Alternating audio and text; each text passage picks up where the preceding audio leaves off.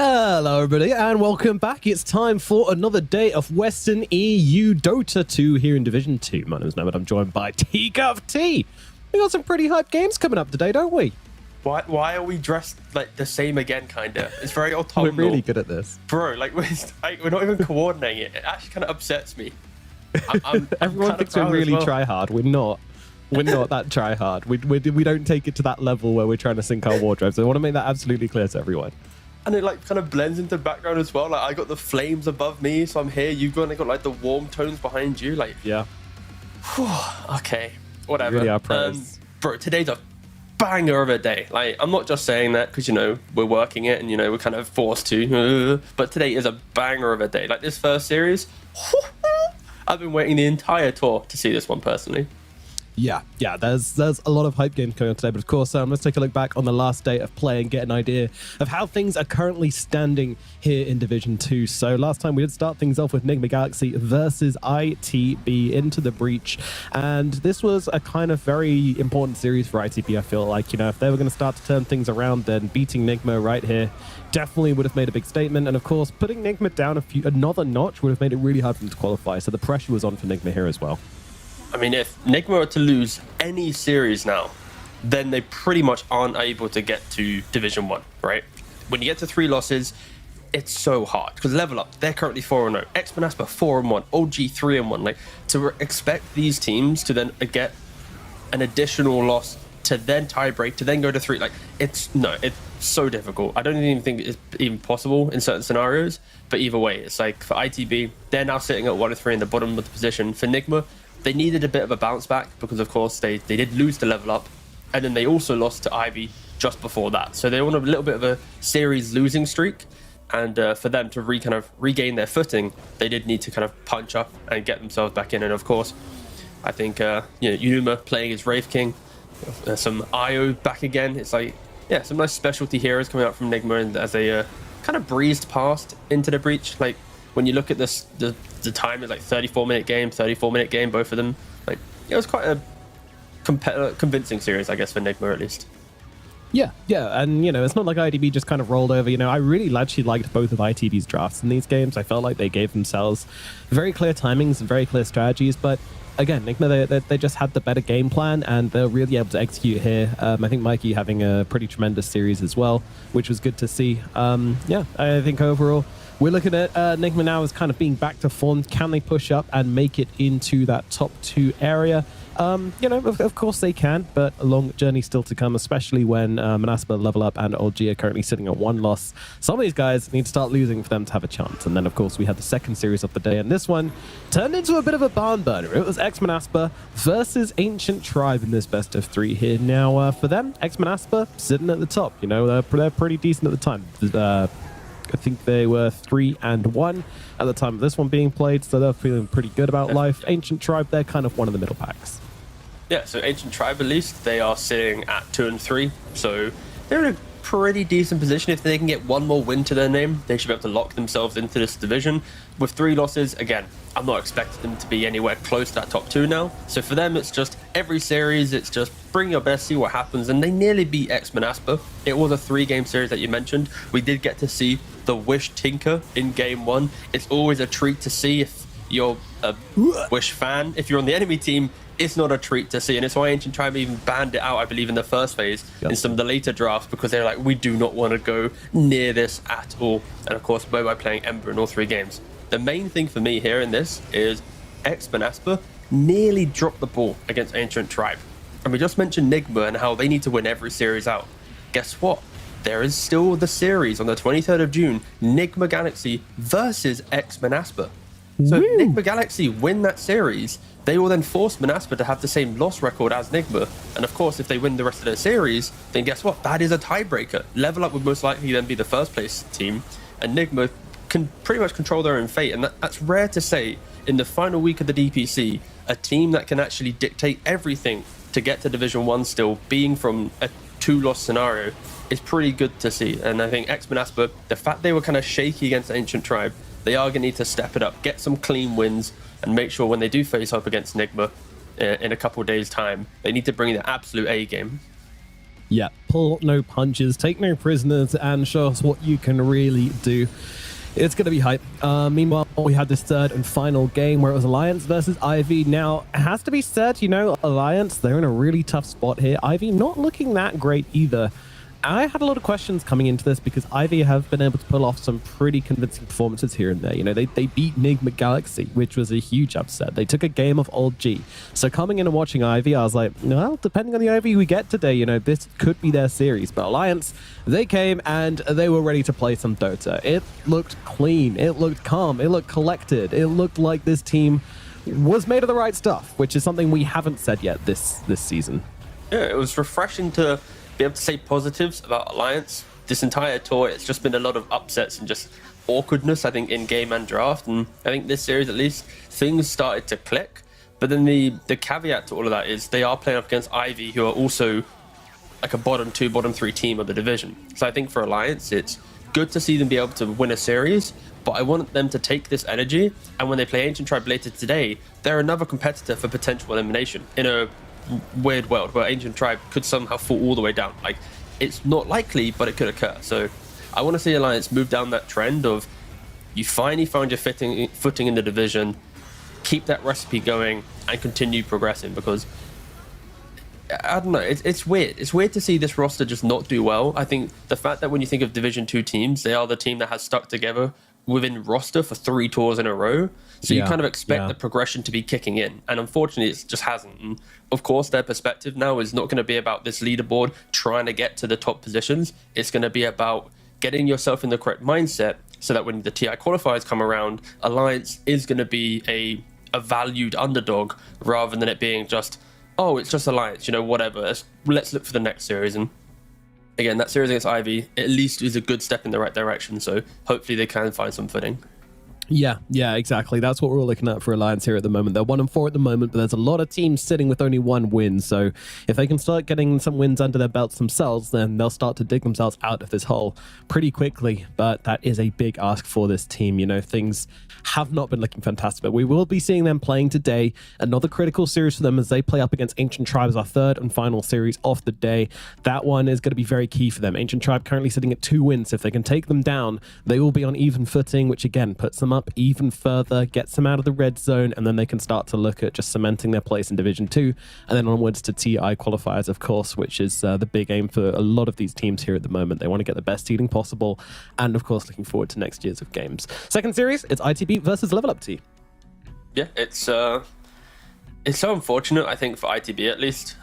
Even though the name is a kind of a household name now in the DPC, maybe the specific roster isn't as familiar. But of course, you got Nandave now in, you got new players like Merling and Respect, so the identity of the team is a little bit lost at least. And they aren't really doing so hot. But then when you look at Level Up, Loranov, this man, Ukrainian little mid laner, he is just having a stellar time right now in the DPC. I'm looking at his previous series, and like even against Nigma, he's like 15-0, 15 quap. You know, he's pulling in an absolute shift from the mid lane. So I don't know, like the second series, it's all about Level Up. The third series, it's about kind of redemption, the bounce back.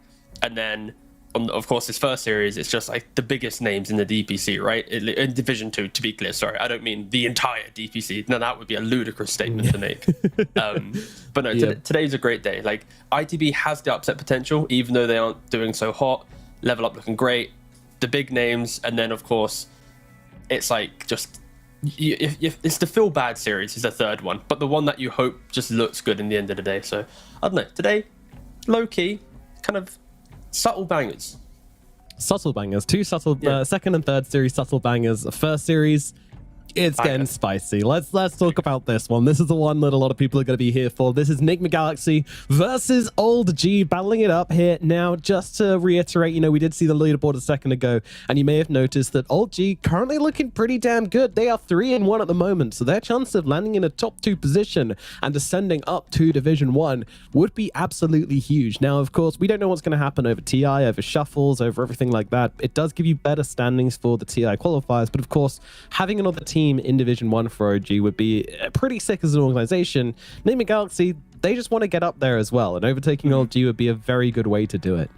Yeah, again, for both of these teams, it's a pivotal point for their season. If they win this series, they can still control their fate to getting to Division 1. So this is so important to kind of steal away that second spot and get their way to Division 1. But I think for me, at least with these two teams, there's a lot of noise within the teams based on players who's stepping up. But I think no one on the carry from OG, and then of course Yuma, kind of the fresh guy from Nigma.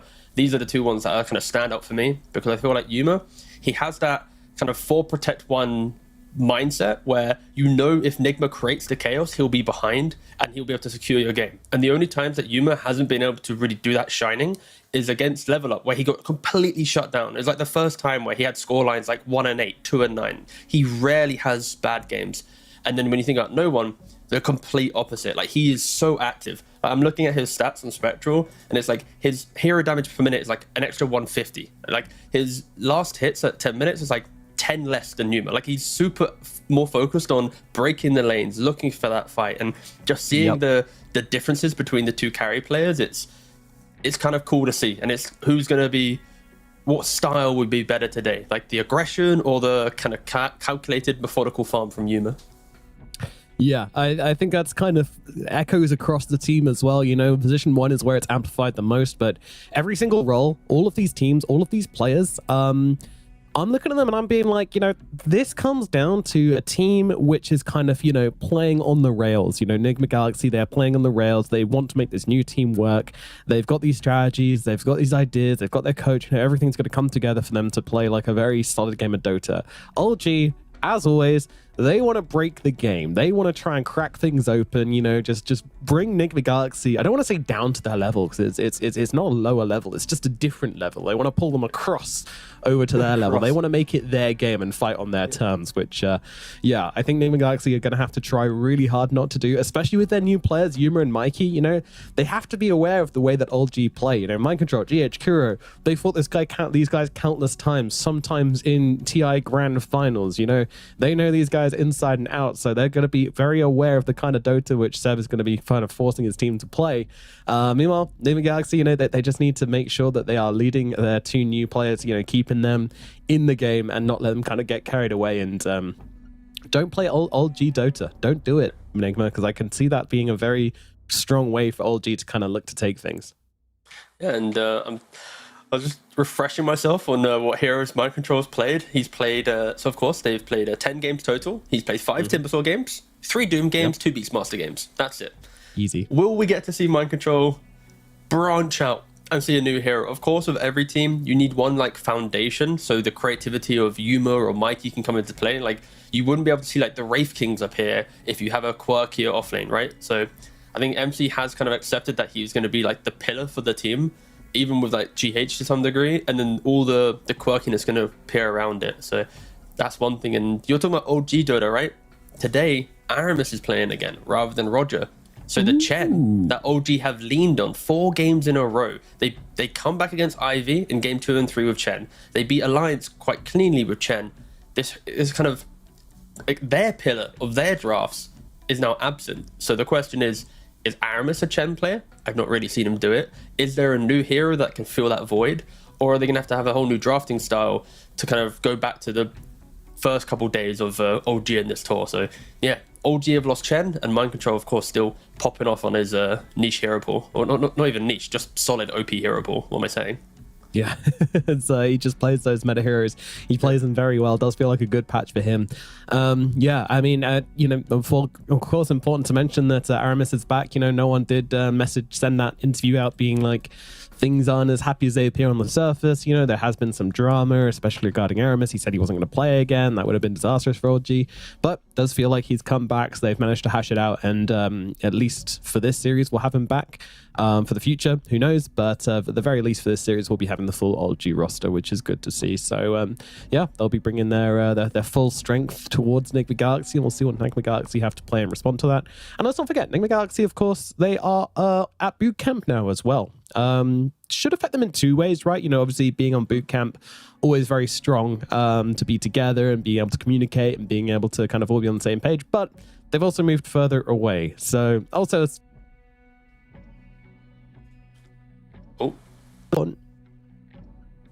You okay there, boss?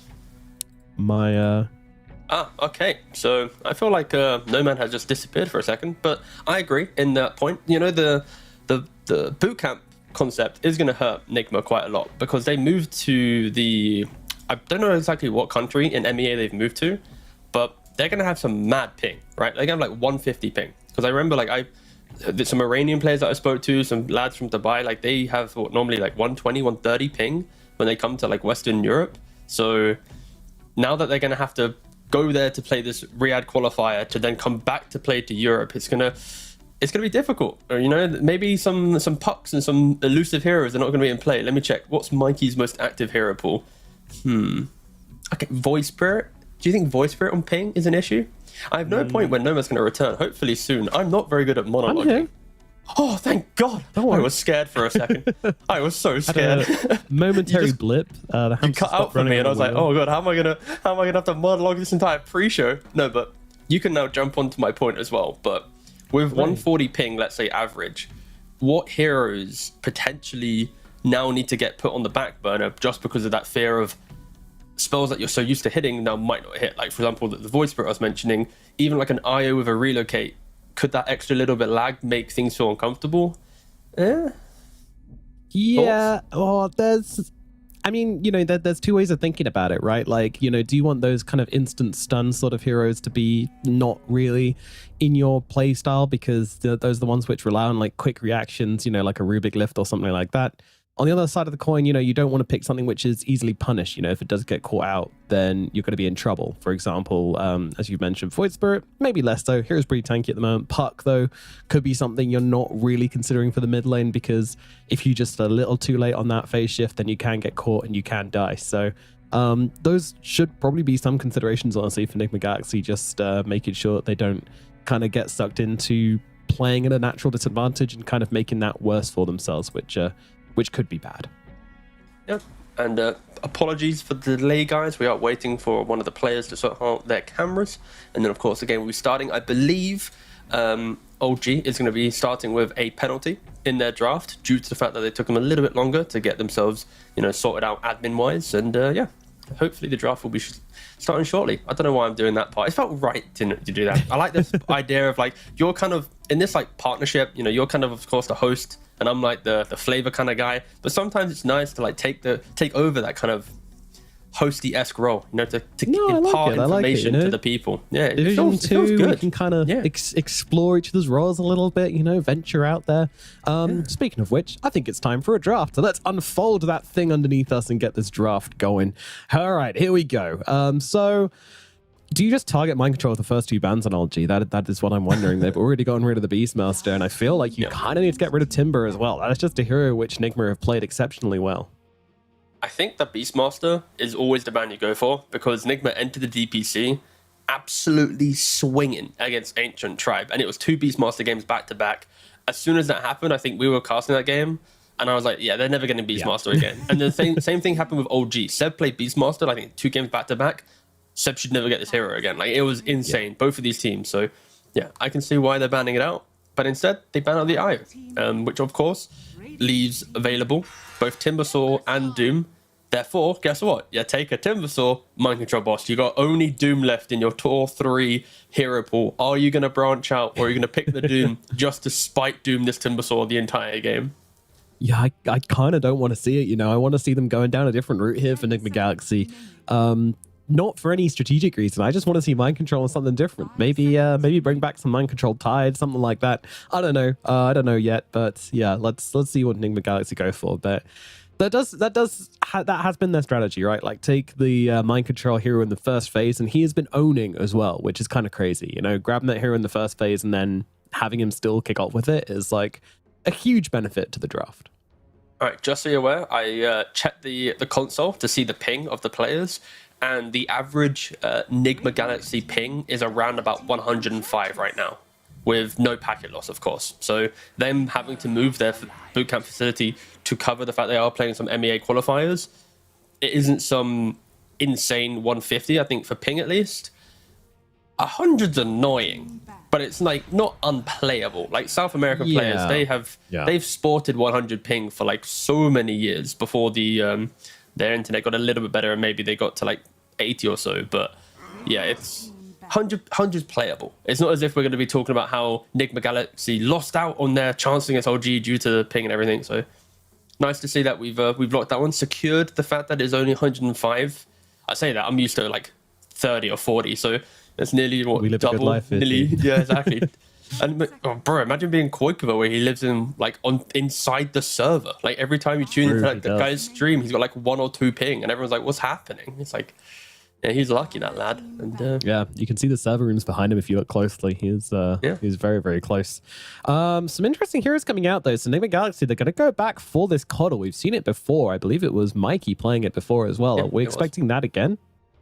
I wouldn't be disheartened if I saw it in mid. I think it does reduce the flexibility of Timbersaw a little bit, because you put Timber into mid, you're now never playing against a hero. And Timbersaw always thrives on being up in the face of a hero, especially in mid lane, to prevent you from getting CS. So yeah, this Coddle will always be able to farm. You can buy Vessel to deal with Timbersaw. You can buy Orchid to annoy him as well. Like a lot of your toolkit just makes Timbersaw feel really awkward. And you now got the Enchantress as well to pair with it. So Enchantress, if Timbersaw has to go to the off lane, you've got Impedus that completely slaughters this hero. If you go Vanguard, it still eats through his tankiness. So I actually really enjoy Enigma's opening, because no matter what lane Timbersaw goes to, unless it somehow goes to the safe lane where it dodges the Ench and dodges the Kotal, it's going to have a pretty underwhelming time. It's not going to be as punchy as we see other Timbersaws.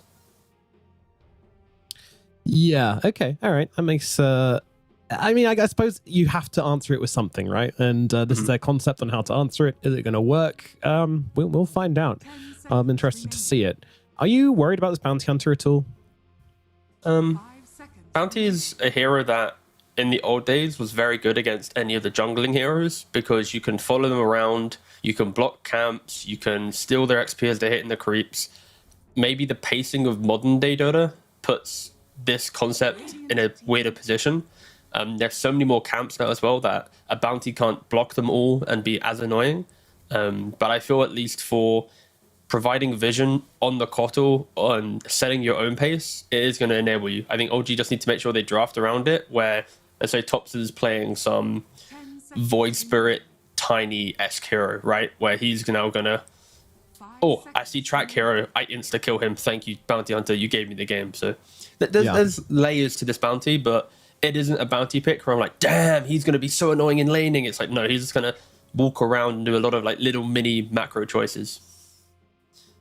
Okay, well, yeah, it's about the scouting, it's about the information, and that's really important versus Coddle. And yeah, it's very important for, you know, the kind of game plan of OG.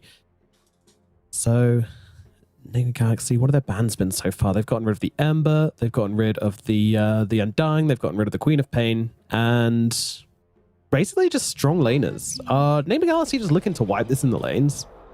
Oh, I mean, I feel so. Like, you want to play Timbersaw into Enchantress and Monkey King?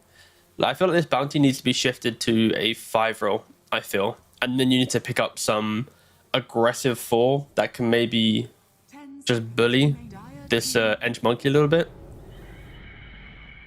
Okay.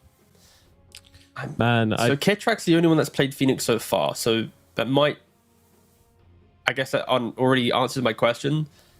I'm interested to see how a bounty Timber lane is going to do against Ench and Monkey King. Like, that lane is so brutal and so aggressive.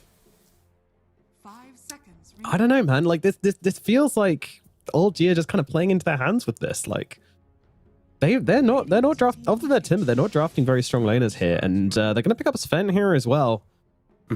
Oh god, I'm so concerned for OG's lanes. Like, it feels like Enigma Galaxy, they can just pick like another strong laner here, and I don't know what OG can do in this early game. How'd you seal the deal on this one? Yeah. So that's the thing, right? It's like, now we get to see the flexibility a little bit, because if they pick up they have to pick mid or off lane, right? And as soon as they do that, or even 4, like as soon as they pick up a hero, then suddenly the Kotal gets shown a little bit more. But I feel like this should just be Kotal mid, Monkey enters your safe lane, and now you're gonna get to pick up some, like, even just a like casual like Snapfire or Morana or something would be good, because then you deal with the egg aspect. You already dealt with Timbersaw with your Monkey King engine lane, and you have a bit more aggression into your off lane. Like, I really wouldn't be opposed to seeing, like, yeah, just a little bit of an egg counter to make sure that there isn't this Phoenix can do all. Because I think for Enigma, at least, their lanes are really good, but their team fight is actually quite underwhelming. What's their lockdown? It's enchant slow, maybe a centaur creep stun from the Ench, Boundless Strike, and then whatever utility that Coddle buys, be it Ags with the white hole, a Hex. Like, their lockdown is very underwhelming. And sure, wow, they're going to go for an Axe. Okay.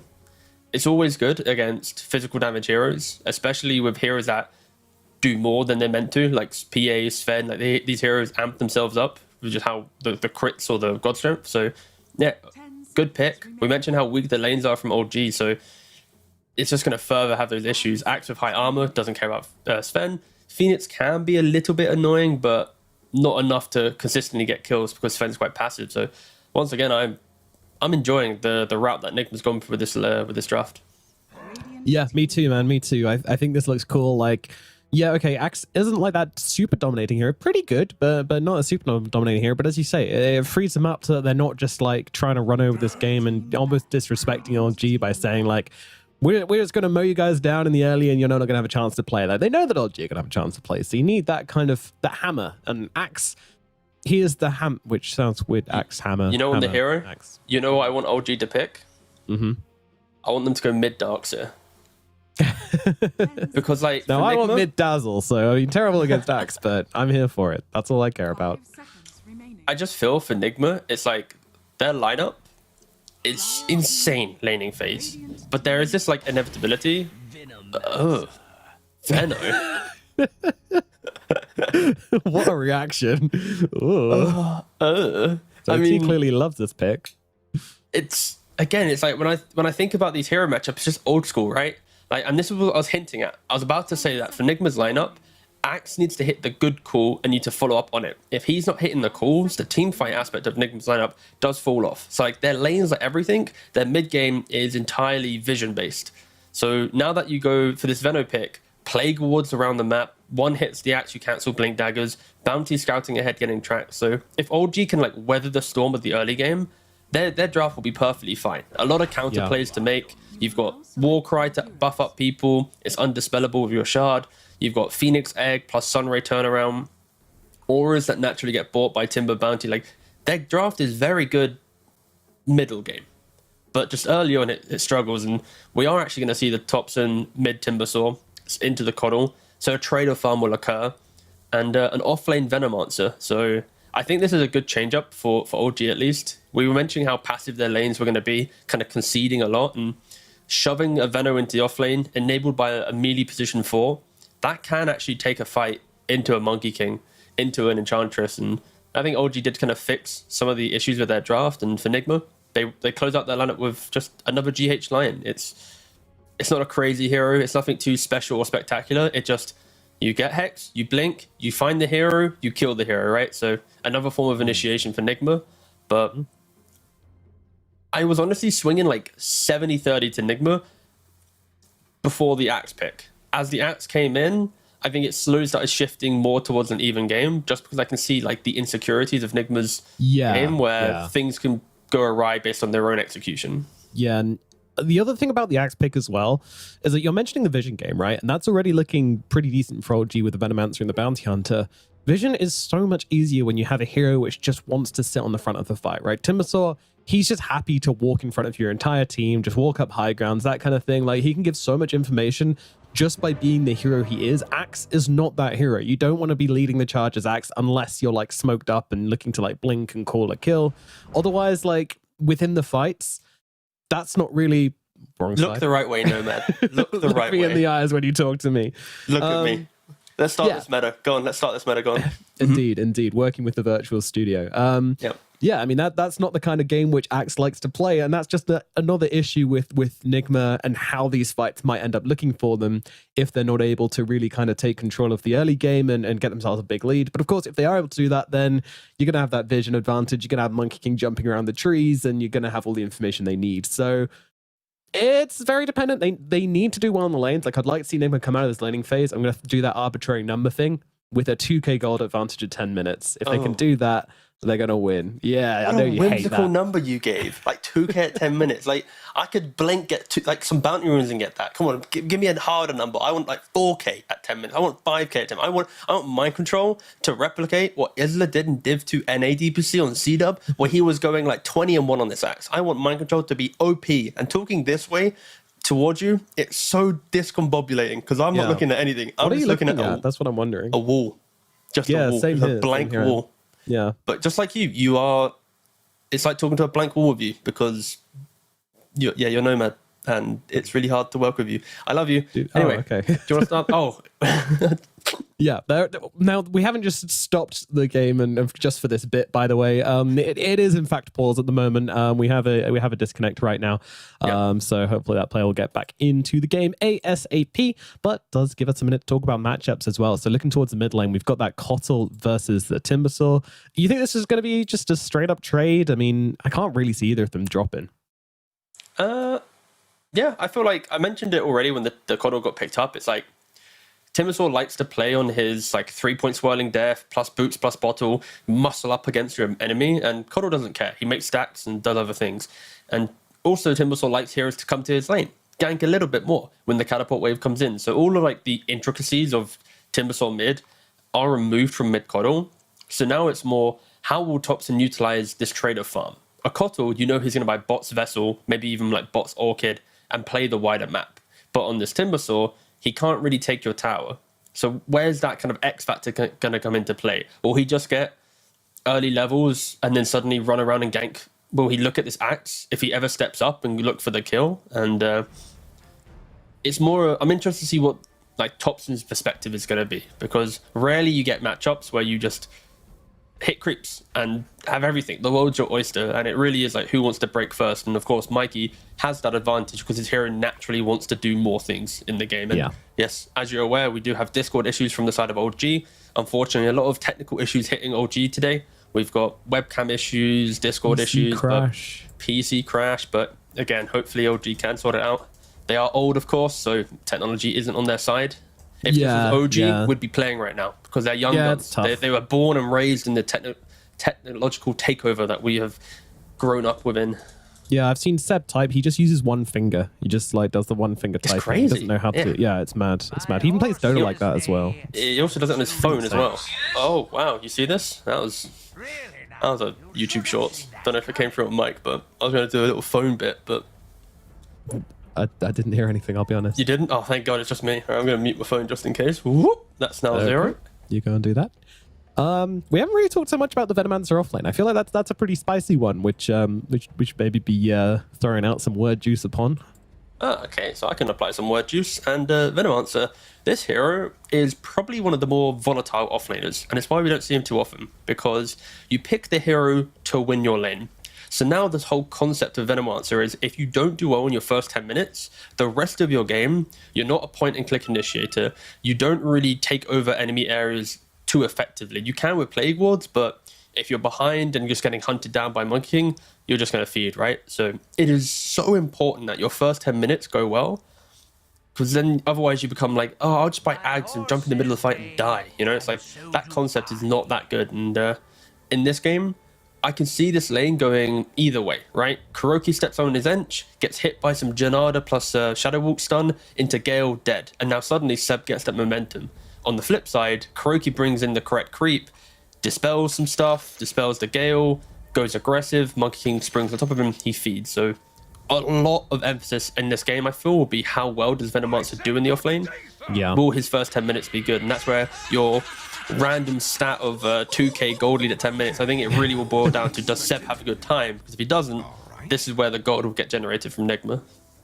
Yeah, and I can really see Yuma being able to kind of take over this game on Monkey King if he does have that great start, provided the Monkey King is able to be basically uncontested. I don't want to say uncontested, but like have a good lane and move around the map without too many threats on the board against him. You know, provided Totson's not like overfarmed in the middle lane or anything like that, he should be able to. And then, of course, the X factor of that is you got Aramis as well to throw down the tracks. He's got to be very cautious of that. If he ever gets tracked, then he can't really jump around trees because they've got the chakram to take that down. Also, Phoenix can mess him up with a supernova here and there. So There are a few ways to catch him off guard. You know, it's not like you can just kind of freely play the map and jump around the trees and gank everyone. But at the same time, you're playing with an axe. You're playing with a lion. These are two very nice heroes to set up for you. So you've already got two guys who can kind of go and scout, find some enemies for you. You can jump in the trees, get on top of them.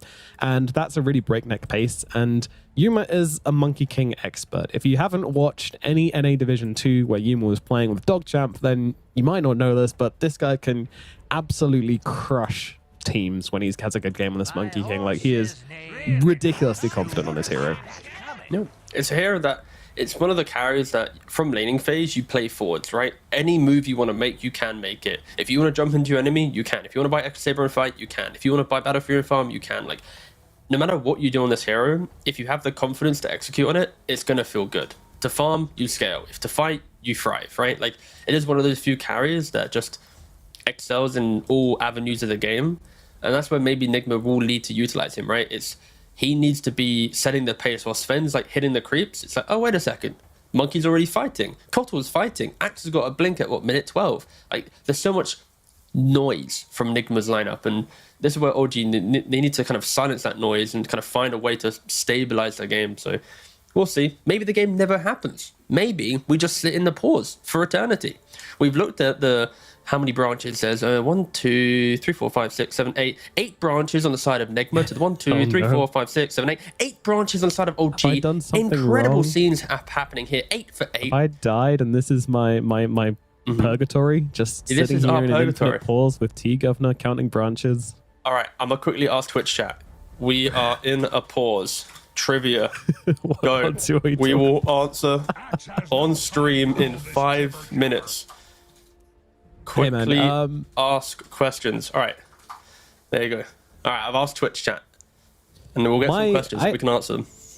I also want to ask, like, in a kind of theory sense, do you feel like Enigma Galaxy have kind of drafted to play a more OG game than they have against other teams? Like, they're going pretty chill with this. You know, they've taken some fighty heroes. They're ready to take the action to LG, which I actually kind of like. You know, they were like, screw it. We can play LG Dota. We can fight on their terms. All right, I'm sorry, Nomad. We're going to have to stop with this, Phil. I've got questions flowing in right now. Okay, so first of all, how is Mango, my little kitten? He is doing delightful. Okay, favorite player? You mean in all time? Or let's just say all time. Nomad, who's your favorite player all time? Ooh, that's a We tough can one. rapid All fire. time, There's I'm questions going flowing. Thompson. Tops? That's not just because I'm casting a game. I love you're Thompson. such a fanboy. I really am. God, who would mine caster. be? Deal with it. Christ, who would mine be? To be fair, I like Pos 5s a lot. And I think the old school era, like Notel and Puppy, like even Kuroki in his prime, they're like my... Not saying Kuroki's not in his prime now, but you get the point, right? Like, Wow, they're in Enigma Div 2. Like, fanboy. You're so biased, bro. Why bro, okay, fine. I'll just say, like, you know what? Fine, I'll say it, all right? Notel or Puppy. I'm going to split the difference between the two of them, all right? Because I'm a Pos 5 player. Yeah, Chill. that's true. What else? Recently, it's been Shiro for me, though. Oh, that's a banger. True. Unfortunate oh yesterday, my God. but I kind of, you know, I've been covering China for a really long time, so watching them go from like low to high and watching Shiro start at like Division 2 and then battling his way through has been an absolute pleasure. And like everybody, like the moment this guy started playing in DPC, everyone was like, all right, this kid's actually just amazing. Like he is just freaking good. And then of course in China, if you're really good, you find a team pretty damn quickly, and LGD scoop them up. And struggling to hit their like ultimate form, but I think when they get there, they're going to be terrifying. Okay, I'm sorry. We're now behind on the questions, Nomad, due to your answer. Sorry. What's your favorite food? Quick, go. God, that's a tricky one. I love food. Mate, I'll go stop paneer tikka thinking. Just masala. give me the Done. answers. Go. Next. Like, Paneer tikka masala. you Next. can't skip. So what was it, sorry? Paneer tikka masala. Banging choice, to be fair, boss. Thank you. Why is Aramis back? Because they need to play, boss. You can only use a stand-in so many times, so Aramis is back to make sure that OG doesn't get any issues. Unfortunately, he's not back right now due to him being disconnected. Yeah, exactly. Crazy. Is Arcane Blink worth buying? Ever since they changed Arcane Blink, it kind of became a bit of a scuffed item, if I'll be honest. Because of course, it now just it's just lower cooldown, right? Compared to the other blinks. So now you don't get the CDR. It's a bit shit, I'll be honest, mate. Thoughts on Mikey? That's from 27 Aza. What's your thoughts on Mikey Nomad? Give me it in one word. Of course we are. Mate, we're in a pause for some time. I'm trying to get chat interaction. Chat's flowing. Bro, you're so... I'm going to say overhyped. No, I'm joking. No, it's good. All right, I'll zoom into the last question. Hold on, wait. Am I an Enigma fan? No. Wait, T-Governor. We are back in the game. They have unpaused. Now, oh my God. Okay, so Aramis is not responding to Old G anymore, and Old G have opted to play the game. So... Yo, this is so hype. Let's go. All right. I think Aramis has just left. All right, okay, so first of all, hopefully Aramis is okay. Maybe it's nothing too crazy. Of course. Maybe he does return eventually. So let's get that statement out of the way. Could be technical. But if OG are to play with him, so technically the rule is you have to have 5 players enter the lobby to be able to play a game. I asked this last time because it happened before where a player didn't want to play, right? And with 4 players, you can't officially start a game. But Aramis was here to start the game. So he picked his hero. He picked his hero. So now they're in the game. I don't know what happens in game 2. Does Aramis return for the draft, enter the game, pick, and leave again? Leave again? But this is a legal thing to occur due to the fact the game has started. A 4v5 from the get-go. Thing. Bro, if OG win this, we are part of history. And if they're to lose, we were part of history. Yeah, it's a win-win for us. We're in... Of course, if Aramis just comes back halfway through and goes, oh yeah, sorry, it was technical issues, then no one cares, so... Already? Yeah. Okay, we can't use the word Aramis, though. If he's not playing, we just say bounty hunter, all right? Yeah, he's not in the game. That's true. He's not actually playing. Okay, we're not allowed to speak Aramis due to him not playing. So if we can get production to live scrub his name up real quick, that'd be hype. Yeah, just get I'm sure they have a motion tracking guy on that. We're already going very aggressive down here at bottom. Now, I would guess it looks to me like Seb is controlling Aramis. That seems to be the case. He's laning with him. That makes sense. So yeah, we will use Sebs. We'll pluralize in the bottom lane. Sebs. Yeah. The Sebs. One could be called Seb, and the other one could be... Oh, I can't. Sebastian. So one could be Stashion, or I don't know. Too many S's for me. I got a slur. Yeah, you're making it tough for yourself there, but already taking a lot of damage on this Venomancer. Wowee. So yeah, this is what I was mentioning about this lane, right? And it's only going to be amplified by the fact that it is Seb having to do 2 players work in one go. Already Kuroki going boss mode right now, slapping Seb quite heavily. Yeah, he's not going to get much of a look in on this lane, has to be said. Like, you know, as good as a player he is, controlling up 2 heroes at once, you know, 2 versus 1, it's realistically not going to happen. It looks like he might be in some trouble here. There is an impetus available, and that'll be the first blood coming through for Kuro. Seb, though, trying to go for the kill on his alternate hero. Not sure he's quite got the damage for that one, though, especially because Seb has absolutely no items on the Bounty Hunter either, so... Oh, there's a sentry down as well, so now Seb number 2 will be dying, potentially. Yep. Another sentry down. Trying to finish it off. Seb number 2. Oh. Seb number 2. Oh. Seb 2 goes down. Yuma gets to kill with the Boundless Strike. And yeah, now Seb number 1 will be all alone in lane. God, such a fanboy. Seb isn't number 1 in this game, all right? There's 9 other players, all right? I mean, there's 8 other players. Oh yeah, true. There's 2 Sebs. How the hell do we analyze? Okay, let's just not look at offlane. There's no point. It's a 1v2 situation. But no, the rest of the lanes are going incredibly well for OG. The Timbersaw matchup. What's up, boss? You good? No, just a Bounty Hunter can't seem... He's not TPing back to lane. He's walking. I don't know if that's a choice by Seb or what. But sorry, continue. Stop trying to analyze the Bounty Hunter, man. He DC'd. He's AFK. That was weird, though. Why did he walk back to lane? Anyway. I don't know. I don't know the mechanics of a DC'd player, unfortunately. Because also, don't forget, like in a pub game, OG would be getting more money, right, due to the abandon. But in a pro game, you don't get any benefits of being 4v5. Because of course, some teams, if they can't find a good 5th player, they're like, fuck it, we'll just play with more gold and be 4, you know. So that doesn't occur. And but no, going back to the laning phase, 19 for 5 on this Timbersaw to the 12-0 of Kotl.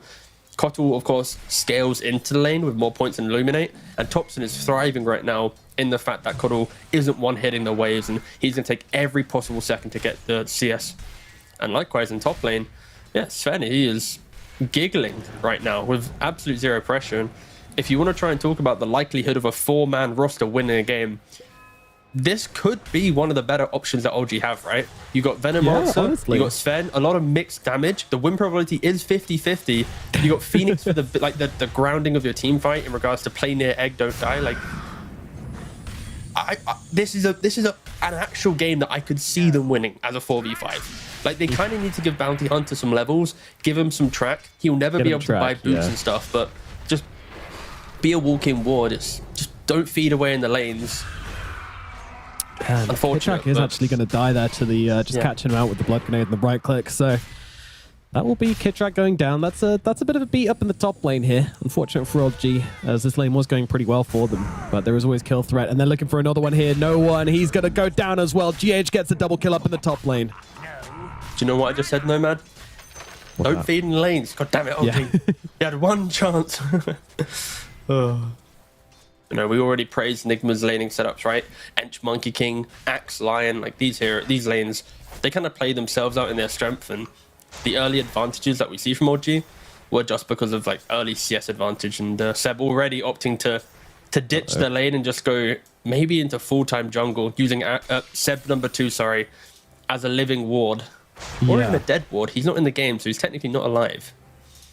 I mean, In the he's game like speak. he's like alive, but kind of like on, you know, there's no brain, you know. Sure, yeah. Pretty sad. Oh, Yuma's coming in for this no. kill. Seb under the tower is gonna fall. That's a tough time. That's a tough time. Seb number 2 trying to get a bit of revenge coming through, but it's a level 2 bounty hunter with no items. The sentry ward's down under the tower. They don't give a damn as Kitrak goes down on the top side, but Yuma cleans up at bottom and gets himself a double kill. Top side, no one. Trying to finish off GH here. Does he have the pace? I don't think he does. Stuns out onto him as well with that battle hunger coming through as well. That's going to cause him some issues, slowing him down and taking that damage. He does get himself back. Enigma Galaxy won't be able to commit to the kill, but still bringing down the Phoenix. Very, very good for them. So right now, the only lane really going well for the side of LG is this middle lane. Oh, he's actually going to take a step forward and get cut down. Unfortunate for no one, and Kitrak doesn't actually land on that Icarus dive onto GH, so GH is going to be able to get away. Meanwhile, down on the bottom side, the Sebs are just feeding at this point. It's another death for them, and you can't really blame him. Ah, no. At this point, yeah, we can't say it's Seb's fault, plural. There are other factors in play, but yeah, Seb's, plural, are, of course, struggling in the the mismatch up. Oh, God. Yeah, I've loaded up Twitch chat for this one. I'm ready to dual screen this cast. I'm already soaking in the where it's enjoyment. allowed. I think this is probably it. Everyone's now just experiencing the fact that it is a 4v5 and Yep. God. Mid lane. You know what would top actually be the lane, icing on the rotates cake? In. They're trying to bring down this Timbersaw here. He's pretty tanky though. GH has taken a bit of a chunk, but Kuro wraps around as well, and that will secure them the kill. They bring down the Timsaw, and it's just so hard to play this game with a player down. Like it's not really possible. I mean, I'm still here for the absolutely hysterical meme of Aramis returning just for the second game draft to then leave again. Like, God, that'd be so hilarious. But probably not going to happen. Hopefully he does return at some point. That'd also be a nice point as well. Like maybe he reconnects and goes, "Boys, sorry, I had internet or something," you know. Again, yeah, sorry. I think the official reasoning was like something along the lines of they can't contact him right now, so that could be due to internet or power outages.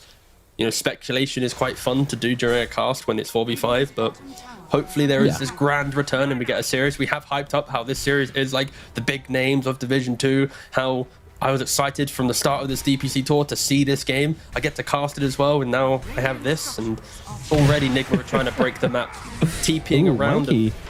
Immediate stun. There are a lot of heroes up here on the top side. Make it all the full 5 for Nigma Galaxy heroes. They just try to collapse in an LG. Kitrak trying to escape, makes it through the twin gate. Mikey's giving chase, but he's having second thoughts about it. I mean, Yuma's going. Huh? He's gonna find. Oh, he doesn't find him. Kitrak. Nice movements from the Phoenix. Keeps him safe. Yeah, I'm kind of interested. So the Bounty Hunter did go for a Wisdom Rune. He picked it up, but it didn't appear on the side. And I think Aramis got XP for it. I'm not too sure. Seb, meanwhile, he's getting absolutely spanked here. No one comes in, but he's not able to do anything about it. And now in comes the ultimate from Yuma as well. They're still trying to fight up into this. They're trying to bring down the Monkey King. Do they have the damage? Yes, they do. Old Thompson comes on from the side and no one gets the kill. Big pickup from Old G here, but there is always a caveat of how much difference is it really going to make? Well, we'll find out. Thompson trying to chase down Kuro here. Does unfortunately miss the Timber Chain. Seb 2 on the hunt as well. Damage coming through onto Kuro, and they will take him down. All right, a couple of victories for Old G here. They are finding a little bit of light in this darkness. Yeah, nice Thompson rotation. He will be the kind of the beacon of light for Old G. Seb, he's level 5. He shows himself mid lane for a second already. Mikey and GH throwing the spells into him. Yeah, they need to rally around Thompson, and maybe they can get something going. And yeah, of course, Enigma, they're not going to let down. Oh, he was so close to level 6 as well. I mean, does look like GH is going to suffer for this one, but they would really love to get the ultimate there on Sav. Just throw that one down. Oh, yeah, someone in Twitch chat just said that Monkey Business did win a 4v5, old OG team, against the Power Rangers. So it is ingrained. Knowledge. It is ingrained within the organization, within the players. I have no idea who was playing a Monkey Business back then. But still, I will use that one statement from, well, I even give him a shout, Spyro Man. So maybe 14 for 3 down, 3k down on the lead. We said that they needed a 2 to 4k lead on Enigma, and my gosh, do they have it. The 4k lead at the 10-minute mark. Yeah, that's double what I expected. So, yeah. I also didn't expect them not to have a player on Old G, so I guess that makes up for it. Thompson on the run here. He's actually going back in. He wants to try and bring down Mikey. He's going to be able to do it. What a read from Thompson. Gets the kill. Very nice, but still does eventually die. But I mean, that's a worthwhile trade if I've ever seen it. God, this is such an interesting series as well. It's like, I'm trying to like mind game. Like if I was playing right now, it's like, does this count as Aramis playing the series, even though he didn't play a single minute of Dota? Like, does it tick? Like, wasn't disqualified, tick. They get one more pass, sure they take an L, right? But like, it's not like a bad L in regards to the Track cuts down the tree of Yuma here with that with the swoop in. Yo, and now Yuma taking heavy damage. Thompson's here as well. They're going to be able to finish him off. Another death for the Monkey King. Oh gee, how are they able to find these? In this type of game, it's so easy to get that confidence, right? Like, everyone has experienced it in their ranked game, right? You see the enemy abandon or buy back, disconnect, all this stuff, type GG. Like, you get that kind of aggressive mentality. Like, we can go for things that we shouldn't have gone for before. And Enigma, they need to be careful. Like, they are up a healthy amount of kills. But when I look at that net worth, and I see Timber and Sven slowly creeping up, that's all that matters. Like, Seb, he's now a support, right? This Venom Monster, he might get a couple items, but it's nothing crazy. But the fact that you have a Timber and a Sven in your team, like, these heroes, they can scale and be super punchy. Like, Timber can go Ags, Sven can just pick up like a quick blink BKB. You execute a couple heroes. Like, there are avenues for OG to play this game. And Enigma, they need to be respectful of that. They just don't throw away these cheap kills on Yuma. And if you get a freebie on Thompson due to his aggression, that also helps out. Take it, absolutely. But is this a freebie? What's going to happen here? There's a lot of heroes TPing on across, and yeah, they're going to actually collapse on Kid Track instead. Thompson, talk about over-aggression. He is behind a tier 2 at 12 minutes into a game where he's missing a teammate. So, I mean, that's very aggressive. TP's back. Will get himself away. Also, I want to point out that every time Aramis gets caught out, Seb is tipping him. So I think there's some... I reckon there is some banter going on here where Seb's like, oh, well played, Aramis, dude. How do you get caught out there, bro? When he's the one controlling the hero. So, yeah, big kill caught up by Enigma Galaxy there, though, as they do bring down Thompson. I mean, yeah, these stats are going to impact the competitive history of Aramis, yeah. Don't forget. So if Aramis goes like 0-30 in this game, he could be like the biggest feeder in competitive history. Like, oh, gee, they could just play for the stats if they want to. I mean, is there any like coach or manager or anything like that who actually tries to like moneyball Dota? You know, like measures players' stats and create like a oh yeah, yeah. Does that happen? Some people try to use stats in some form. I don't know in regard. Maybe they do. I think often it's based on the looks of their play, right? Like how fluid they look. But I don't know if there's been someone who's like purely done it based on stats. I think Dota has too many layers for that to occur. All right, Wukong's command used the top to absolutely no avail. Meanwhile, they're going on to Thompson here. They do have the Spirit Vessel now, which makes Thompson feel a little more vulnerable, but he doesn't feel vulnerable at all. He comes jumping on a mind controller just to get slammed in the face. No one. Bob Metcalf trying to bring down GH here, but Kuro's coming in around the backlines here, and with another vessel coming out of him, they'll take him down. Mind control with the double, slamming down the dunks. Supernova finally using this engagement just to try and chase people away. Mikey has been caught out in the backlines. Aramis comes through, and he gets the kill. Seb 2. Yeah, Seb 2 gets the kill. Important to mention, but Mind Control jumps in the backlines, brings down Seb 1. Kuro's going to get melted down by Kidrak, though, with that Sun Ray, and now stunned through onto 2 from GH. Call to follow as well. Mind Control, give him the rampage as he slams it down again. 5 heroes dead to the axe of Mind Control. But don't forget, the last time that I saw Mind Control get a rampage, they did lose that series. Lost. Or was it an Ultra Kill? History does not give Mind Control successful games based on his kill streaks. Yep, and he's got to be a little bit cautious here. Thompson does do a lot of damage. Oh, good timing though on the stun. Stops the Timber Chain and gets him dead to rights. And that's another death in a row for Thompson there, which is kind of extinguishing the hope anybody may have been able to scrape together for LG in this game. Yeah, 26 for 7, 14 minutes into the game. Enigma, as long as they play together, they shouldn't be able to falter under the player advantage they have. And Seb 2, aka Aramis, is back in the mid lane, only sporting a 1 for 7 scoreline right now. We'll see if that does get worse as the game progresses. Bonk. And it got worse. Gosh, it is. I am going to check the stats for the most player deaths now in a competitive Dota game, and we'll see if the OG can manufacture this stat in this game. 31. You think it's 31? Yeah. Okay, I'm gonna go with 27. Okay. Just gonna wait for the page to load. It's gonna be all right here. This Vessel is doing work though. This is really insane. painful. Vessel plus Solar Bind.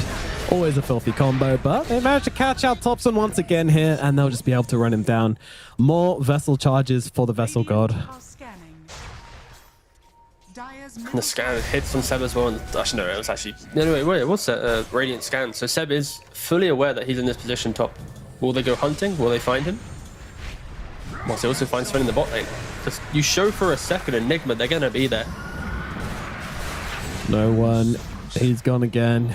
It's starting to feel like it might be the beginning of the end, as this map is starting to feel somewhat unplayable. Every time they show Enigma just collapsing upon them with their numbers advantage. Right, just so you're aware, I saw Bounty Hunter use his TP in base, but then he instantly cancelled it. So I'm guessing maybe different players have different binds, be it on TP user's stop command or not. And depending on who's TPing him, maybe they're just like microing the hero, right? Because of course the settings are different. That was so important in case you ever have a 45 disconnect scenario again. Now you're aware TPs are in play.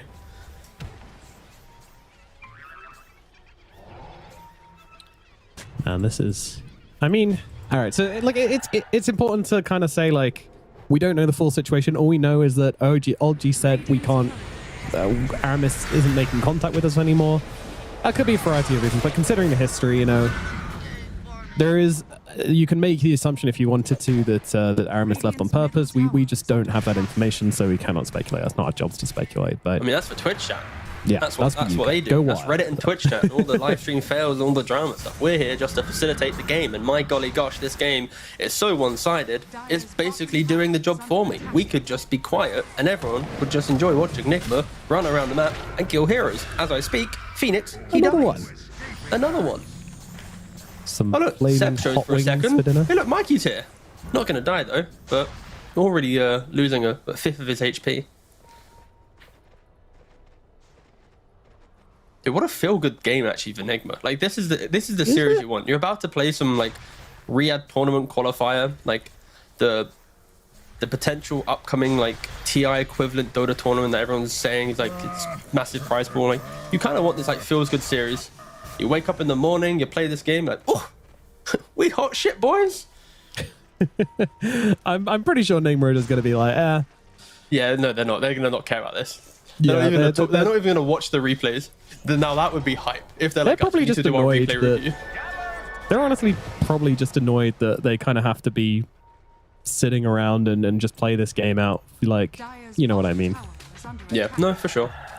Again, we'll see what happens after this first game. Does Aramis come back? Of course, in They could game be 2. scrimming, right? Like, it's not great for. No, oh yeah, this is not beneficial for a pro team. But this is where I'm already now thinking about what happens. Like, we're probably gonna have to wait like the mandatory 15 minutes after the game. We're probably gonna have to see what happens with the player. They can't really use a stand-in because of course they've already used quite a lot of them. Do they want to use it for this series after losing game 1? Probably not. Again, just a lot of questions that I'm excited to see the answers for. Like, I live for this type of randomness in Dota. Like, this is not Dota at this point. This is now just like a mini side quest in the DPC. All right, I've loaded up the stats. I am cursed with this kind of thing, by the way. In a pro game. You ready? Uh-huh. Oh! I got it right! It's 27! 27. Yeah. Very good. Very good. Very impressive. Yeah. You're a king of dying. As Thompson gets brought down as well. No one looking for an initiation here, trying to get onto Mikey, but it's just too hard. He's got no BKB. He's just going to get controlled up. Spears galore coming out from Kuro here. Thompson trying to run him down. Can't quite do so. Kidrak doesn't want to commit the supernova just yet. A little too scary. He's going to have to use a Sunray to try and keep his Thompson alive here, but that Spirit Vessel again doing so much work. No one in the backlines finds a good jump. Gets down one. They look towards Kuro as well, but the guy's just too damn tanky. Yuma coming in, but he is yonked as well. He's got that BKB coming through as well, and they will be able to take down no one. The buyback Coming in from the spend though. Either he wants to get his shit over with as quickly as possible, or he wants to try and take this fight. But he's running down mid, Nomad. Normally in the pub scene, this would mean something else, but does no one have a master plan here? No God Strength to his name, no egg with mana. What is the play here? No one. You're 4v5. You got a haster in. Come on, boss. Nice. What's the big ticket play? He knows mind control's fun. Well, he knows someone's farming this camp. Sees him, blink, blink. Blink, blink. Mind control. You got to wake up earlier than that to catch him snoozing. Stun out. Oh no, no one. The run down mid maneuver. It may have ended how it usually does. He's trying to get himself away here. Kuro clicks him. Doesn't actually have the impetus though, so wavering him down as Seb2 gonna take a drop here. No one stunning it up, trying to get himself out. Seb1 makes his way out as well. No one. Blink away. TP out. The dieback. Oh, it's not gonna happen. He gets away. The bait and switch. Unheard of in the rundown mid technology, and the GG's been called 20 minutes and 40 seconds into the game. OG with a valiant effort, beating 4v5. GG exclamation mark from no one. I mean, they can't type anything else. The game won't end. They have to accept it was a good game, otherwise the Ancient will not fall. They can't type BG and type bad game.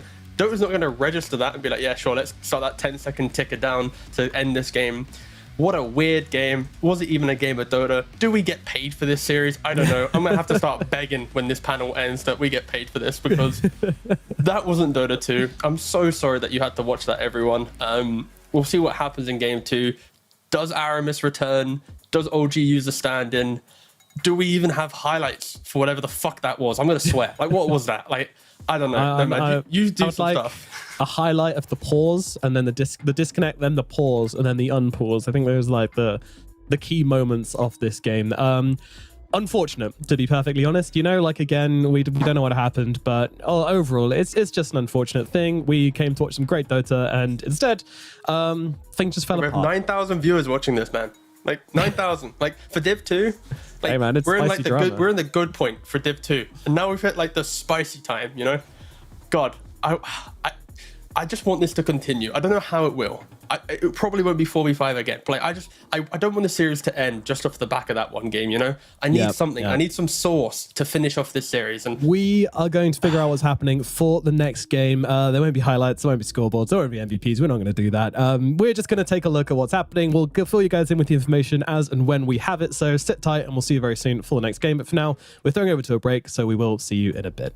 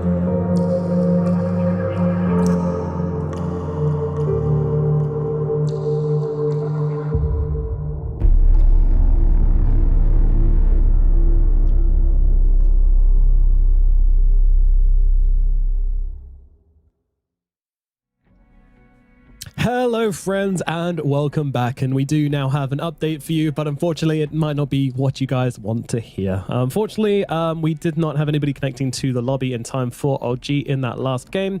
OG told us that official word is that there will be there's no internet connection for Aramis. That's what we've been told. So unfortunately it is going to be a default loss for OG, but OG fans, do not despair, because T-Gov, there's still a light at the end of the tunnel for this DPC season for them, right?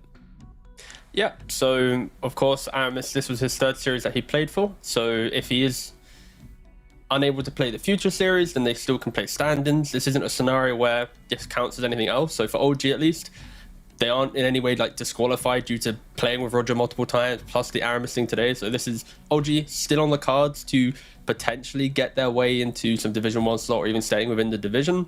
They have, what's their remaining series? A series against Level Up and a series against Ancient Tribe. And they still can technically use Roger for those two series if they want. If Aramis does return then and not have internet problems, he can play them. I'm expecting it probably to be Roger. Let's not try and beat around the bush here, but for OG at least, the rest of this tour, they can use Roger, they can play at their full force and try and take the fight in the tail end of the tour.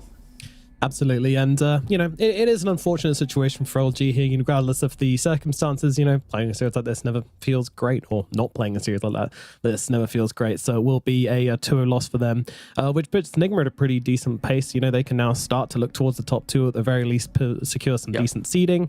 Last thing the only thing extra I want to say on this about the whole OG situation is, regardless of speculation or whatever you want to talk about, always keep it civil. We never know the full story, right? So keep it civil, keep respect that these are all human beings at the end of the day. And I think the best thing to do now is get excited for the rest of the day games we've got coming up. We got I put my pitchfork down for a second, sorry. You said keep it civil. I was about to brandish my pitchfork for a second, but then you told me to keep it civil, so I put it back down. Good man. But yeah, so what you're saying about the rest of the day? Something else happening? We got some games coming up. We got Level Up versus IDP coming up as our next series. We've got Alliance versus Ancient Tribe after that. So still plenty of good Dota to come today here on this stream. So look forward to that, and hopefully go and take your support there instead. Level Up versus ITB. Thoughts on that one, T-Gov? So Level Up right now 4-0, and because of this scenario where, of course, OG lose to Nigma, both those teams sitting at 2 losses now. Ex-Manaspa potentially could lose to Nigma down the line and get 2 losses as well. Part of the menace inside of me wants Level Up to lose to ITB, lose to OG potentially, and then you have 4 teams tie-breaking for this top spot, right? I don't know the actual governor. Exactly. I haven't run all the options to see if it's even viable, but the fact that I can briefly see potentially 3, maybe even 4 teams tie-break for a top 2 spot, that is very rare for Division 2s. Normally it is like that weird split. So as much as I want to see, the Ukrainian players in, Loronov, actually it's only one Ukrainian player, but still Loronov do well. There's part of me, the menace. It's I don't want Div 2 to end. Today was such a sour note on this last series that I kind of want to see it all again. I want to see the tiebreak between OG and Nigma in full force. I want to see, ex-Manaspa, if they can finally beat their demons and not have to lose these weird series. I don't know. I'm here for the weird Alliance from the backgrounds with the chair coming through to take the top 2. Bro, they're 1-4, right? It is literally impossible for them to join the scenario, all right? But they can be really close to it if they want. They could be on the edge, imagine if we just didn't lose those other 4 series, we'd be here. They could get close, but no, the medicine side of me, if I'm going purely on that, then ITB, you got to come out swinging today, boys. Nande, maybe not the old chat. You do too much of that, less in-game play. So tone down the chat, more cool shit in the game, and then you'll be good to go. And then Alliance full and gobbling. AT, it's no, not full gobbling, but Alliance and Ancient Tribe. That's also. Who would you, from gut feel right now, tell me who you think's going to win that without any context and stuff? Who do you think should win that one? I mean, Ancient Tribe, right? They've looked like the slightly more consistent team. When you say looking at logic, okay, look at these players, look at the organizations, I look at kind of how they've been forming up and the interviews they've been giving and such, and Alliance have been making good noises. They've been saying the right things. I think you want to hear from a team which has struggled but is now trying to find the light at the end of the tunnel. So Hanskin, might have turned some people into Alliance fans after that last interview because he was just extremely honest. It wasn't sometimes you get these interviews with these teams, they're like, oh, we feel like we should have won a lot of these series, and we feel it. And you can just kind of tell that the team's not really trying to make many improvements, and they're just kind of no progression going on. But I didn't get that feeling from Alliance. But again, they've been saying the right things for 3 seasons in a row now. So yeah, I do kind of lean towards Ancient Trial on that one, unfortunately, for Alliance. But I would like to see both teams do well, honestly. Like, there's both a lot of cool players and a lot of promising talent on both of these teams. So yeah, I'm just want to see a really good and competitive series between the two of them. No, no, man, I feel cheated, by the way. It's just clicked. Where's my winner's interview? No, I'm not joking. I've come here to panel and cast high tier Dota. When they win, I want to go into the brain of the player that wins. Where's my Kuroki? Where's my mind control? Where's my GH Yumura or Mickey? Mickey? Yeah. Mickey. I was panicking for a second. I was always scared to say Mickey. Where's my Mickey to really break down that series? Whew. God, they were too happy. They must have run away from their PCs. Maybe next time. Probably went to do a proper scrim or something. Who knows? But yeah, maybe they're just going to play LG again, but with Roger in a scrim afterwards. That would be pretty interesting. Just for the boys, you know. Yeah, what should have happened. But yeah, that's gonna do it for today. Well, not for today, but for this series. So yeah, it was supposed to be the highlight of the tour, but unfortunately, sometimes shit happens, guys, is what it is. But just again, keep it civil, keep it friendly. It's all a game, and so that's all we're here to do is kind of enjoy the dotes. Unfortunately, didn't get to do that so much today, but there's always tomorrow. And OG will be allowed to continue playing through the DPC with a substitute in play, and I think that's something to really focus on here, is because they're not gone, they're not going to be disqualified. So yeah, that's going to do it for this series. We're going to throw it over to a break, after which about an hour and a half, just over an hour and a half, we will have a level up versus ITB. So that's a lot of time. Go outside, touch grass, or play a pub. I don't know. You do you. I'm not your dad. Tigov, final thoughts? No, none. Great. This was the worst. This is the worst series I've ever had to cast in my life. I hope I never have to cast this type of series again, or at least if I do have to cast it, there is a better fight and the 4-player team wins. Yeah, just a bit confused by it all. What can you do? We all are. Alrighty. I'm just baffled. Guys, stick around, as we've got Level Up versus ITB coming up in about just over an hour and a half's time. So we shall see you then. But for now, goodbye.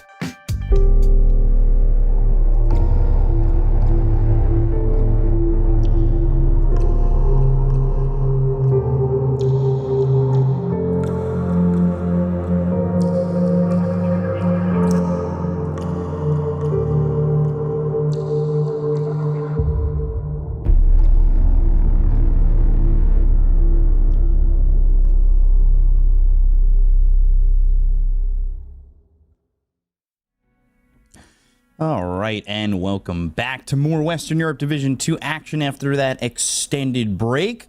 Coming in with a big series at you with Level Up against Into the Breach, and then after that we've got Alliance and Ancient Tribe, but this middle series is still a lot on the line here for Level Up. They're currently still sitting at 4-0. The last team to stay undefeated, Lacoste, are they the team to beat?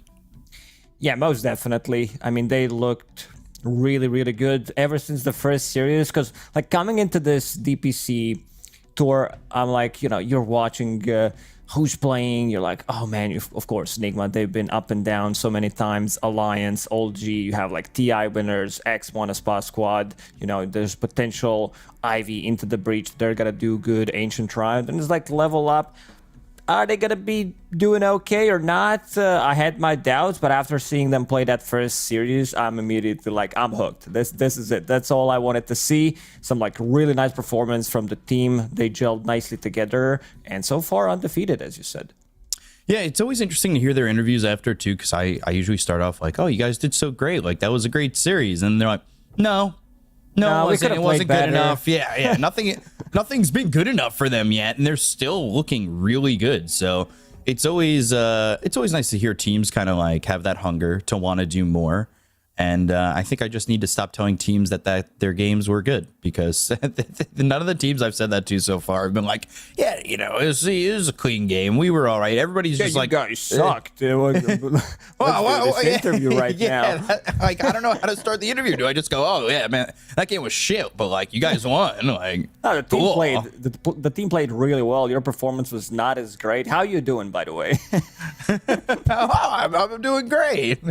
Just like, I don't know what to say, but they're always very adamant about this not being their best skill. So it's always nice to hear that. I love that. For sure. I mean, I just talked to Victor like 2 hours ago, and he sent me a picture from the market. He's like, yeah, I'm making some smoothies for the players that they're not drinking any, you know, no sugars, nothing. It's just like, I mean, sugars from fruits, that's fine, you know, some water, some tea, keeping them really healthy. And I think that's also a big like underrated part of why the team is doing so well.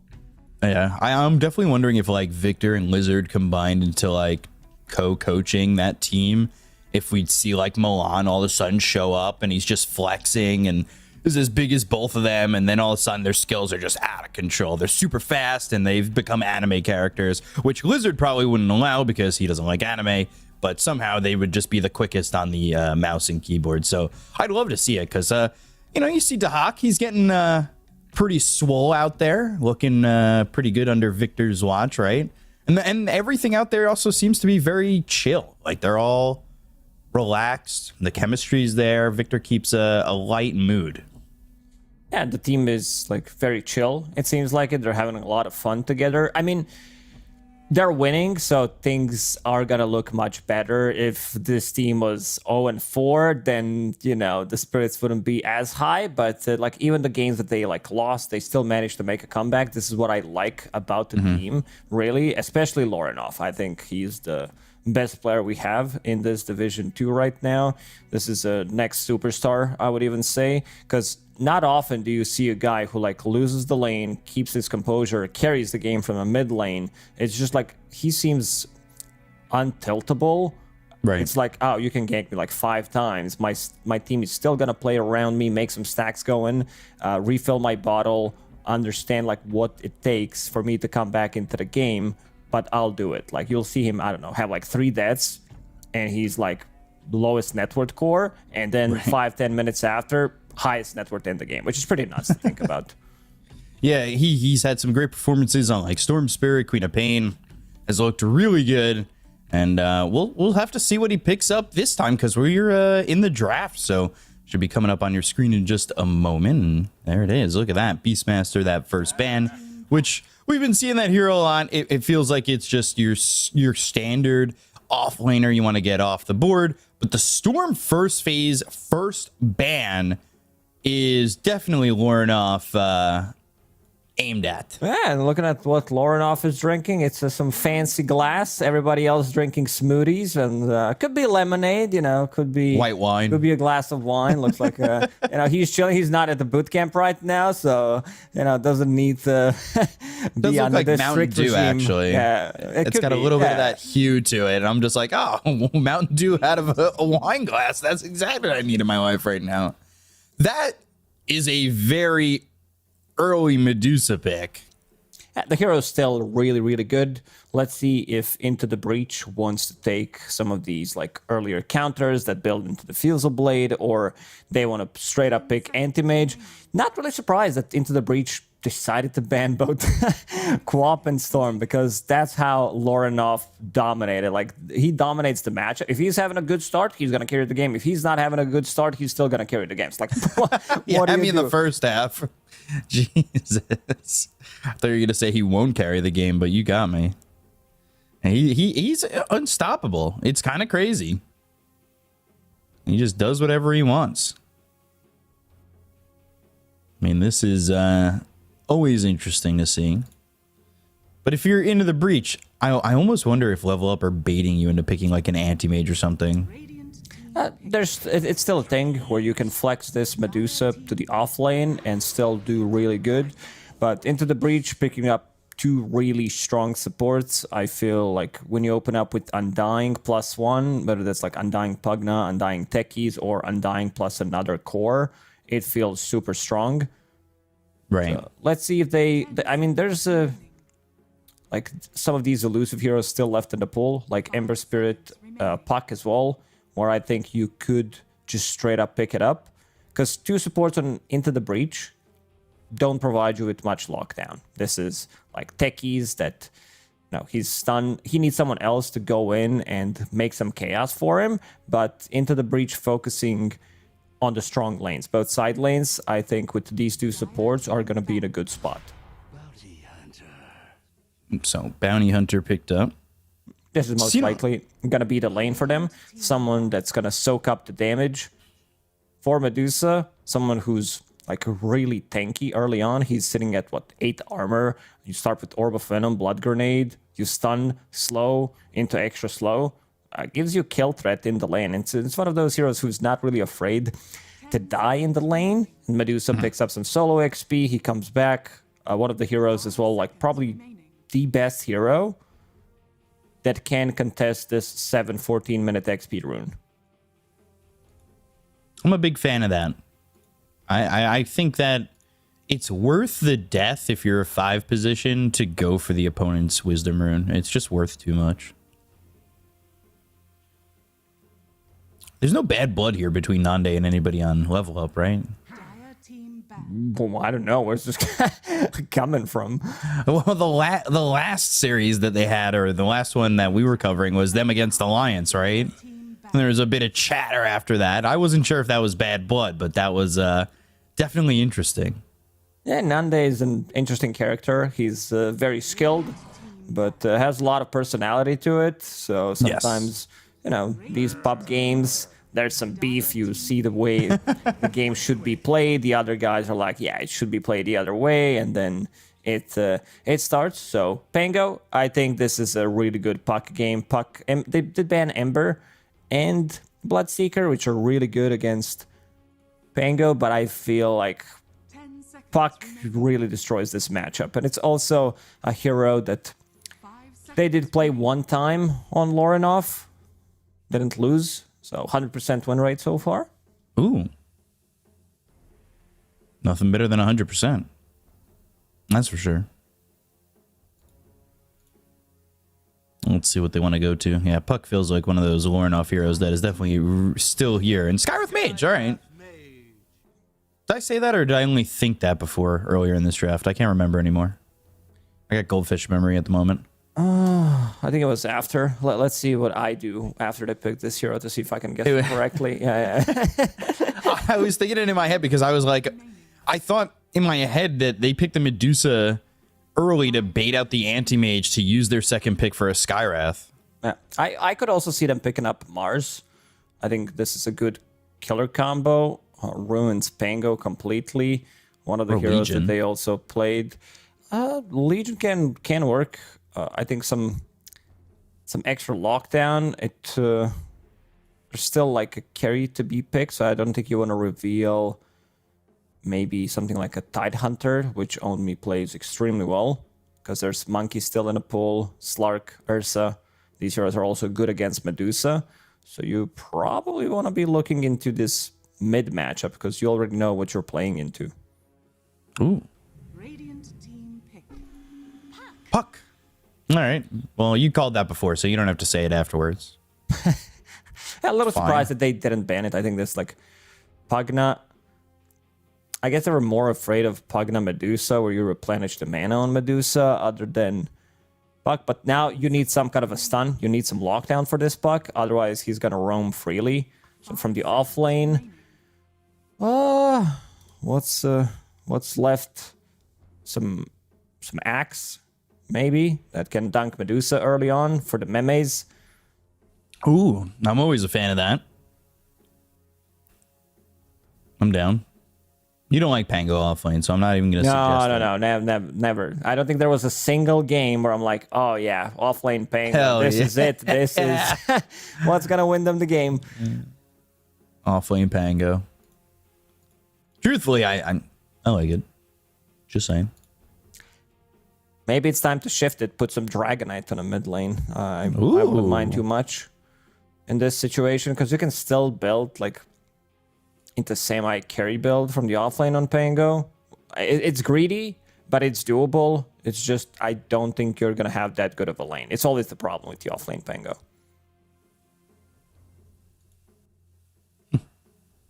They're using all the reserve time pretty much for this pick. Really giving it some thought. Dire team ban. So they end up going Mars. Okay. We've seen Mars, well, that was that Nexus Titans game, so I don't know if it's a great example, but we've seen Mars win games. Yeah, it's one of those heroes where if he's having a good time in the lane, if he picks up like a Blink Dagger, he can own, I would say. And then when it comes down to him having Hex, Refresher, the hero does do a lot. It's just like, how do you get to that timing? That's the problem. 10 seconds. So what are these final bans? Looking at potentially needing a carry for level up. They could always swap that Medusa to the offlane, right? Yeah, but I think this is just a lot. They're looking for more team fight, some Tidehunter Doom type of a hero that's going to give them just like some stability. Because Right. I do like, let's see what they ban. I would ban probably Monkey here if you want to pick into Tide. Again, there's still Ursa, but Ursa's win rate hasn't been great in the Div 1. The hero has kind of fallen off. Radiant team ban. And that's the one that is also good against Medusa. Even though they have like 2 silences, Skyrat Mage, long duration silence, we've seen that the hero can completely ruin Slark. They still decide to ban it out. It's just like, oh, if Mars initiates on our Skyrat Mage, Bounty, they delete us. We're not going to have enough to control. And there's this hero you talked about, Legion Commander, that could provide him with some extra initiation. Looking at Owned Me's hero pool, I mean, there's also something like a Primal Beast as well. But I'm down for some Tidehunter. I feel like just some more AoE stun, a hero that can protect Medusa. Right. I like its shard. It has that extra lockdown. Like, this is definitely a hero that provides quite a bit. I'm trying to think of what else you'd want in the offlane. Other than Tide, if you don't end up going for it. But, I mean, maybe... it's not. It doesn't even feel that great in a game like this. I was going to say Darkseer, but... In terms of pairing up, I'm a big fan. I mean, they could still, like, maybe swap things around, put Bounty plus Darkseer, so it could be a viable combo. But then you'll have Sky Medusa, which is also not that bad. So I thought about Darkseer, Radiant just didn't think it Yeah. too much about it. I just don't think the lineup it's up against is that amazing either. Like, Yeah, it's for just you to a go Darkseer. initial thought that they go with. It's like the most simple hero. Right. So now you need some kind of a counter. I'm down for Monkey. I feel like Monkey is like having 2 circles.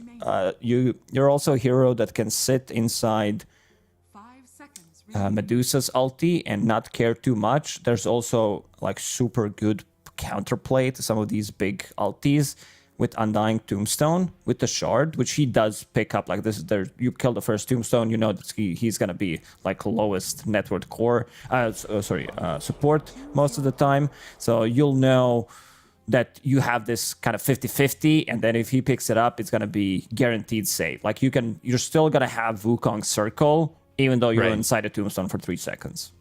Yeah, we were testing some things with that Tombstone the other day. It's an Some insane one. interactions. It really is a good one. I mean, I've seen a lot of PSG LGD lately, and they do really love the first phase this year for a good reason. Do you think that it should, like, Tombstone should work like that? Do you think those interactions where it's like, okay, well, are you technically out of the circle? Do you think the Wukong should still exist like that? Like, I think mean, it's a pretty niche interaction, right? It's pretty grief. If you like put him inside the Tombstone, there's like, your Wukong's is gone, but you can't like cast a black hole and go inside the Tombstone, and that's not a thing. But yeah, some nice save. I think they put themselves in a really good spot with this kind of a draft. Even though Into the Breach, like I don't think it's an easy Pango game by any means. They don't have any kind of a save until they get like 1-2 support items, depending whether that's like a Force Staff or a Glimmer Cape, but that's not gonna save you against Puck Coil. Glimmer is okay. It's just this overwhelming burst damage that you have from Skywrath Mage, Puck, a lot of silences. I do favor level up draft. I feel like it's more team fight oriented. It's a better scaling, and sure, you picked Pango, which is good against Medusa. You build into the Fusel Blade. Monkey can also build into Diff later on if necessary. I don't think it should be like your first item because it doesn't give you farm. So something like Echo Saber plus either Deso, Maelstrom, or straight up BKB. Most likely this is going to be a BKB game considering you're playing into Ravage, Puck, Skywrath Mage. You need to be able to protect yourself. So let's see how this one's going to go. There's going to be Tide playing into Monkey King, never an easy lane for him, but I also seen Owned Me Tide Hunter do extremely well in some of these bad scenarios for him, some bad matchups. Do you think that this lineup coming into this first game for the side of Into the Breach can kind of deal with the way that level up move? Like their speed in matchups has been pretty quick. They're kind of off the lane pretty fast, especially when Lornoff has a good lane, which against this Pango, I'm a little worried for the Pango. I think Lornoff can kind of get off to a good start. And he gets the ball rolling, or, well, the illusory orb rolling in this case, pretty quickly. Yeah, it could be difficult. I mean, in terms of reliable lockdown, there isn't much. Like, this is pretty skill shot, I would say, lineup from Into the Breach, where you need to hit your spear, you need to land that blast off on multiple people, choosing where to place Tombstone. Not an easy lineup to play. So we'll have to see. Like, someone, like if Puck overextends, but I feel like this is one of those games where your Puck can end up with like 1-2 deaths total and still be able to own the game completely. Sweden Strong. Yeah. He's the one scouting things out. There's one sentry on Respect. RBSPECT. Gonna go for Supreme. Shield Crash. Shield not Crash. taking So damage. Omi gonna take a lot of damage there after Supreme stopped taking damage, and Jibbe's gonna get himself that first blood, killing off that Tide Hunter. Not exactly what Level Up would have liked, as maybe they're looking to turn around, but there are a lot of heroes here for Into the Breach. And it looks as though they're bringing the Tide back down. All right, I was gonna say they're matchup changing, but with Tide coming back towards the bottom lane, they're TPing up the Medusa. I'm a little surprised that they decided to go for Pango. Like, he lands, three-man Shield Crash. Suddenly, like, I'm not taking the damage. Any other target would have been... I'm sure you don't want to go for Undying. You don't want to go for Mars, looking at Shibe's build. And... 3 gauntlets. 3 gauntlets and the circlet. And now he's bringing in a bracer and a stick. So, where do you even wear that 3rd gauntlet? Ooh, a bit of an interesting one. They are going to be playing Monkey into Medusa plus Bounty. I don't think this is a correct way. I don't think Monkey is going to get too much out of it. And what they could do here is potentially like have a tri-lane or just bring Skyreth Mage once or twice through the gates, because the lane's going to be pushed in. He comes concussive shot, blood grenade, and both of these heroes are melee, so they're going to suffer. I don't think this is the correct way to adjust it. I mean, you picked Monkey, so you should be laning against it into Tidehunter, but yeah, if they get the dub, if they win, we have already one easy question to ask, B-Cup. Ooh. Did the game not feel we, good? this is me. Like, okay, Oh, okay. writing it down. Yeah. Yeah, right. Well, the problem is people at home don't know that little it's kind of like, you know, just it hurts. It hurts a little bit. I end up doing that before like every game. I think this level 2, like this Monkey King Undying combo is meant to dive level 2, right? Yeah, as soon as you hit that level idea. 2, a problem is like you have Tree Dance, you have Boundless Strike, so you don't have that Jingu. If they could get on top of Medusa, they could potentially score a kill. Respect. Playing against Sweden Strong. Sweden Strong thinking about getting in. Has Blood Grenade, Fairy yeah. Fire. He would definitely die Mystic immediately. Snake. Give up 75 of that 100 health to throw that blood grenade. Ooh, Sentry. Now it's got to come down. Boundless Strike, Primal Spring, down on the ground, and there's the kill. Nande getting that one, and Sweden Strong's going to come back full health, full mana. Didn't use the blood grenade, so he's going to be able to hold that and maybe get respect if he doesn't sacrifice himself to a tower. Tidehunter will farm in this lane. Like, sure, they are harassing him at the start, but as soon as he gets to his, like, one big item, one ring of health, he's gonna be more than fine. Very difficult. Like, sure, you have, like, magic damage from Spear, but I don't think that's enough to kill a tanky boy like Tide. And look at Merlin. Ooh, blood already grenade. Down to, what, 50 HP? Does he have it? They need another one. Yeah, he's got it there. All right, Milan gets the kill through the blood grenade, takes him out, and now also picks up the healing Lotus too, so that's always nice to grab. 125 health and mana. That feels like a lot at the beginning of the game. Like It's like you see it's so someone important. having stick, having healing Lotus, like raindrop. It's not enough to go through this tankiness. Looking at the mid lane, Supreme doing really well on Pango. He's 20 and 3 against 16 and 2 on Puck. So might hit level 6 faster, which is not that big of a deal for like this particular matchup, but with an extra rotation, try to put some pressure on Lorinov to maybe misuse his abilities, and then you can try to get like a kill. Yeah, but it would have to be where Lorinov gets bounced on the steps, right? Because you don't really have a lot of lockdown in this lineup. You have the skill shot of the Spear, you have Rolling Thunder, Boundless Strike, but like, and technically Blast Off, but I just don't see it as good enough lockdown for the Puck at times. Like as the game gets later. Yeah, it's very difficult, and they did manage to steal that Bounty Rune from Supreme, so he's kind of forced to go into enemy jungle and pick up Bounty Rune. Or the other one, yeah. So that'll give a little bit of secured experience and CS here to Lorinov, which is always nice. On me. Just got handed Healing Lotus from Milan. They don't want him to die in this scenario until he picks up that Ring of Health. Radiant structures. He's got the Glyph, they're Pops diving in the ring underneath the health. tower. Tombstone. Yeah, that's what they wanted to already do. They committed. wanted to throw the Tombstone down and go for this, but it's only seeing Sweden Strong, which is, well, kind of worth it for Sweden Strong grabbing 125 gold there. That's not the worst thing in the world. Omi gets chased over bottom as well. With the sticky bomb and a right click, they'll get the kill into the Tidehunter, and all of a sudden into the breach, they've got themselves a 1k lead, but Milan chasing, looking for Jibe. Won't be able to get that kill. They used this opportunity. Milan was missing from the lane, was in triangle stacking.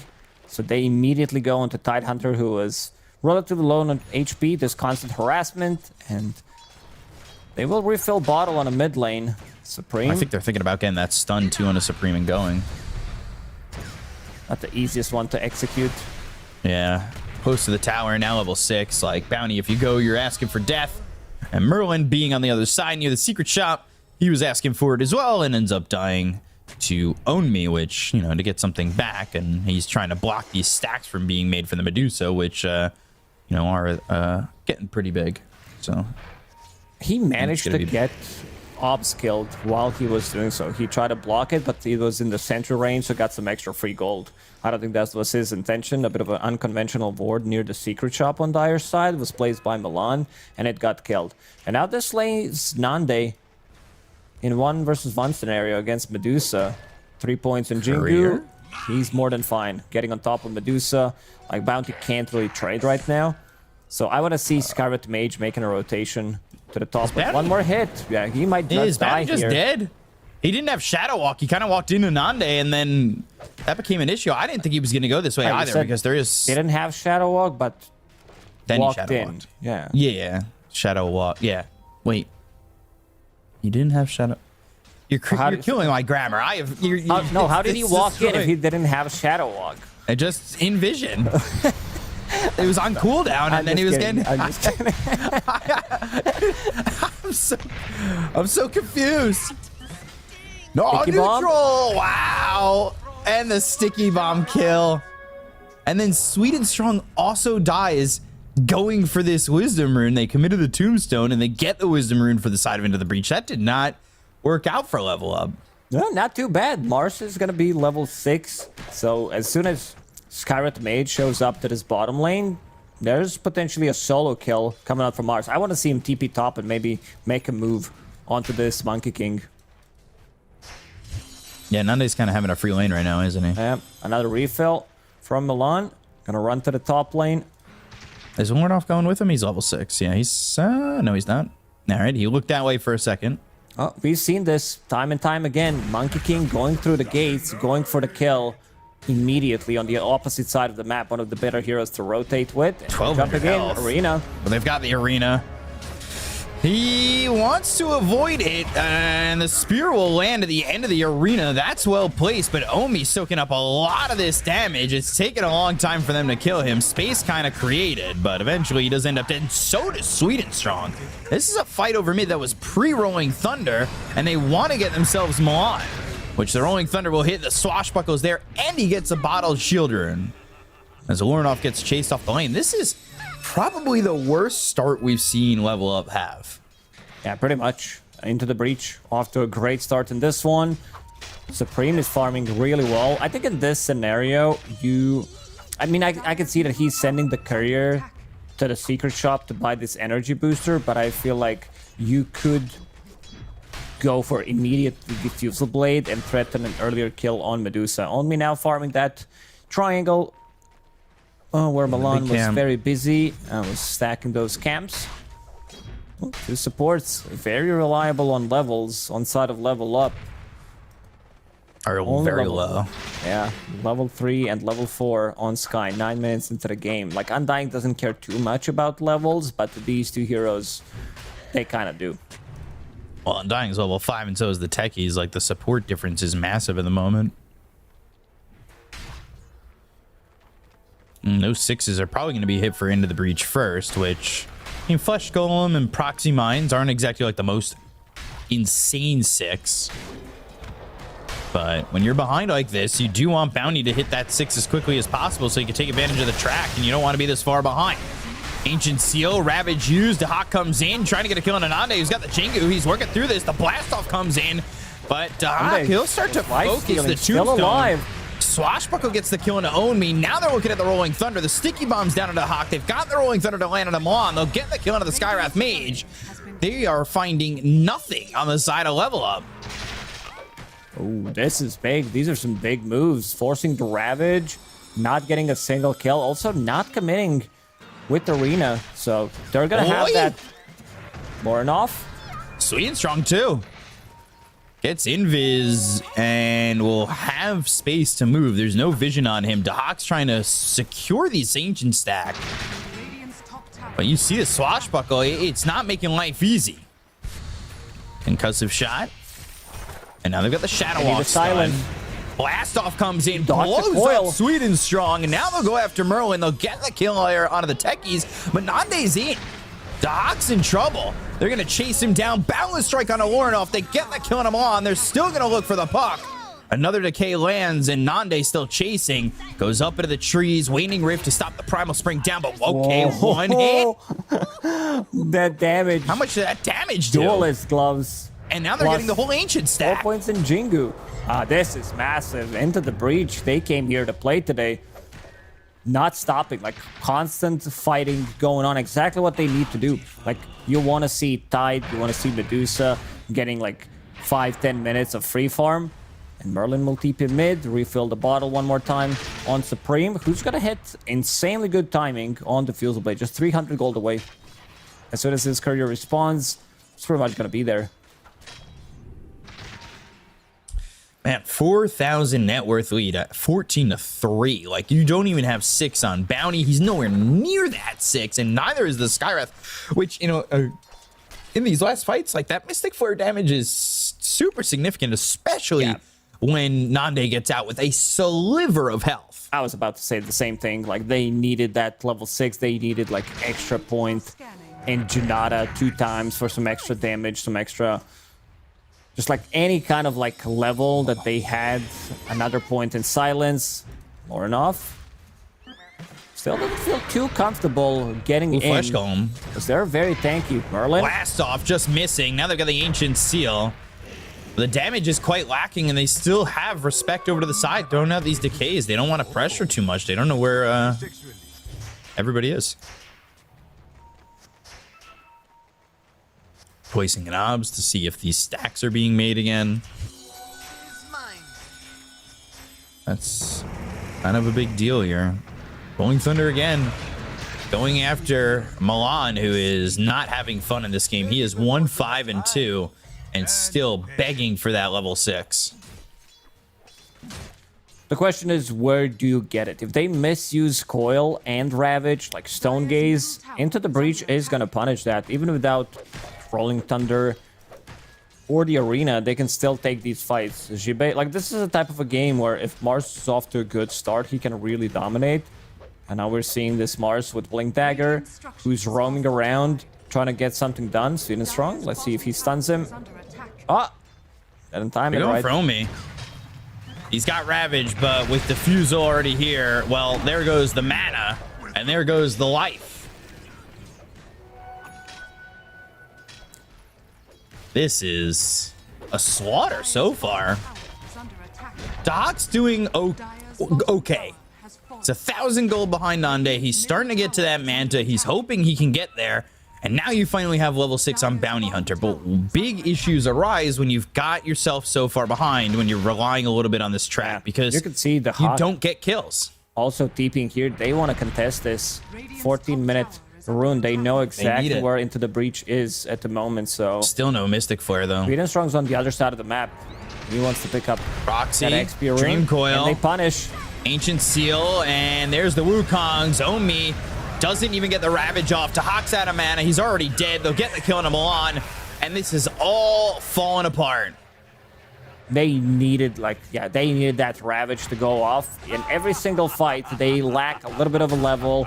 They lack extra hero. They didn't use this ability, so they're just not fighting. Like, you see Monkey popping that Wukong's command. They can easily burst them. With Arena of the Blood plus Wukong's, it's always going to be extremely strong. Coming out from Into the Breach, and now they're farming again in the enemy triangle, so stealing some of these cams from the Hawk so he can get close. So he needs to find another place to farm. Right now, doesn't have a TP, is walking from the base. Sweden Strong did steal the other Wisdom Rune, but they just got so much experience off that fight on the side of Into the Breach.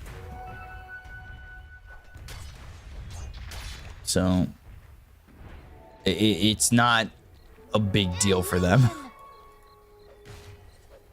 I don't think Manta is going to be the game changer that they want it to be. They're trying to get a mech here on Omi, but, like, again, that's so far behind. He's only got 1,100 more gold than Merlin does on this Techies. And Techies can farm pretty well. Finally, they have level 6 on Skywrath Mage after picking up both those Wisdom Runes. So they do have Mystic Flare available, but behind 9,000 net worth, I don't know if that first level damage is going to be enough. They need to sync up with 3 heroes to be able to get some, like, big kills. So it needs to be Skyrat, Bounty, plus Puck. Because other 2 heroes on their side want to farm. And look at Dota plus win probability, 66% for Into the Breach. I would even say this is much higher, but then again, this is where Medusa factor kicks in. And a bit of a interesting choice This here would be a from big Nande. kill. Going into the Fusel Blade after Get some Battlefield. track. Yep. And you can see immediately 8K, 7K. Jibba comes in with the blink, looking for something. They've also got Respect nearby and Supreme. So they need to get under this tower and be safe. But Sweet and Strong, he's got himself track available if he wants to throw it on these heroes and get them some information. It's a little bit tough, though. They've got the sentry down, ready for him to move up. Level Up will And need another to dodge sentry down. some of these fights. I don't think they can match the team fight that they have right now and Into the Breach. They just seem too strong. Another Diffusal Blade picked up by Nande.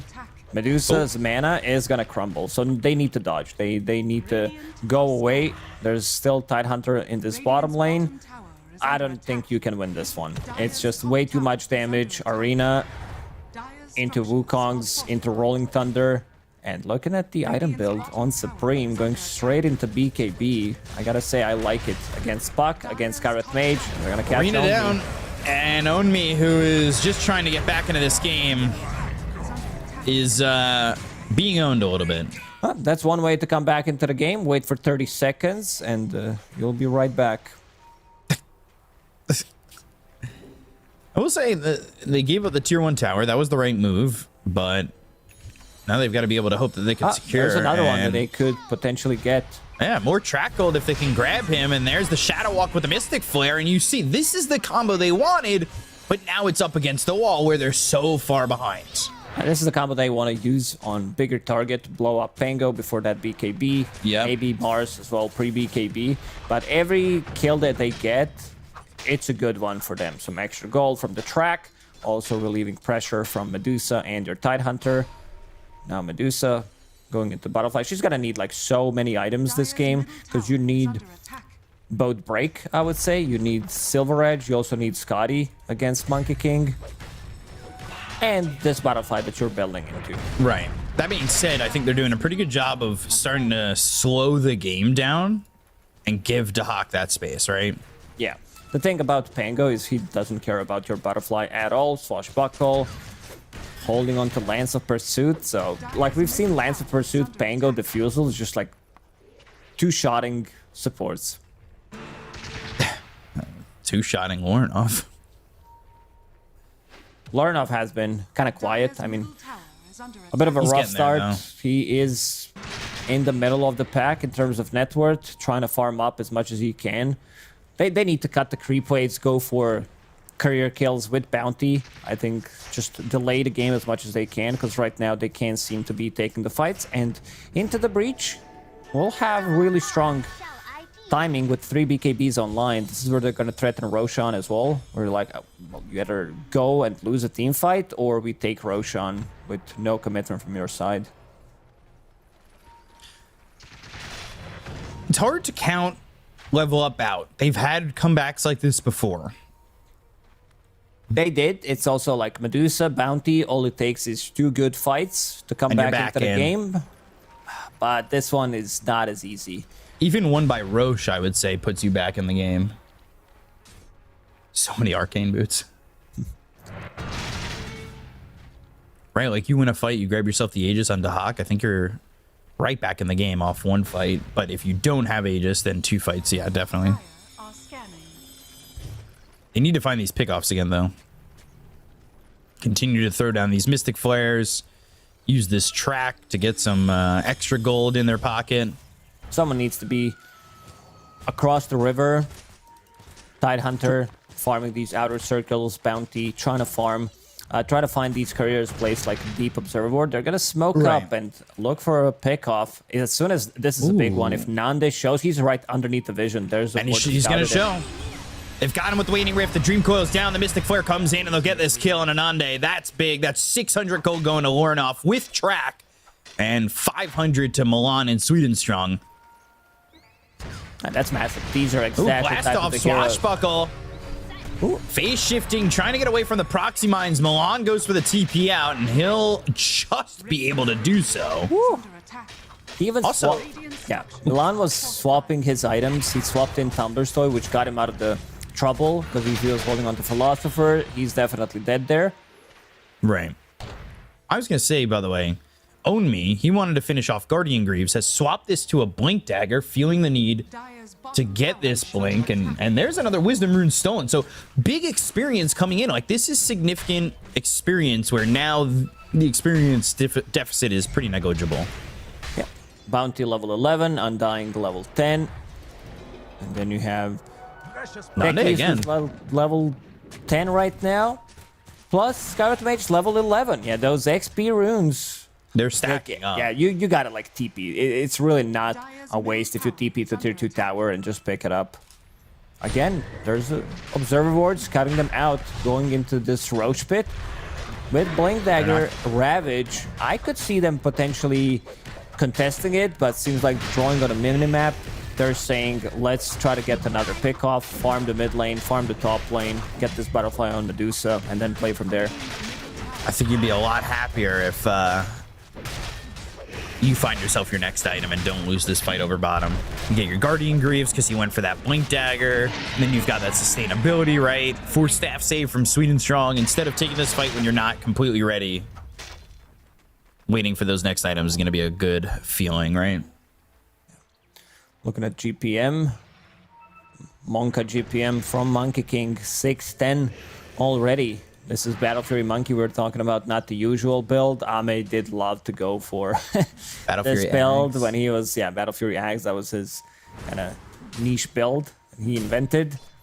There's got to be BKB available on Monkey, one available on Pango already, and one on Mars. So into the Breach, this is the strong time we talked about. Good thing for level up is they managed to keep this steady 8k gold lead in the last like 5, maybe even 10 minutes after losing the laning stage really bad. They're coming around again. If they, well, now if Nande catches them, they've got an obs that sees every single one of these heroes. Dust used, Sweet and Strong, gonna use those drums to try and get away, but knows there's no chance. The vision that was about to run out in 10 seconds, that obs, giving them everything they needed in the information to go for that.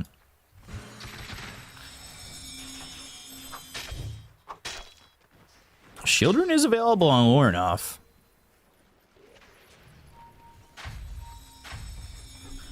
Pass it over to Medusa, give him 200 health. Yeah, the big meme. Arena, BKB showing it off to Hawks here. Rolling Thunder comes in. They're trying to get the kill on Milan, but they've used this Stone Gaze. So Milan's surviving for now. He'll eventually die to Suprema. The backlines, the Ancient Seal, the blast off that comes through onto the Hawk, but they've got the Dream Coil. Do they have anything to follow it up to? Hawk's trying to run, but the BKB is popped. The Ravage is too late. They take up the Aegis. They look over at Merlin. The Spear is down. The Ancient Seal onto the Mars is not enough. They'll chase down Omi with the Diffusal, the Inhibit. They're slowing him up. He'll pop that mech. The Boundless Strike for 1100 will get that kill as Nande pops the BKB. And these timings are just too good. Yeah, 3 BKB timing plus Aegis. It's maybe this Ravage comes in faster. Like, they also don't have any save items yet on level up. There's Medallion, which is really insignificant for this stage of the game against Monkey. So you see how fast Medusa mana is gone. Yeah. 2 swashbuckles, couple of hits from Monkey King.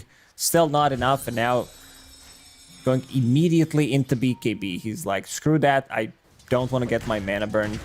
Before it even worked, like the previously swashbuckle diffusal like worked through BKB. Now it doesn't anymore. Man, this is Dire's middle tower is under attack. Radiant a really great game from Into the Breach. Jibbe has been very patient on these arenas as well. It doesn't necessarily need to go in first. They can try to set things up like with Nande showing up, using the Fusel Blade. That's going to be full disperser now, so can remove. Oh boy. Some of these silencers can be slowed down. That's scary.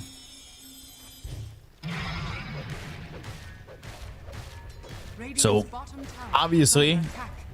Medusa lineups, you like to turtle. when you need to, if you can. But Yeah, just turtle, bros. yeah, Just become a turtle. Source, trust me. Just trust me, bro. Radiant's bottom tower is under Four-man attack. smoke, and Tower has oh, they do have some vision here thanks to Supreme.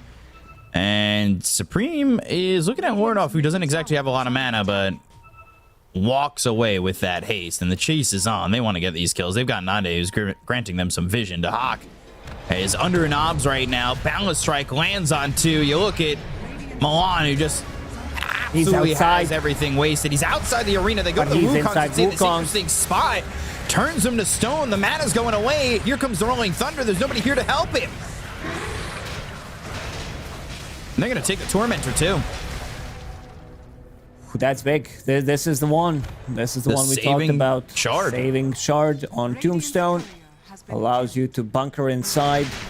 But speaking of bunkering, Medusa kind of bunkered herself into this corner, which she couldn't get Almost out. worked. Nicely placed arena. Basically outside the arena, but in the arena. Yeah. Maybe even better than being inside of the arena. Seriously. So, Doc was farming at a good pace, but has died back to back here, where that has completely stopped. They do have level 2 on the track, so the self-gold bonus for the bounty hunter, if they get any more kills than 6, which is something we talked about earlier, would be nice. But the ally bonus gold of 80 isn't exactly a big boost, but it's always nice. Radiant's top tower is under attack. Dire's bottom We talked about how just track, when you're too far behind, you just don't get kills, and it doesn't do anything. It feels like a spell that has 0 impact. Pretty much.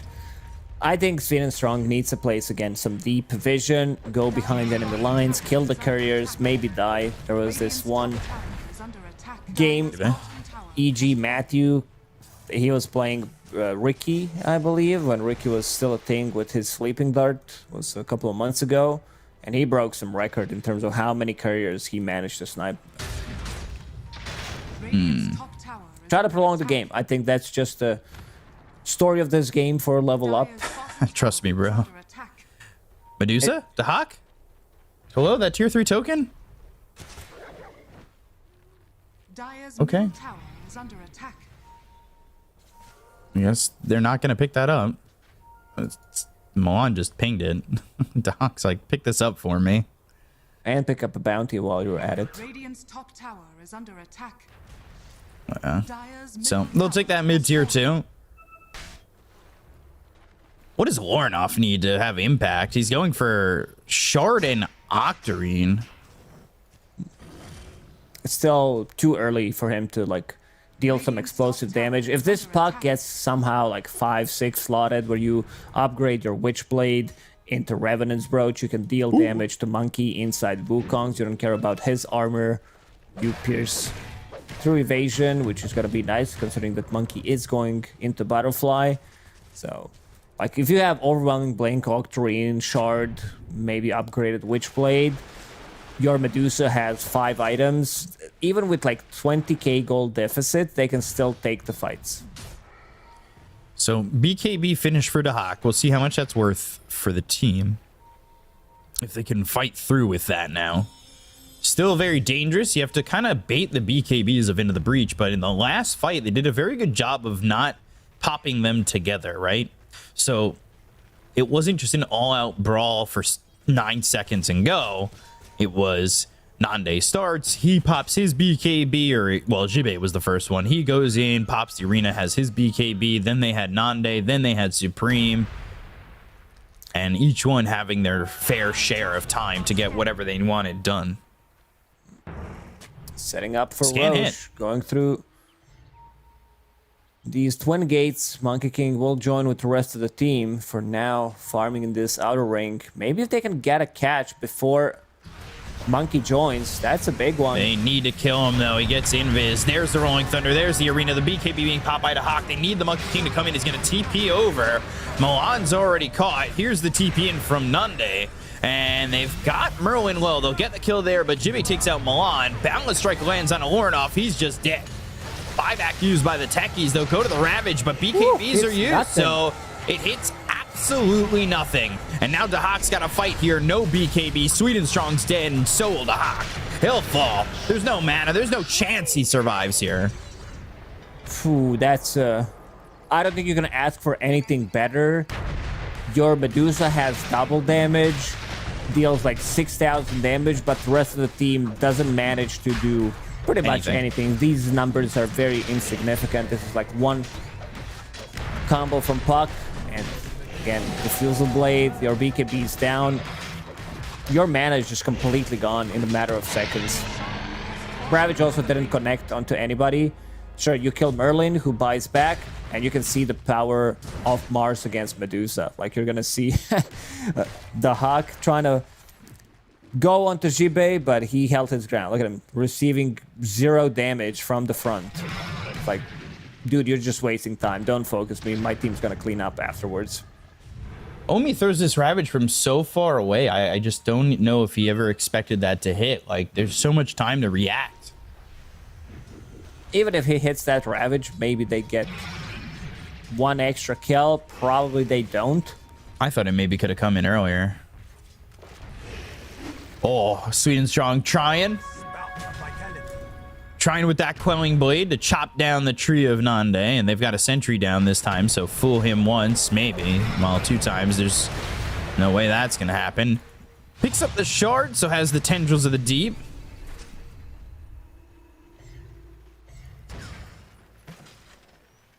Disperser immediately removes Gush, slow removes Track as well, and now onto the high ground.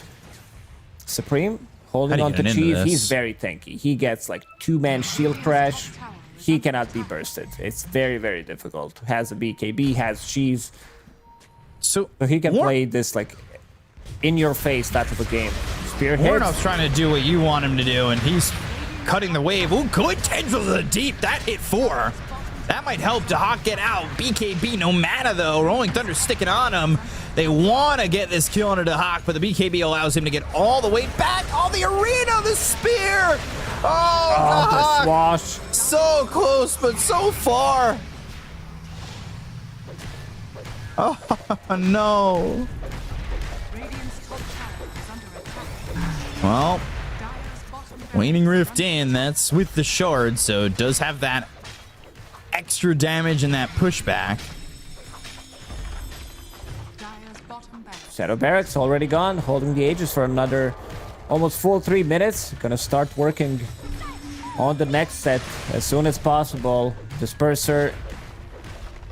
What an item. I do like this. This is Diffusal 2 upgrade, but a better version. Right. Oh, gosh. So 25,000. If there's one team to do it, or to be able to do it, I would say it's level up. However, Nande is just out of control.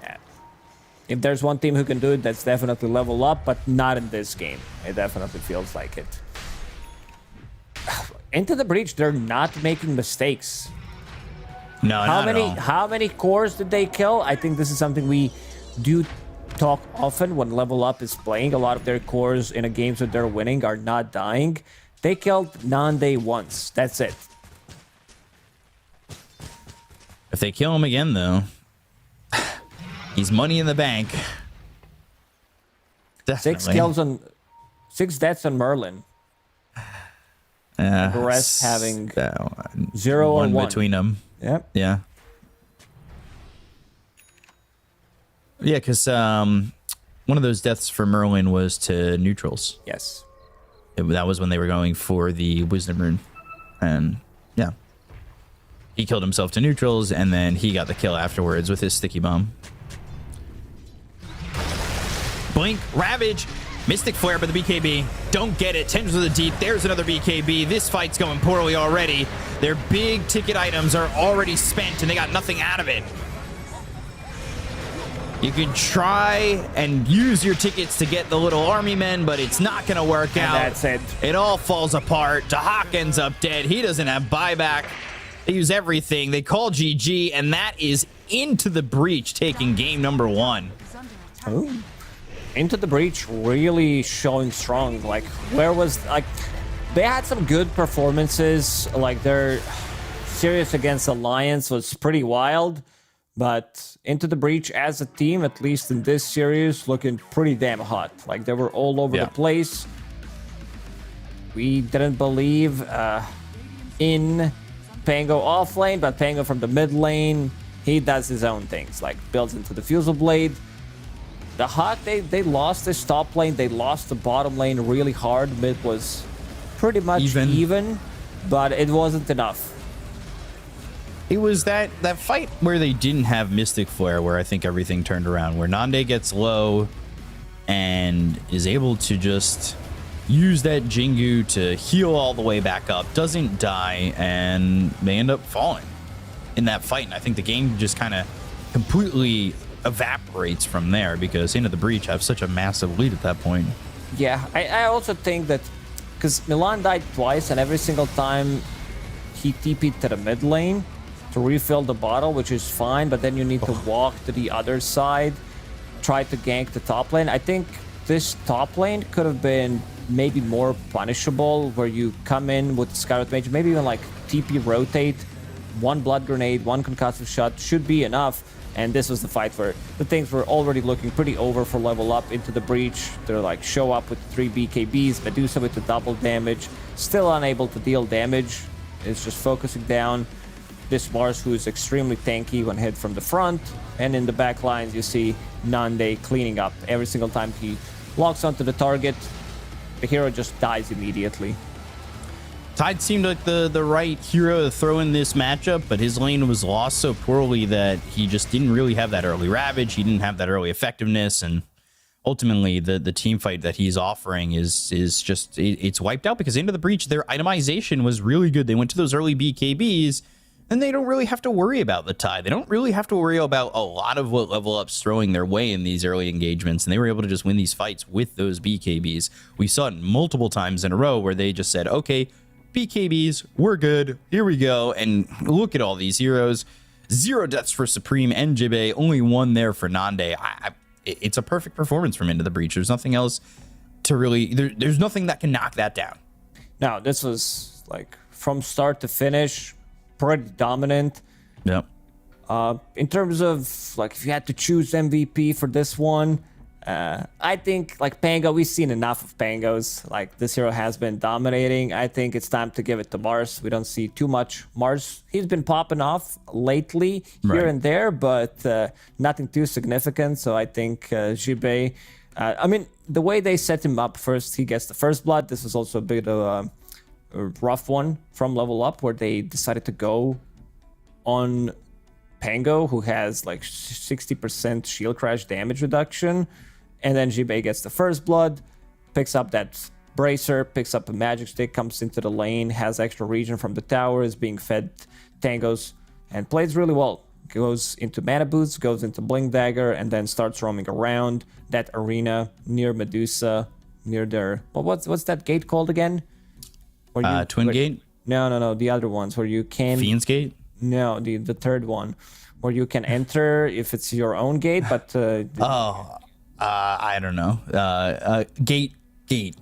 It's just gate. Now it has a Water a name gate. to it. It's not a water gate. Oh. But yeah, Jibe, it was his hero before, like a year, 2 years ago. Jibe played really well on Mars, and it's showing. Yeah. So a great game there for Into the Breach in game number 1. They take the first game off of level up. Can they be the ones to take away that undefeated streak for level up? We're going to have to find out after this break. Oh, no, there's a break. I know. Well, we need some time. We're going to get them back into the lobby. We'll be back in a moment. Stay tuned. We'll be right back.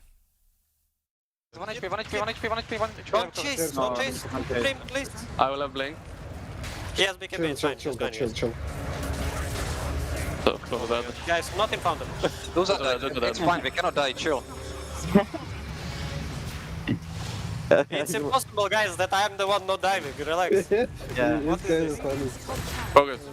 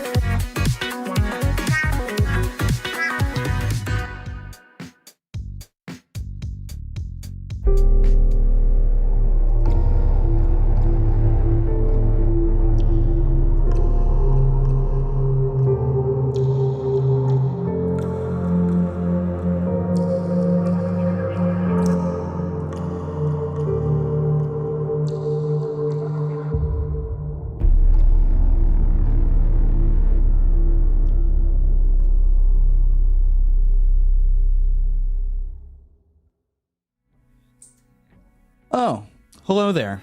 Welcome. It's Western Europe Division 2 once again. Did you like that intro? It was all right. We're getting into a great game. It's going to be a fun series. Into the Breach and Level Up. It was a fun game one. What can you say? I feel like when you're at the top, you become the villain. Everybody's kind of like, can we see Level Up lose? And they do that. They lose game one, but will they do it again? Will they fall and be 4-1 to Into the Breach, who, you know, I don't think their record exactly is indicative of how good of a team they are, which is clearly executed there in game one, but we'll see, right? Like, what'd you see there? What do you think from Into the Breach they can bring in a game two to make it happen again? Well, this movement, I mean, they did have draft that doesn't rely on cooldown, playing into Tide Medusa, and they heavily punished. They're like understanding of the timings, how they're gonna be playing with it. Every single time there's Ravage down, they gained like 2k gold lead from the map, pretty much. Jeez. Looking at the bans immediately. Hey, Lornoff, you're not gonna have fun with this game. Sure. We're gonna ban your two most favorite heroes mid. And they put him on that puck, and you know, despite the fact that he had a pretty even lane, I think the other lanes ended up being an issue, so he struggled in that game. The problem that I see is he didn't have that hero to play with. We saw them getting pickoffs once they go with Bounty Hunter, plus Scarlet Mage and Puck, but these were mostly support kills. Managed to kill Nande once, and Into the Breach. Back to the Opening up with techies. techies. Can't really blame them. What is that, a hippo? Or is it an elephant? That Milan's got the stuffed animal. I can see the legs only. I'm not that good at recognizing wild animals. I'm just disappointed Plushy. it's not a platypus, Radiant team pick. as it should have been. Pugna, which was unpicked, right? Or banned in that last game. I was surprised. Oh, was it banned? Phase, yeah. Okay. Because they went, what, Medusa Bounty Hunter? They could have went Medusa Pugna to start that game. That's a strong opener as well. But now Level Up, changing things immediately, taking Remaining. Pugna plus Doom. And looking at the win rate of techies. Some numbers got nerfed on techies, stun duration as well, sticky bomb damage, down to 41.6% win rate, which doesn't sound great, but again, we're in Div 2. A lot of the teams will be picking up these OP heroes and still losing with them. So now they have to decide what do they want to have against. It's a lot of sustain. Also, if they're going to be playing this lane, it's a super strong lane. They don't have any kind of a stun, but it's a lot of ways to just... You get close with the hero, Scorched Earth, Blast, the Cripify, Blood Grenade. Not going to be an easy lane to play into from Into the Breach. Right. So we'll have to see. There's Void Spirit still available. I mean, they did pick it up multiple times, but they go with another, like, Lincoln's carrier. This is the hero that Nande plays extremely. Yep. I think this is his best hero overall. He's been carrying the Monospa squad with this hero multiple times. So banning out Anti-Mage. They're these, like, illusion-based heroes that Morphling doesn't deal well with. PL, Naga Siren. Even Slark could be relatively difficult to handle, so they will need to choose 3 out of those 4. Remaining. Dire team bad. Let's see. Yeah, if you look at his Wikipedia, it does say that his signature hero is Morphling, and it is his most played competitive hero. Man, those Wikipedia people putting in some heavy work, just like short interview, what's your favorite hero? It doesn't work like that. It's just the number of the times you played it, I guess. But imagine if we didn't have Wikipedia. 10 seconds. Well, they put in my Zeus as my favorite hero. You had to message them about it. This was your only professional game. That's why they put it. Didn't have any info. But he's got a 64.71 win rate on Morphling over 51 games. That's pretty high. That's the win rate you want to see. Oh, he only played it once this tour.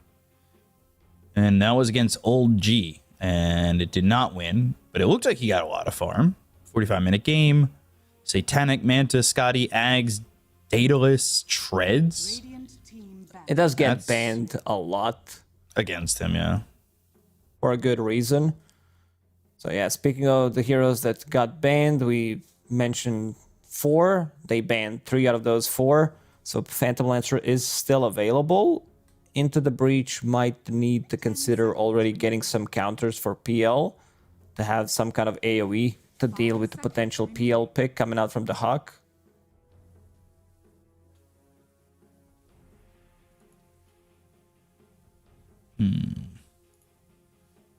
Let's see what this last ban is. You know Mars. what's a good... Wait a second. This is the hero that's I saw recently do extremely well against Morphling. It's Huerta. She uses her ulti. It becomes magical. You build into Mjolnir. You 3-4 shot Morphling. I think this is a really underrated hero against Morphling. Silencer. So a lot of silencing and muting and Yeah, I'm down Trouble. for that. Void Spirit from the mid lane. It looks really good. You build into Nullifier, Manta, Lincolns. You counter all these 3 heroes pretty much. You also make both supports' life sufferable later Right. on. It's just very difficult to play. Like, you get 3rd item Nullifier against the Cripify, your 4 staff, your Glimmers, Pavis, whatever you're buying.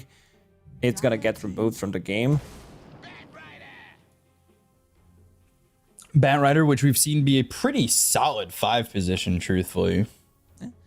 They also ran it as the offlane in the game where they played against Alliance, but they also ran it as 10 seconds remaining. their position 5 or 4 in the 3rd game when they played against 5 Alliance. seconds remaining. It's a hero that they played like multiple times. They ran it across different roles.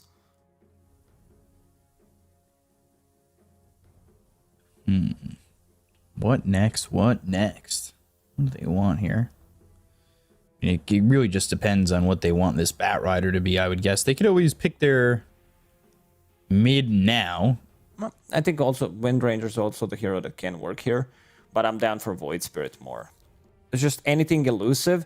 Right now there are no stuns whatsoever on level up, which is gonna be relatively punishable, and also long cooldowns. You misuse Doom, you misuse Global Silence.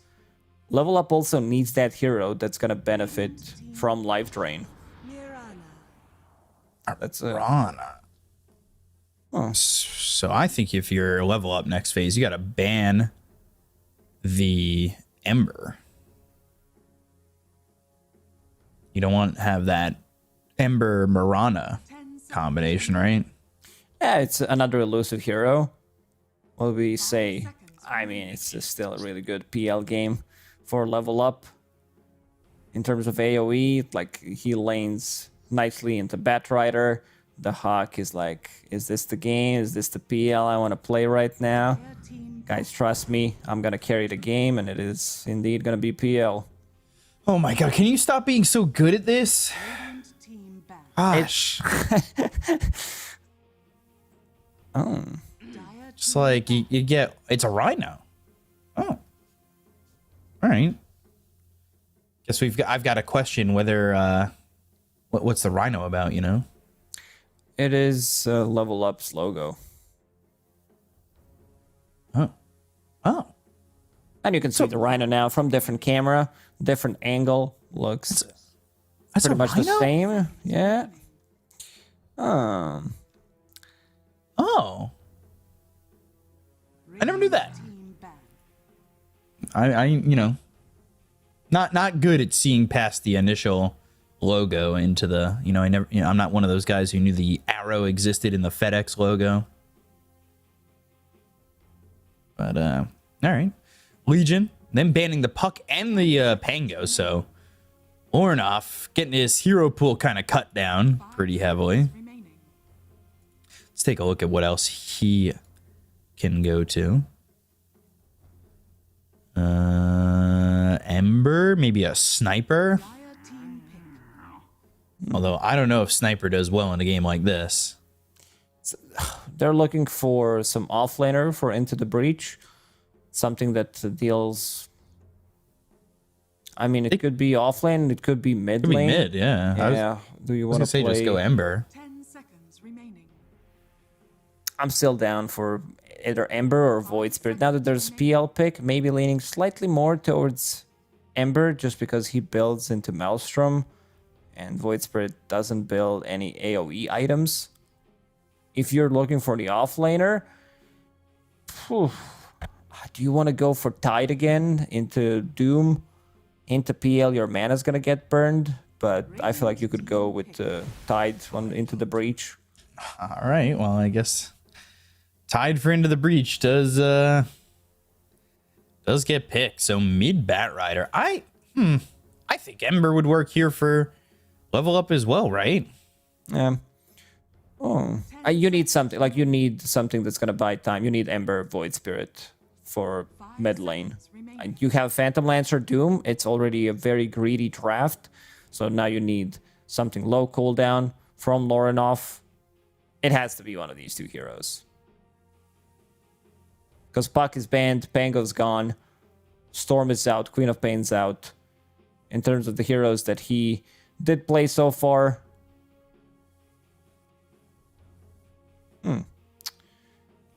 Is there something that is hidden that we're not seeing? I mean, Muerta hasn't been played from the mid lane. Phantom Lancer also you don't want to... I mean, you could technically put PL in the mid lane against Batrider. I think that's relatively doable, and then have, like, just lane differently. And Right. Orna's having a time of his life, just laughing about something. 40 seconds left. He's played Kunkka. I know you don't like that. No. Death Prophet. I mean, this is also potentially mid Mirana. I don't think you want to do it. Yeah, there's the Ember. It's just I had it right the first time. there's too many heroes banned already, and they needed something that doesn't rely on cooldown because they already have cooldown. Let's see. So, Into the Breach, level up. Level up, I felt like had the better lineup last game, but I didn't end up winning that one. I'm trying to figure out the Into the Breach strategy. Although, in this game, it feels like it's just, again, early and go. I like Phantom Lancer a lot here. I think it's a really, really good Phantom Lancer game. This was, 8-pick PL. Yeah. With 4 heroes not having much against Phantom Lancer.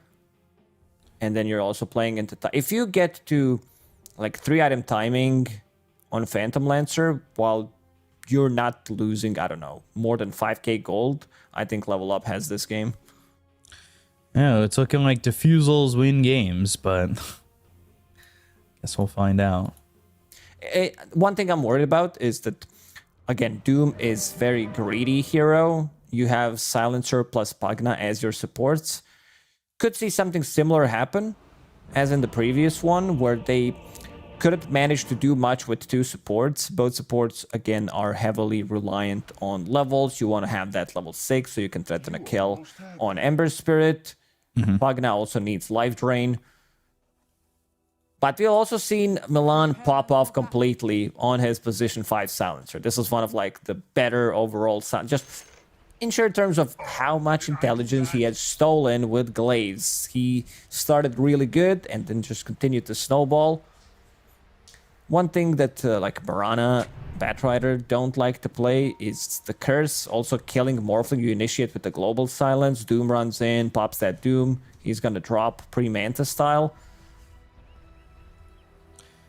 I don't know. I do like Level Up's draft again. Yeah, I think I do too. I will say, though, that Lorinov has lost 3 of his last 4 Ember games. Ember Spirit always struggles. This hero is picked a lot, even when the win rate is abysmal. I remember, I don't know, like a year ago, his win rate in one of those tournaments was like Grimstroke level bad, where it was sub 25%. People were still first facing the hero. I guess we'll see. See how this goes, how it's gonna work its way out. The battle begins. Any fighting going on early? No. No first blood given by Owned Me this time. I love this weapon that Jibe has on this tide. Just half a boat. Oh, that's what it. I swear, I never like. Never I knew saw what it he's was. holding onto something, but never know like what that is. Yeah, it's a little rowboat. It's the like an emergency boat on a ship. Yeah. Drop it down, jump in, and then all of a sudden you end up on a half a door, and you're like, "There's not enough space for both of us," so you let go and you drown. I've seen this movie before. So I'm ready to see how mid goes, because Supreme helped his own in a matchup that last game wasn't exactly that easy for him. Oh, he did really well. He was ahead all the time, pretty much. They didn't manage to get any kills early on, get that coil itemized nicely. Lorinov, 4 CS, he had 7 stick charges, 7 napalm charges, was forced to get out of the trouble, and adjusting his item build, going into Magic Wand, 3 branches. Ooh, Nande. Jesus. Sorry, I that was love odd. any fake hype. Like, that was- Morphling. It's like morphing always dropping low. Seeing It it on the was- screen, move your camera. It was Scorched Earth. He's full HP. And like, yeah, well, he's got 200 HP max right now.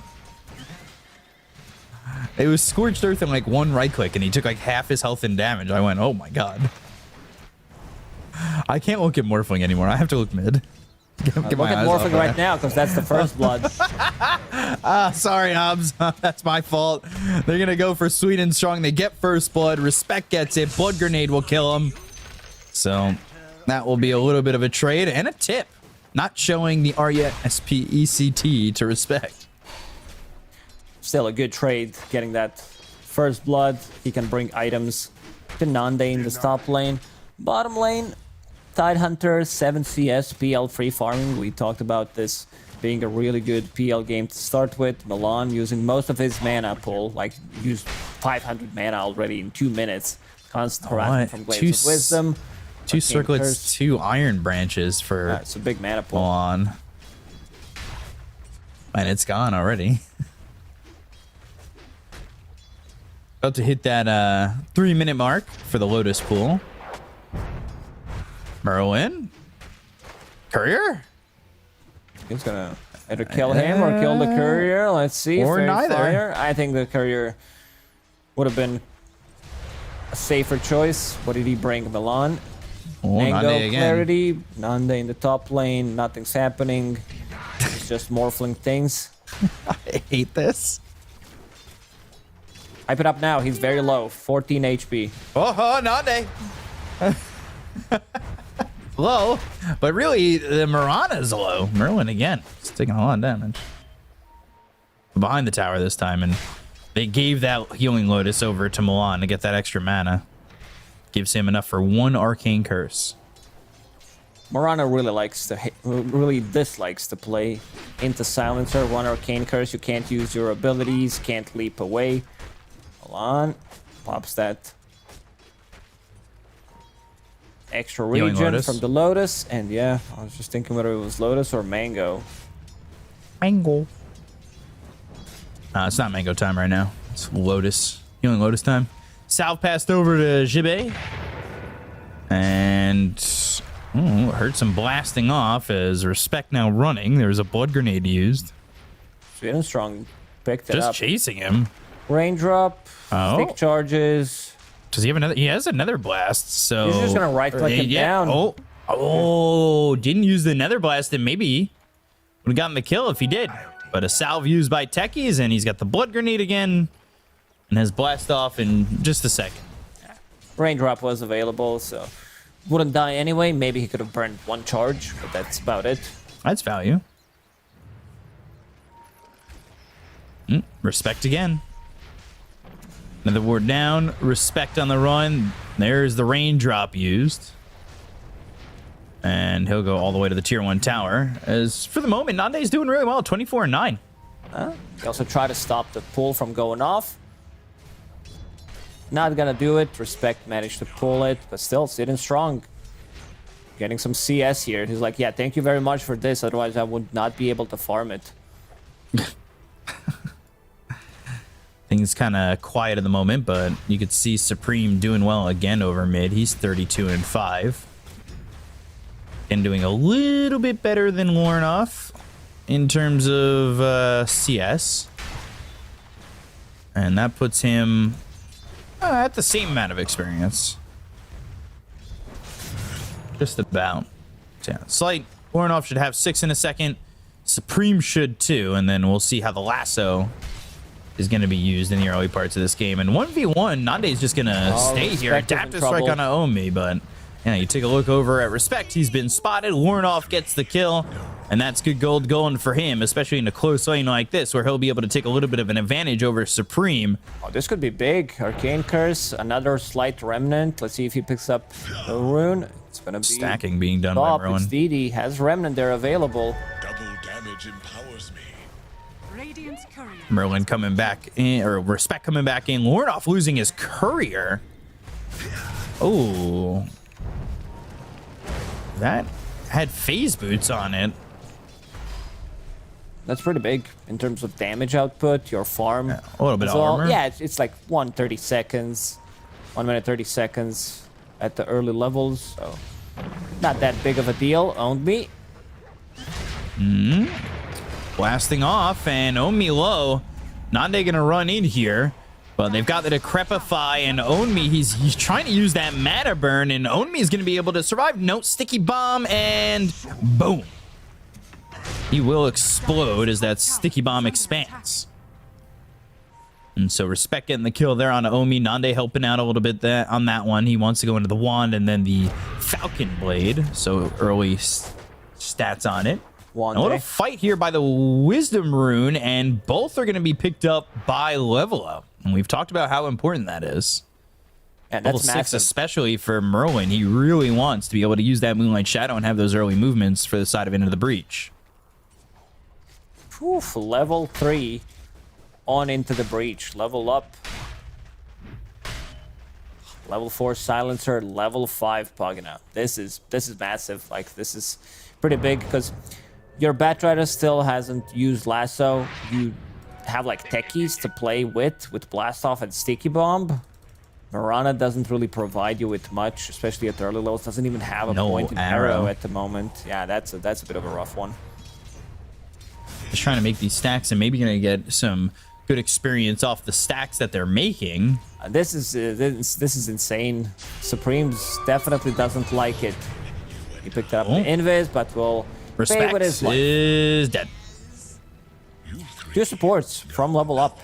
From minute 6, every single time they show up, they want to threaten a kill on Batrider. Lasso used, and last word's gonna come out. Now they've got the Nether Blast. Warnoff's on him with the Searing Chains. Flame Break, Milan burning out. He's hoping to get that kill before he dies.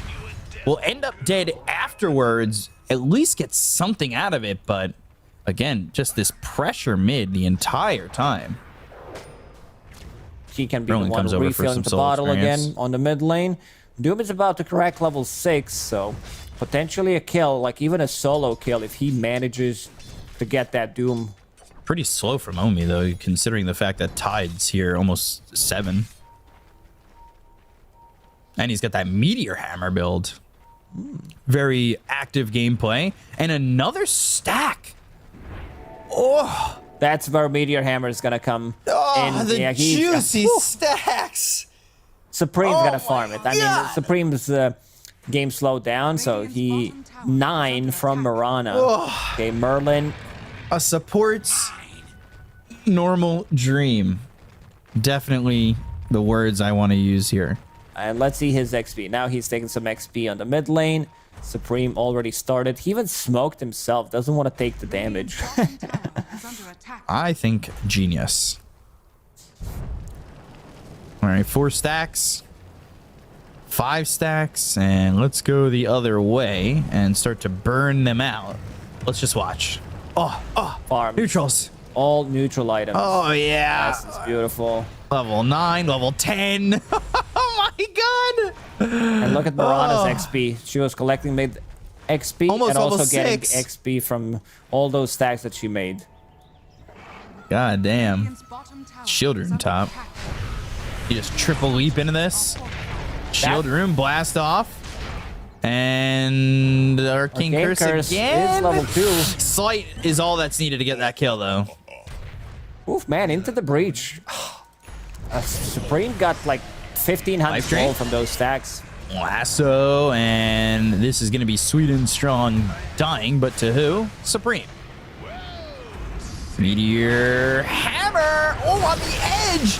Ravage used with it, and they get the kill on a Lord off. Whoa, into the breach. You're going to get another one on the line. One thing that is really good about this Meteor Hammer build on Tide is they don't have a single stun available. Like, who's gonna stun him? They have nothing to stop the Meteor Hammer from going off. And here comes the tower down.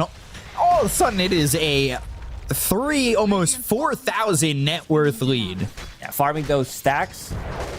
The Hawk also not going for the Fusel Blade, so went for Yasha to try to amplify his farm slightly more. But it also means that he's not going to be joining anything. They've got Moonlight Shadow now, so they can definitely work with that and maybe go to a Lasso.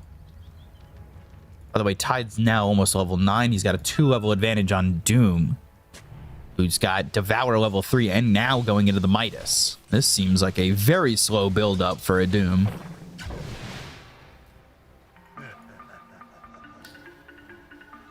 That bottom tier 1 was also denied by the Phantom Lancer, so the map shrinks for level up. Let's see if they use Moonlight Shadow when Supreme has Lasso. Just looking to stack again. Merlin. Oh my God. Leap just to get the stacks Hey, going into hell another yeah. leap to Oh, try I to didn't secure get the rune. But Voronov's camp. going to pick it up. I think the way he leaped, those ancient creeps came into the big camp and it didn't stack. That's unfortunate. I got the ancient stack. That's what matters. Making that money. I think you've got the power. Money, money, money. Money. It's a lot of money. Oh, yeah. Or Bat Rider. Look at him. 6.7k. Level 11. Looking to Well, find... if you're not winning this fight. Not against Tide. He has No. another Meteor Hammer. Look, Jibe decided to He pick up took Spark of Courage. Yeah, that's not the item that you usually see on Tide. This is something 33 would do. Like, one thing I like about 33 is he picks up this, like, builds items for the lane, and then when he starts farming, he's like, Blightstone, casual one, to pressure the tower and also be able to clear the Ancients much faster. I love when I can tell our brain cells are connecting. What do you mean We, cells? we both combine bring in into- cell. Yeah. Sorry, we both saw Spark of Courage at the same time. It was just like, oh my God, he's got Spark of Courage. There's the Midas finally for the Doom. They are setting up here to use that Global Silence. Ember with his new Maelstrom, but the smoke is broken. And Respect. Oh. The active Taser? All right. Tower is under attack. They didn't use Global. They didn't see the morph, so they didn't want to use it. Dire's top tower is under attack. Couple of mines placed, so if they decide to go in and dive, it's going to be a lot of damage taken. Lincoln's about to be finished on Nande, so it doesn't need to means care about Doom is not going to Doom. matter. Yeah, it's also How do you break the Lincolns here? Spirit Lance. Doom will have to have Life something. Drain. Mana Burn. I mean, there are abilities to break it. It's not. It's one of those games where like we have nothing. Our Doom will need to have this shitty creep throughout the whole game Oh, no. instead of War Stomp just to break it. Can you, Observer, if you kindly can you show me stacks again? No, the amount of stacks, the amount of... Stop being so damn literal. Thank you, there you go. Okay, stacked. 13, 15, 16. Oh, wait. Okay. That's all I needed. 16. Yeah, you need it looked 5. like you needed slightly more time. I needed Is some that math. 16 yeah, for sure? Sorry. Is it? I don't know. Now you're making me second guess. I feel like that math was pretty Yeah, we simple. might need to show it one more time. 13 plus 3 is 16. Yeah, 16. You really take advantage of my lack of confidence on these answers.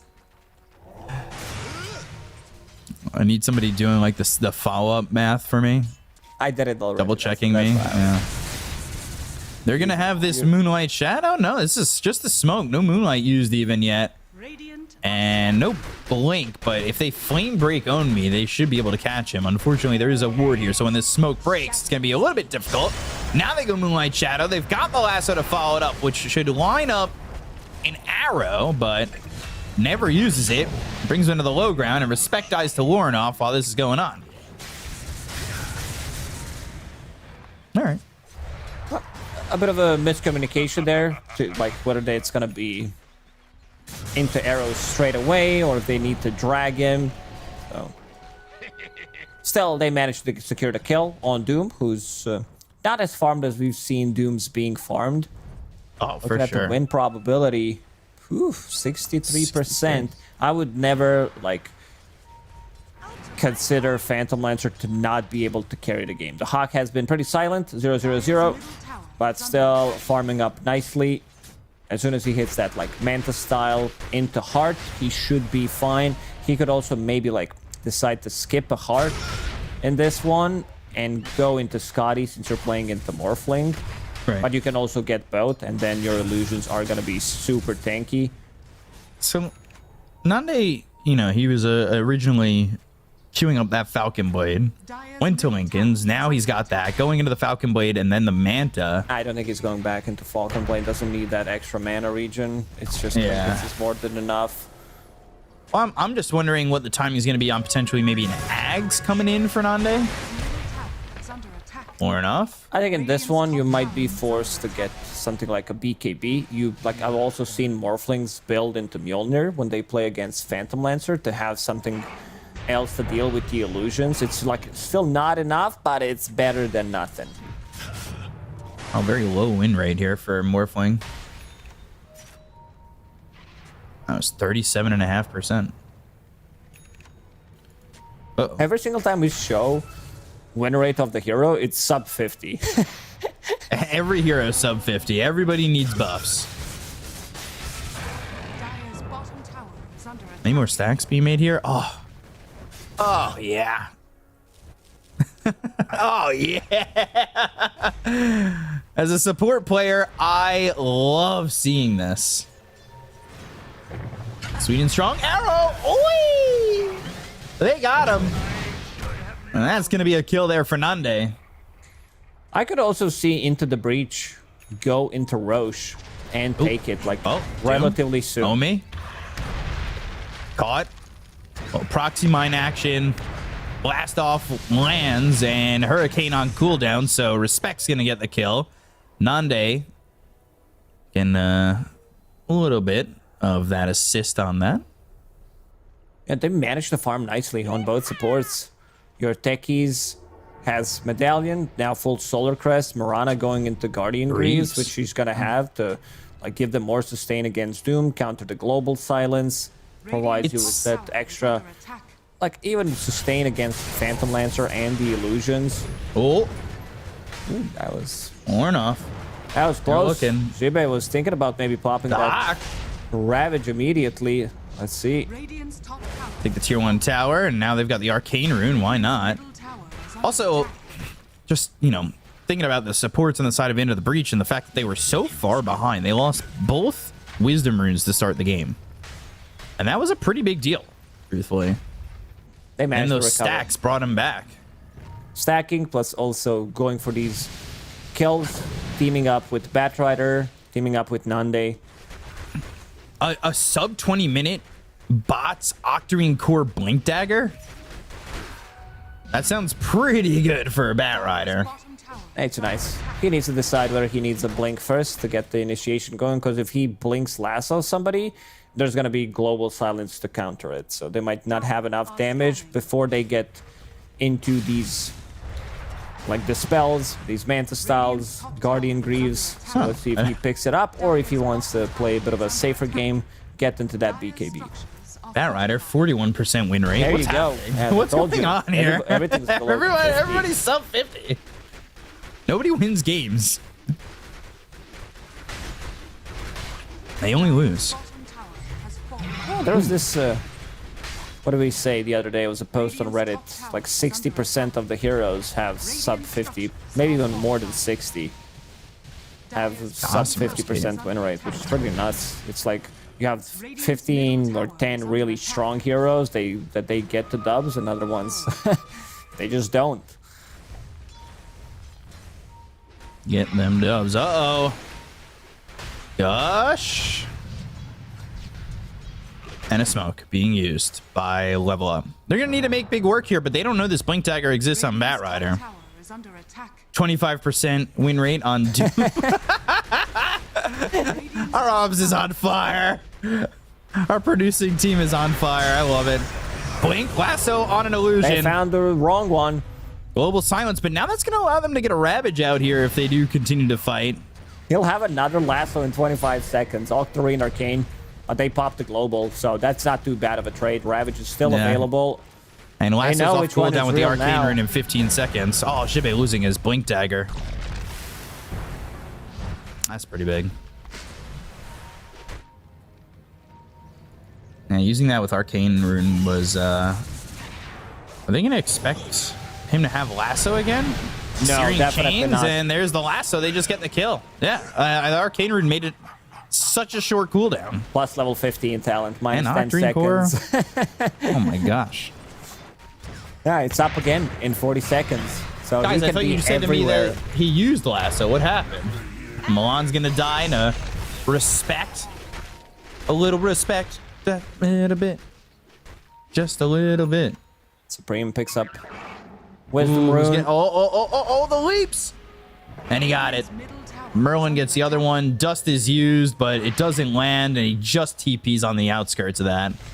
We Wow. haven't seen Doom. I mean, we've seen the hero, but we haven't seen the ability being used. What does it sound like when he uses it? Say Doom. Yeah. Thank you. More of like a doom. But better than that, I guess. Another lasso. Uh-oh. If needed. There we go. Yeah. Into the Lasso on a mines. doom. Flame break. Ooh, Hurricane onto the high ground. Where's your lockdown now? Doesn't exist. Needed that We're one extra finally hero. over 50%. Pugna, 52.6%. That got Wow. shown for a split second. Meteor Hammer, that'll get the tower. They'll pop the Lincolns. They'll come through, try to kill Nande, but Nande, he's working with that Flame Guard, I believe. Got a shield on him still, and now they're getting through the mana. The blink in, they're looking for the lasso. Lorn off on the other side. Supreme, he doesn't have lasso. It's actually on cooldown for another 15 seconds, so he blinks in aggressively, making him think, hey, maybe I got lasso. Waveform over, Milan really low. Adaptive Strike, the Glimmer Cape, that's not going to do it. Shibe getting chased. There's the lasso again. Has 20 charges on that wand, so if he wants to pop it Ravage, he can. And they'll go to the Global Silence. Now they're going to need to wait some time. Hawk's going to go after He's this falling mana. He got Marauder. doomed. They'll get the kill on a Merlin. They'll get the Doom out, so now he's not able to use that Ravage. Flame Break hits a bunch of these heroes. He's trying to run away, and he's pretty tanky, but not that tanky. So if Searing Chains comes through onto the Batrider, they're going to lose Supreme, so this is going really well for Sato Level Up. And with the Waveform TP out from Nande, Level Up will win the fight, as they couldn't get those big spells out from Into the Breach. And now we see the power of Phantom Lancer if he's not being initiated on. As I said, as long as there's no more than 5k gold lead, there's potential comeback from Phantom Lancer. And now going into Ags, so they're looking for these prolonged team fight, multiple slights, Aghanim Scepter bounces. It's gonna be, even though this Ags got nerfed, it's still a very powerful one. Morphling also going into Ags, so he can turn into either Ember Spirit, or he can turn into Phantom Lancer. Doom sounds are probably not the target you want to go into, so stealing some stats from either Doom or Phantom Lancer could be good. I'd like to see a Lotus Orb on Jibe. So he can... Because he was global, he could have gotten Ravage off and hit that entire team, but there was a long time in between the global and the Doom, right? And also the Hawk, constant illusions onto Jibe. Yeah, he had the 21 charges, but he never had the opportunity to like pop it and then throw it. 57.1 hero win rate for Time Hunter. Somebody's having a little fun with these win rates, and I'm so here for it. How many so far? Only 2 heroes out of, I don't know, 7, like 8 the 6 that we've shown. seen. Yeah. Ember Spirit, 50 on the dot. Age is going to be picked up here by Into the Breach, by the way. What else we got? Can we show everybody?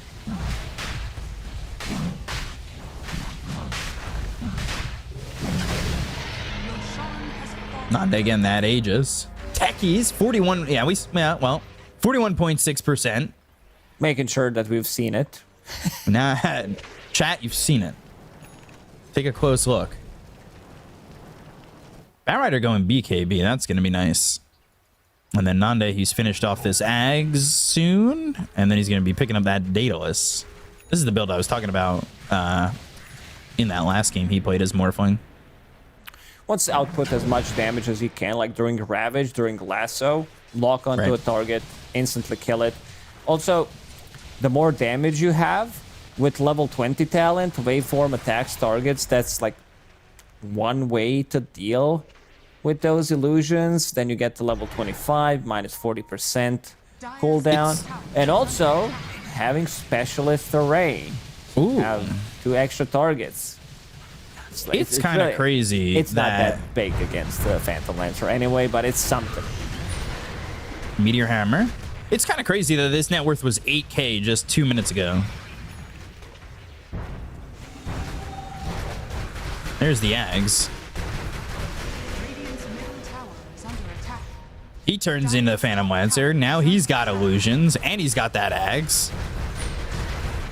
So, trying to make this as well worth it as he can. They go to the last, so they're going to catch themselves a Silencer. There's the waveform of the kill on a Milan. He's got buyback. That's exactly what you need if you are a Silencer. Yarhar. And look at that, looking over at the Ember. Life Drain action, Jibe. He's got Blink, he's got Ravage available. They don't have Milan if he wants to make that jump. Remnant over, they get the kill on a Merlin. They take him out, and now the chase is on. They still have this Aegis, and this is all being done without Milan. I like that Sweden Strong, after he saw that Ags and how powerful it is on Morphling to turn into Phantom Lancer or become like a better version of PL. He's like, I'm going to buy Shard of my own. So, Nether Ward, Life Drain on top of it, kill those illusions. Or he can get it from Tormentor, which is available, by the way. Yeah. So they might actually force Tormentor just because of it. That's what I thought. You know, just go for it immediately. I'm surprised. Very, very laid back there from Jibe to not make that jump in. I thought maybe they'd play aggressive with the Aegis, especially the way Nande plays. But they held back. They still have 2.5 minutes, though. If they got that buyback out of the Silencer, however, that would have been big, because if they had killed him again after that buyback, I feel like that gives them a pretty clear way to win the game, right? No global, no Silencer at all. I wouldn't say win the game, but like potentially a set of barracks, and let's see if Sweden Strong is going to get it. That's going to be a game changer. Does get it. You just have to ask for it. 1 for 1. That's all he needed. And you can just get that Blink Dagger. Hell yeah. Backdoor protection. That'll be broken in a second. Sentry down. This doesn't see the sentry just up, but Warnoff might want to be careful with where he's set up. Onto the high ground, and let's see who he's looking to morph into, and that's going to be Phantom Lancer again. So the illusion game starts, and let's see how Sweden Strong's going to deal with this. He's actually not here at the moment. He's picking up the XP rune. Picking up the Wisdom rune. So smoke broken. There it is. Netherward And down, gone. and there go the illusions. So maybe you're gonna have to change that idea of who you want to be when you grow up. I mean, morph. It's also very low cooldown. Light Drain, you can protect it with Decrepify. They have Gem too, by the Ande way. wants to die here, but also doesn't want to die, so that he's like out of position. Doom could be thrown on him. Global Silence if there's no Manta Style available, so it's better to fall back. Go back to full HP, full mana.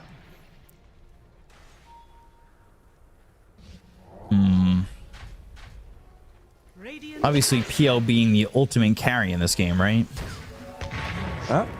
Definitely looking like it. Aghanim Scepter down, now going into Heart, so he can reset multiple times in and out of the fight. Very difficult hero to burst overall. It's just like Global Silence, Glimmer, Life Drain, Force Staff out of the trouble. I'm shocked that there's no Lotus Orbs on the side of Into the Breach, but There's one being built. Techies is building one. Not exactly the best farmer in this game, but he's not a bad farm hero. When you've got these proxies and these sticky bombs, he's just not getting priority. It's just that they've been holding hands together, so you don't get the farm. If the game slows down, then Techies gets the farm. But they've been but going together, try to use this Aegis. They killed enemy tier 3 tower, which is fine. yeah, Now it's time to smoke on level up. They feel relatively Dire's middle tower is strong under right attack. now with this Ags. How much Supreme is going to be able to get? Like, he has Gem, he has Black King Bar. Can he find the right target? Because Thing I is, don't think you take out Doom instantly. yeah. He's super tanky. Greaves. It Greaves pipe as a way to kind of disengage with the Hurricane. So Into the Breach, they may be getting to farm, but soon they might be getting to Hawk. You can see he's just farming up a Storm, back on that Heart queued up, has that Reaver already in play. Jimmy wants Axe too. Again, I mean, I guess. That's one It's way all- to deal with PL. He's It just just... trying to think how to deal with those illusions. But when you That- want to be throwing Gush that often, like, your mana sustainability isn't exactly there. Yeah, but you're gonna keep the distance. You're gonna be playing slightly different game. It's also gonna give you some extra gold when you kill those illusions, so Right. not a bad idea. I mean, it also Tower is under gives you attack. more mana, point booster, Staff of Wizardry.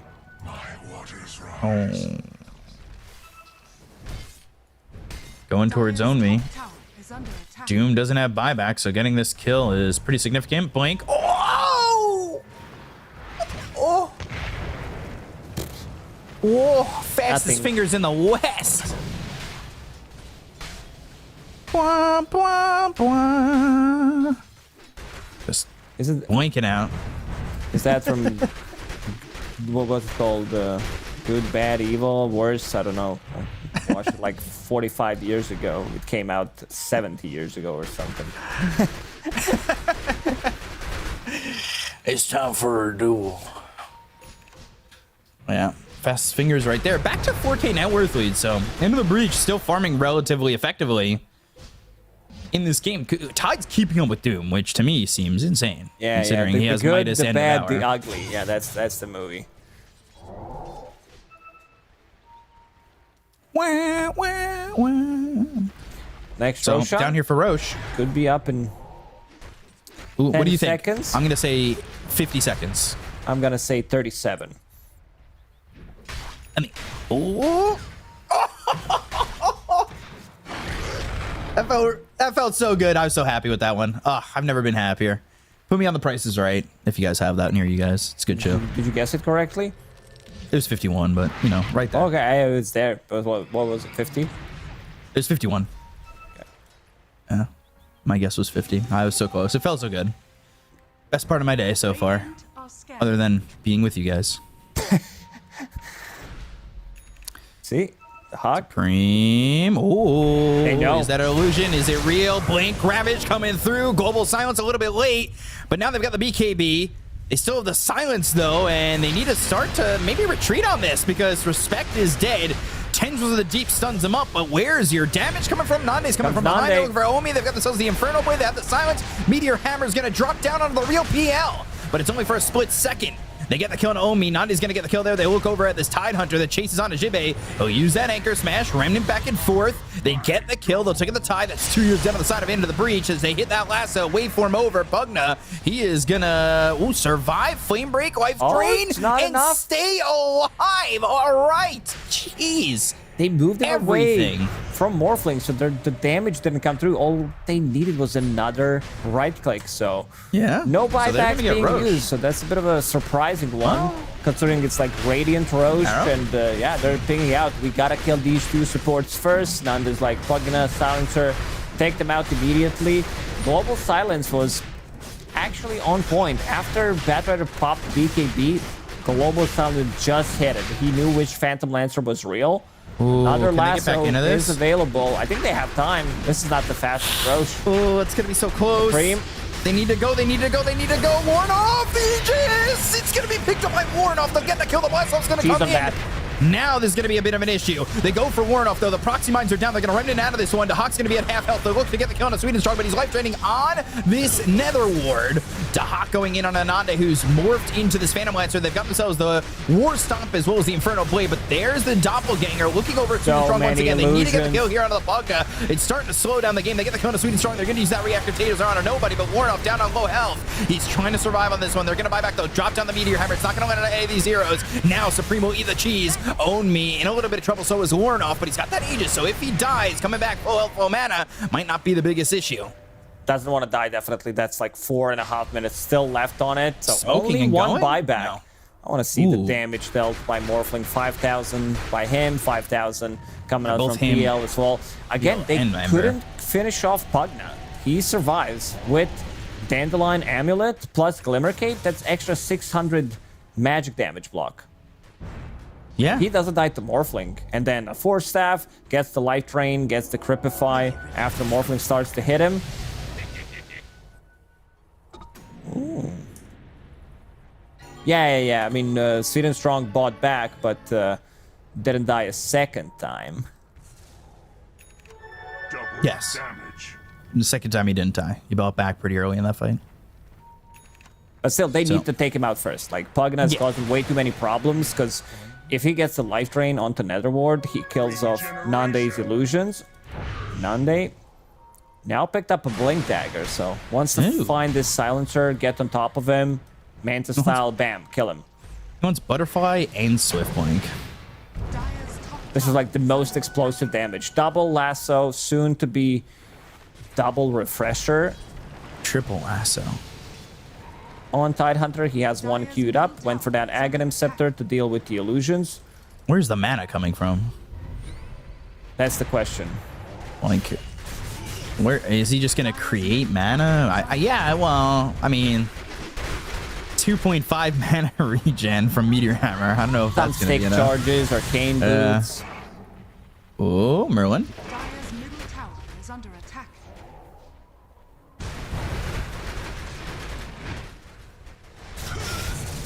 Merlin just trying to survive right now.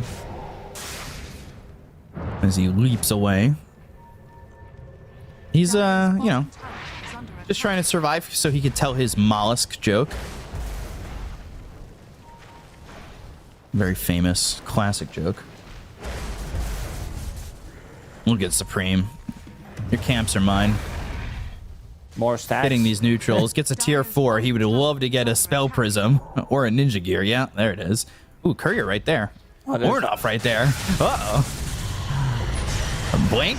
Lasso. Warnoff. Global Silence is going to come in. They'll go to the Infernal Blade. They've got themselves the Doom. It's going to be on a Supreme. They'll get the kill onto the Bat Rider. Now they look over at Respect. They'll take him out as well. Man, everybody was there to react for the side of level up, and that's a big issue because Supreme is dead for 80 seconds. They've got the chase. They have themselves the vision to try and get this kill. Waveform TP gone. Nicely done by him. I mean, they have no stuns other than War Stomp. Doom has already been used. Searing Chains. Still, very, very difficult game for Nande to carry. Like, he needs to do a lot of heavy lifting. You're playing into... Like, if you throw all the eggs in one basket, you'll end up with that target being taken out by Doom. So sure, like your Batrider is also... Oh, there's still gem on the ground that wasn't picked up. Supreme snatched it with the courier. Ooh. It's coming back. Oh, Bit of a mistake. Shield rune also top. butterfly for Dahak now. Dire's top tower is under attack. I think he is in such a good position to win this game. I don't know how you beat him. Dire's top tower has fallen. Why we said it's a godly PL game to start with. It took him a little bit time to come online. They've got Ravage again. Blink, Ravage used, hits, now Pugna dead. They go and hit the Tendrils of the Deep. They get both supports out of there immediately. That's what they wanted. Now they found the real PL. But PL turns into the doppelganger. They're going to try and be searching for the real PL. Please stand up. They found him, and they'll get the kill into the Hawk. He is dead for 78 seconds, and they're on the other side of the river. Oh, my. No buyback on two heroes. Like, you're playing into Morphling. Man, Jibe, he found an initiation right underneath that observer ward, caught a glimpse of him, and lands like exactly what Nande was pinging. He's like, Silencer is missing, Pugna's missing. We want to kill them immediately and then take the fight. So this is now They're going for the throne. Ooh, just straight throne. I think recognizing that PL doesn't have buyback. He just bought a butterfly. This could be it. They're going to need Laurinov to try and do something here, but they've got the Guardian Greaves. You see how much damage they're doing with Nande going for the throne. Taking out the tier 4. No, not yet. They've got the lasso. It's going to be on the silencer. The Tendrils of the Deep hits on both of them. They get themselves a blast off. They're going to kill Naomi as well. They're going to buy back on. They'll go for the throne. They're trying to get the Meteor Hammer down. Laurinov with the Sleight of Fist. He's trying to do as much damage as he can, but the double kill here for Nande. They throw that gush out. They find themselves Laurinov. They'll get the kill onto the Ember. No, he's able to escape just barely, but he can escape, and the throne cannot. Sleight of Fist, Searing Chains, they're focusing the throne. Triple kill here for Nande, and it looks like it's going to be into the breach to take away the uncontested record of Level Up and get a 2-0 victory. Whew, man, what a shot calling here coming out in the end to go for this type of Ravage. Jibe, he's like, whew, I really did a lot, and he did. That was some insane Ravage into Tendrils, taking them out. And one of the reasons why Morphling bought that Blink Dagger, so he could close the gap, play with the Tidehunter, immediately connect with it. Yeah. This game looked very winnable for Level Up, and all it took was one mistake. They found the real Phantom Lancer, and suddenly the game's just over. Yeah, no buyback. I think they had a pretty good read that Phantom Lancer doesn't have buy because he just bought a butterfly. And that read ends up working perfectly for them. It was a quick, short book to read, but they end up getting it, and they end up winning this game. They had a great start in both games. Like, this second game, they were up 8,000 net worth pretty quickly, and you can see Jibe just 39 minutes into the game. That Ravage is perfect. They take out both supports, and they know which one's the real one instantly. Yeah, they find him again. This fight, Techies coming in clutch with his disarm as well, and then this last fight, double lasso. He BKBs refreshes immediately, Silencer shows up, and with the buyback, this game's already done. Like, immediately onto tier 4 towers, and you see Nande Morphling for a good reason. This hero is banned when you play against him. Yeah, Nande outputting so much damage, and even though they should be focusing the throne, Nande wants these kills. He doesn't want to let up, and that is just all the emotion, the heart that we've seen from him, and he is just, look at this, in the well, trying to get that kill before it's too late. Doesn't end up killing Laurinov again, but he goes 10-0-7, and it's so easy to give him MVP, but at the same time, Jibe, with some of these Ravages, win them the game.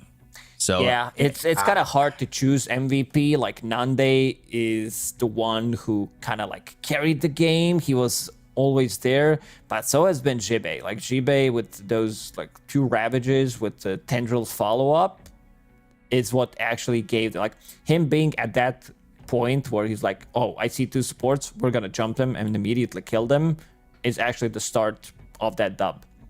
Right, and it ends up, they get those supports, and then they find themselves a Phantom Lancer as well, and you look at this, 2-2-10, a lot of net worth, and just so much effectiveness. Involved in only 57% of the kills, but it was the back end of the games that he was getting the kill on, and that's what led to them getting those victories. So many important fights that he was just ready to be in. I like the itemization as well. Meteor Hammer, usually not a big fan of the item, but in this one where they have no stuns means you can, because he had a really good lane that did allow him to kill the tower, rotate to the mid lane, also land that meteor onto Ember, Right.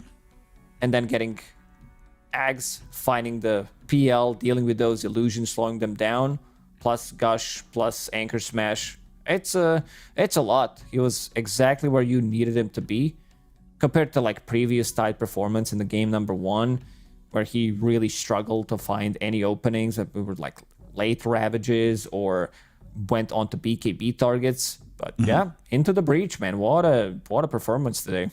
Yeah, it's a big series for them because it now puts them at 2 and 3. It puts the top 2 spots at 4 and 1, and it kind of becomes anybody's promotion in a way, because into the breach they've got Ivy, which is going to be a close matchup because I think their results aren't indicative of how good they are.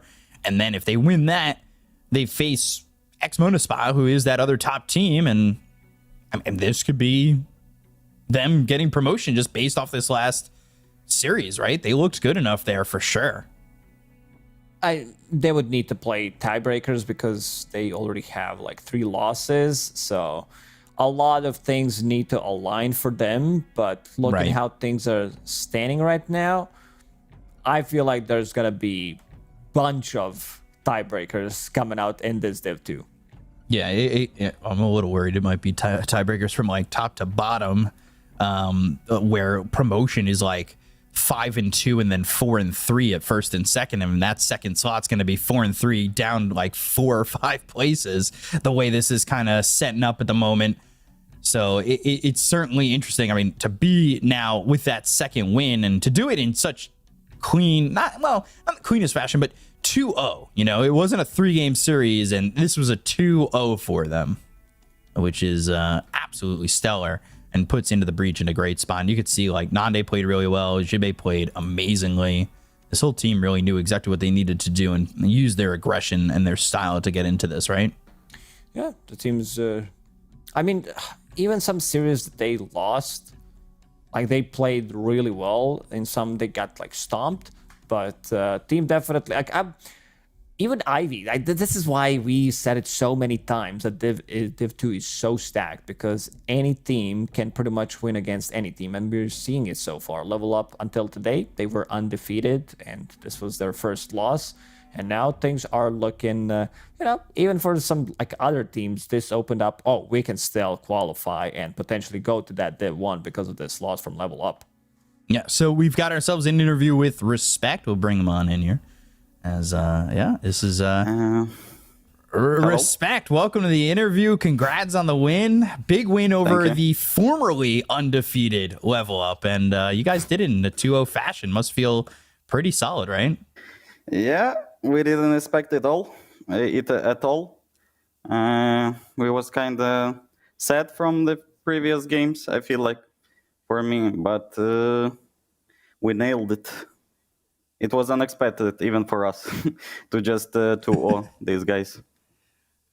You guys definitely did a really good job there. It got a little bit shaky in that second game with the Phantom Blitzer kind of coming back into it. It felt like maybe we'd see the PL kind of take over. What was the game plan going into the back end of that second game to make sure you could secure the win? Did you guys see that the PL bought out on Butterfly and just made that jump right away? Or was there something else that kind of showed you up to finish that off? I think he did a mistake. We're not kind of planned it. He was just shown mid, as I remember, and we just go, and we killed him. Then we saw that he has Butterfly and probably he has no buyback, so we just go front. It was very simple at that point. He just did a mistake, I feel like. That's all. Right. So when you're going into a situation... Oh, no, go for it. And our game plan was actually... at some point, we just go and take all of the tier 2s, take Roshan. We kind of tried to go high ground, but it's very hard against PL and all of their spells. And Nande just said, chill out, look at this PL, he's not gonna scale, we're gonna win this. It was kind of like that. So we just chilled, but lost the Rush team fight. But anyway, even after this Rush team fight, everyone was very calm. Cool. And that's Yeah, how well, the game happened. Yeah, I got a question. Like, who made the call to go for tier 4s and the throne immediately after you guys managed to get those 3 kills? I think it was Nande or Supreme. I can't remember.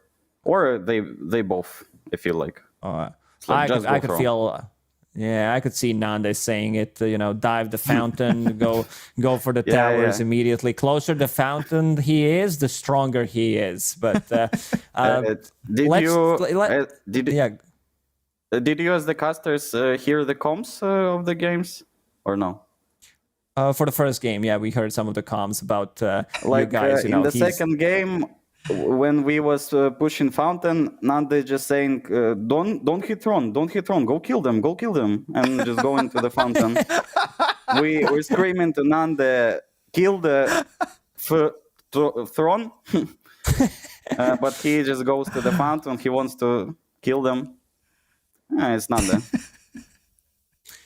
I mean, it's working out for you guys. Like, what do you think?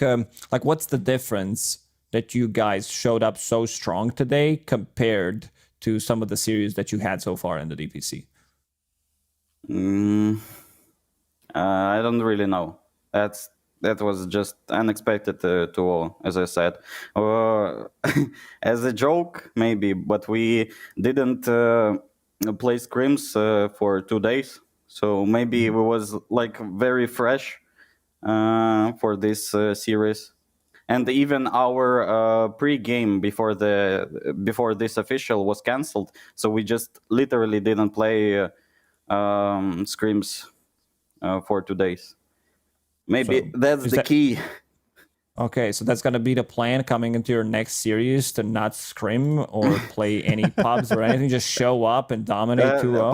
Pubs we play a lot of play pubs, but I just feel like we play a lot of scrims, or not a lot, just play scrims and feel very how do you say it in English, tired. I don't know. Okay. What about Maybe the that's the bootcamp key, I don't know. situation? I see that I think 3 of you are at the bootcamp. Yeah. Rest It's were actually unable 4 of to us. join? 4 of us? Our Iro, the coach, is here with us too. We have 3 CIS players, so we needed to figure out something. So we just Xibe, Supreme, and Iro came to the bootcamp, and I'm the one from CIS, so I'm right now in Serbia, so we can play this region. Yeah. But Nande couldn't come, as well as Merlin. What about Respect? That guy seems pretty good, and we don't have like too much info on it. Well, what's up with you? Like, when did you start playing Dota? Back in 2011, I feel like, when I was introduced to Warcraft, kind of, and after I played a lot on Garena. I don't know how to say it. I played a lot of custom maps, and it was a time like 2012 when I got to Dota 1. I played, I liked it, and in 2013, my friend got me a Steam key for Dota 2, and I was in love with this game. But I had like some pauses, in the Dota. I like didn't play for 3 years, and just get back like 2022, like at the start of the year, and from like 6K, I got to 10K way fast. So it's like the less you play, the better you play. With no scrims, then you take a break for 3 years. Yeah, go to bed right now, and don't show up until your next official match. Yeah, man, we will do that. We will consider it. Gosh. All right. So thanks for the interview. We really appreciate the time. Get some rest. And again, no scrims, no pubs. Just come back into the next official, and we'll see you next time. Thanks so much. Pops for sure. Thank you. Good luck. Have a good one. I didn't know where you were going with that question at first. We're like, oh, what's with this guy respect? I'm like, We're talking to him. respect. Yeah. I panicked. I'm so glad the camera didn't see me do that. But yeah, they seem very happy. I love that he was just like, yeah, Sweden kind of like jumped. I don't know. I don't know how this happened, but they're definitely a good enough team to like get these victories. You see a lot of the Division 2 teams. It does feel as though the win rates and their win and losses aren't indicative of how good they are. And of course, you've got Nande, which is hilarious that he just wants to kill them and doesn't even want to take the throne. Kill anything about the main objective. Yeah, exactly. Don't win the game, just kill them. And yeah, it's very fun to watch. So that ends the series between Into the Breach and Level Up. They get the 2-0 victory for Into the Breach. We've got one more series after a little bit of an extended break of Ancient Tribe and Alliance. We'll be back in a while, so stay tuned. We'll be back. Ogna here. And silencer. You see them. Pugna is dead. Silencer also. Real peel. I'm chasing PL. I have his form, guys. He's very weak. Very weak. More than him. This is real. Good. Push.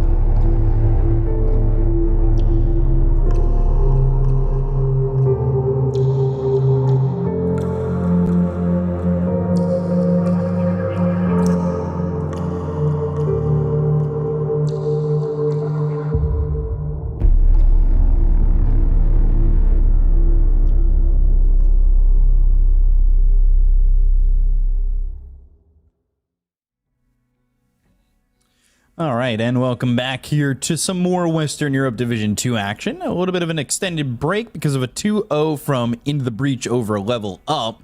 And we're on to our final series of the day. And it's going to be Alliance against Ancient Tribe. Both these teams, I would say, are underperforming at the moment. But out of the two, I would say Ancient Tribe have looked better at their peaks. I don't know if you agree with that.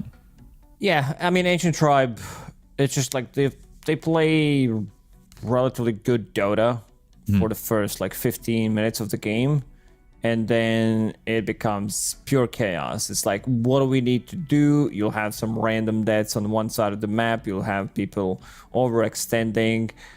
I think so far they have been the team that threw most of their games in this Div 2. But yeah, that consistency, they're starting to, maybe find something. They did manage to beat Ivy. And now, like with this level up loss, as you said, maybe if they get enough dubs, they can finish this tour with 4-3, which could push them for potential tiebreakers if all stars align. Not going to be an easy one by any means. Alliance, however, with the 1-4 score, sitting at the same bottom spot with Ivy. They're fighting it out to stay in this Division 2. They can't go to Div 1 anymore. It's more about how they're going to be able to survive this DPC tour.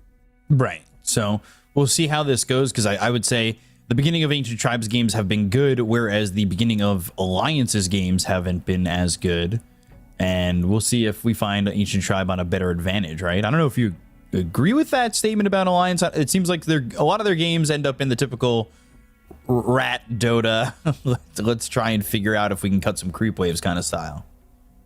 I mean, Alliance also had some games where they're like, oh, we're 10k gold up, but we're still unable to capitalize on that. They like take a couple of bad fights. It's just like the team, things are not working out for now. I don't know, like they decided to stick with the team. We'll see how it's gonna go until the end. Like right now, this is not a place where org like Alliance wants to be. They definitely want to be going up to that Division 1 again, be contender, potentially staying in Division 1, but that's a bit of a hard task to ask right now. Ancient Tribe, however, I mean, they had some good performances. There was this one particular game that they played against Monospot, the second game. Like, they dominated. It was... I feel like they should have finished this game in 20-25 minutes, but didn't manage to do so. So this also doesn't give me too much confidence. Like, when you can't allow other team to give them enough time to recover. Like, so you needed to farm like 50k gold lead to be able to finish the game. This game could have been quick. Like, there are a lot of those games that they played against, like, even like when they started the season against Into the Breach. I feel like Ancient Tribe could have easily been, I don't know, 4-1 instead of sitting at 2-3. Right.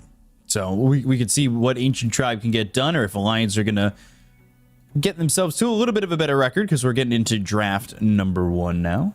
So let's take a look as we'll see. When we spoke to LeBron, he was kind of happy with somewhat of what the team was doing, but not everything. He's still hoping some things will click, and we see a lot of that as time kind of moves on with these teams, right? Yeah, I mean, you're definitely not happy with the performance. You don't come into this DPC tour with like, yeah, we're going to be playing to get this 4th spot.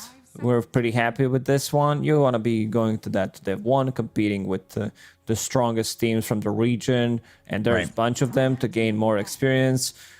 So let's see how this one's going to go. Alliance banning out Broodmother, banning out Pugna. Broodmother has been the hero that does scale really well from the offlane with this new build.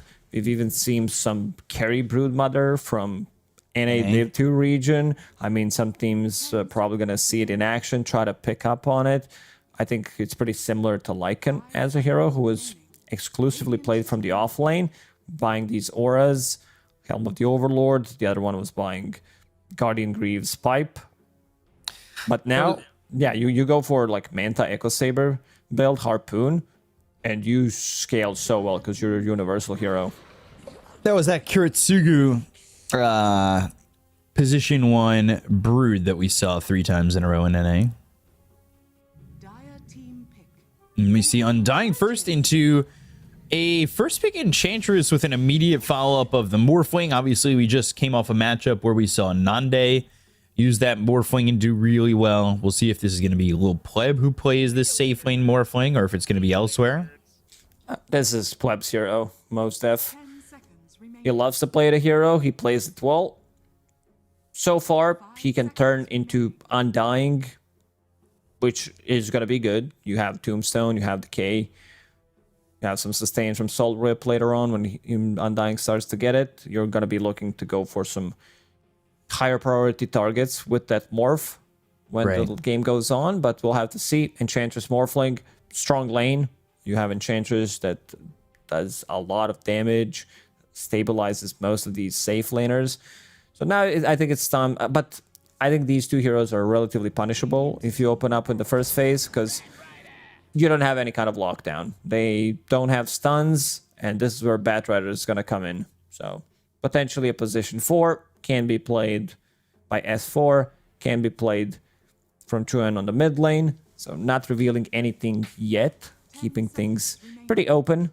Right. 5 seconds remaining. So let's see what they want to go to in terms of the bans. Techie's getting banned out, which has been that very popular, most contested hero. Beastmaster, we've talked about it. It's just that offlaner that really does it, and is that Aura builder or potentially even that Ag Slamming builder where you're outputting a good amount of damage from the offlane. Radiant team back. And Ancient Apparition coming in against this Morphling. So yeah, you want to ban that out. Make sure you can survive on Morph, right? That's an interesting one. We haven't seen much of Ancient Apparition being played. Oh, look at this win rate. 4 picks, 75% win rate. So one of those few heroes that have above 50% win rate. 5 seconds. Who's winning those games if everybody's sub 50? It's me. Yeah, it's me, by the way. Taking all the dubs. Hashtag it's me, just saying. Source, trust me, bro. Dire team back. So banning that Enigma. Getting rid of that potential Enigma there with the Black Hole. One of the things I will say is Ancient Tribe, they had that one game where they picked up the Night Stalker. They didn't end up winning it, but I thought it was a pretty interesting pick, for sure. Radiant team back. It was a good Night Stalker game to start with. They picked it to counter Beastmaster, have a little bit more AoE control, but we haven't seen Night Stalker shine in that game. So Right. Ancient Tribe getting rid of Ancient Apparition, Drow Ranger, a hero that I think it's in a bad spot right now. Sure, you have something that goes through like all your high armor, but without Shard, without removing that extra healing, it's just not that great. New Shard is like, what is that? It's just like you climb some hill and then you start shooting. It's just like, I don't know. I tested it out. It just feels like it's doing absolutely nothing. You don't want to buy it, but you're also not getting it from a Tormentor unless you're so poor that 10 seconds your remaining. team gives it to you somehow. There's still Dire team illusion-based hero, Naga Siren PL. Anti-Mage is also one of the ones that we've seen being banned in the previous series, but yeah, Snapfire, Tombstone Killer, you can... I want to see some setup for this snap because it's very difficult to execute kisses 10 without any kind of a setup. So something... This could also be like mid-Snapfire. That's for what I was Mobe. thinking. Yeah. I was wondering if that was going to be just the Mobe Snapfire.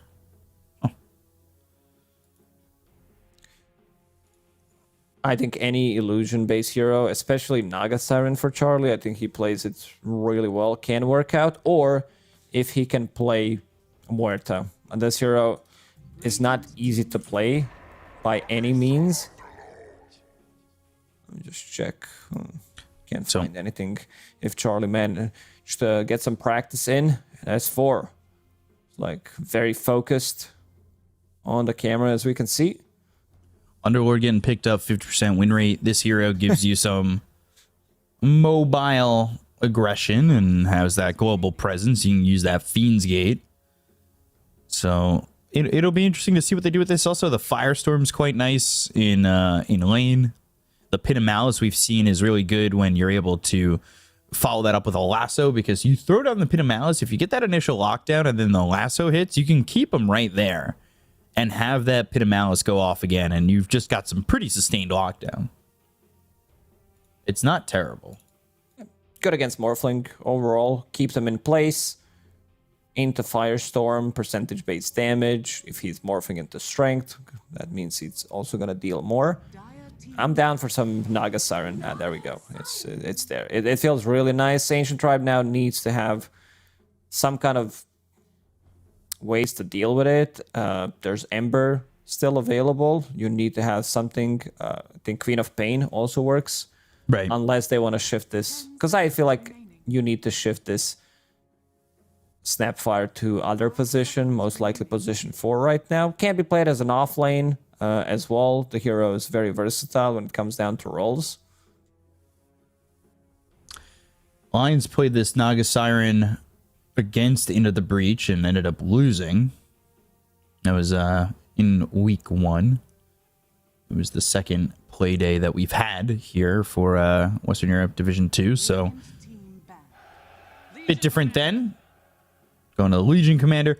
It ended up being for Alliance when they picked that Naga last time. It was Naga Pango, Skywrath, Venno, Beastmaster. So do you think they look at something similar where they go for like Batrider offlane and Batrider in a 5 actually and throw just the Pango mid or something? Would they repick that to go with the Naga Siren? Still, they don't know the matchup, but this Legion Commander shifts things around with overwhelming odds against Naga Siren in the lane. If this is Undying 5 with Naga Siren, Batrider probably position 4, and then you're looking for a mid laner right now. In terms of lockdown, there's not much. There's Duel for Ancient Tribe, which is a good setup for Mortimer's Kisses later on. Skywrath, maybe? 10 seconds remaining. I think they're both going to be looking to pick their mid heroes now. So. Well, they could always decide, right, on Ancient Tribe, because they'll see the matchup first, and if they want to keep Snapfire there to go mid, they could. Yeah, they could. So they're banning out Necro, which is an interesting one. It's something that Ancient Tribe did play. Just throw it. It's also a hero that could deal well with Naga Siren and the Illusions, potentially Radiance Buyer. Not sure if you need it like straight away, but Alliance decided to get rid of it. I'm down for some co-op on Ancient Tribe. Storm Spirit. Mobe, I haven't seen him play Storm in these official matches. This is an interesting one. Lina, I think this hero has been on the rise in high-level pubs. Seen it some during the Dream League. The spellcasting Lina. It's back in the action. It was all right the one time I saw it. 10 seconds remaining. Underwhelming, truthfully, when I saw it. 5 seconds remaining. What pick would Alliance make here that would make them keep Snapfire mid, you think? Is there any pick that would make them do that? Maybe some melee, but because Snapfire just puts a ton of pressure on you. 10 seconds left for Alliance. And they go to Queen of Pain, so they kind of snag that pick away. An immediate response with a Viper. Yeah, they were just waiting for it. It's a hero that last time Ancient Tribe played, it got banned like 3 times in a row against them. It's a hero that Mobe plays really well. Yeah, that's the game that they played, series that they played against Monospa. Right. So Queen of Pain doesn't really get to play much Dota against Viper, at least at these early stages. It's a relatively greedy draft from Ancient Tribe, I would say. Your mid laner can't move, Sure, he buys bots when he plays Viper. Legion Commander, or like, my question is, how do you start a fight? That's right. the big issue that I have with their draft. So Ancient Tribe, when they played this Viper, it was with a Safe Lane Void Spirit. They had Pugna, Crystal Maiden, and Beastmaster, but it was a very fast game. It's 28 minutes. Can you play that pace with this lineup? Like, Morphling kind of needs a little bit of farm, right? But given Lincoln's is okay in this situation, you don't really need it. It's not as necessary as the last Morphling game we saw where there was a Doom in the game. Could you just get like Manta and Brawl? In terms of burst damage, there isn't much, so that's good for Morphling. Sure, like there's Quap with the, but other than Quap, there isn't much. There's also a bit of a save cookie. You have press the attack against the Batrider, so should be okay. I'm just a little worried that there's not enough lockdown. You could be stuck in this position where Alliance is not taking the fights. They're taking, like, you use dual, Snapfire ulti, Charlie shows up with Song, or Underlord comes through the gates with, I don't know, Pipe plus Guardian Greaves, and then mitigates your fight, and then they continue to farm. So I feel like when it comes down to choosing the fights, Alliance is in no rush by any means, so they can just delay, wait until Charlie comes online, maybe get a pick off here and there.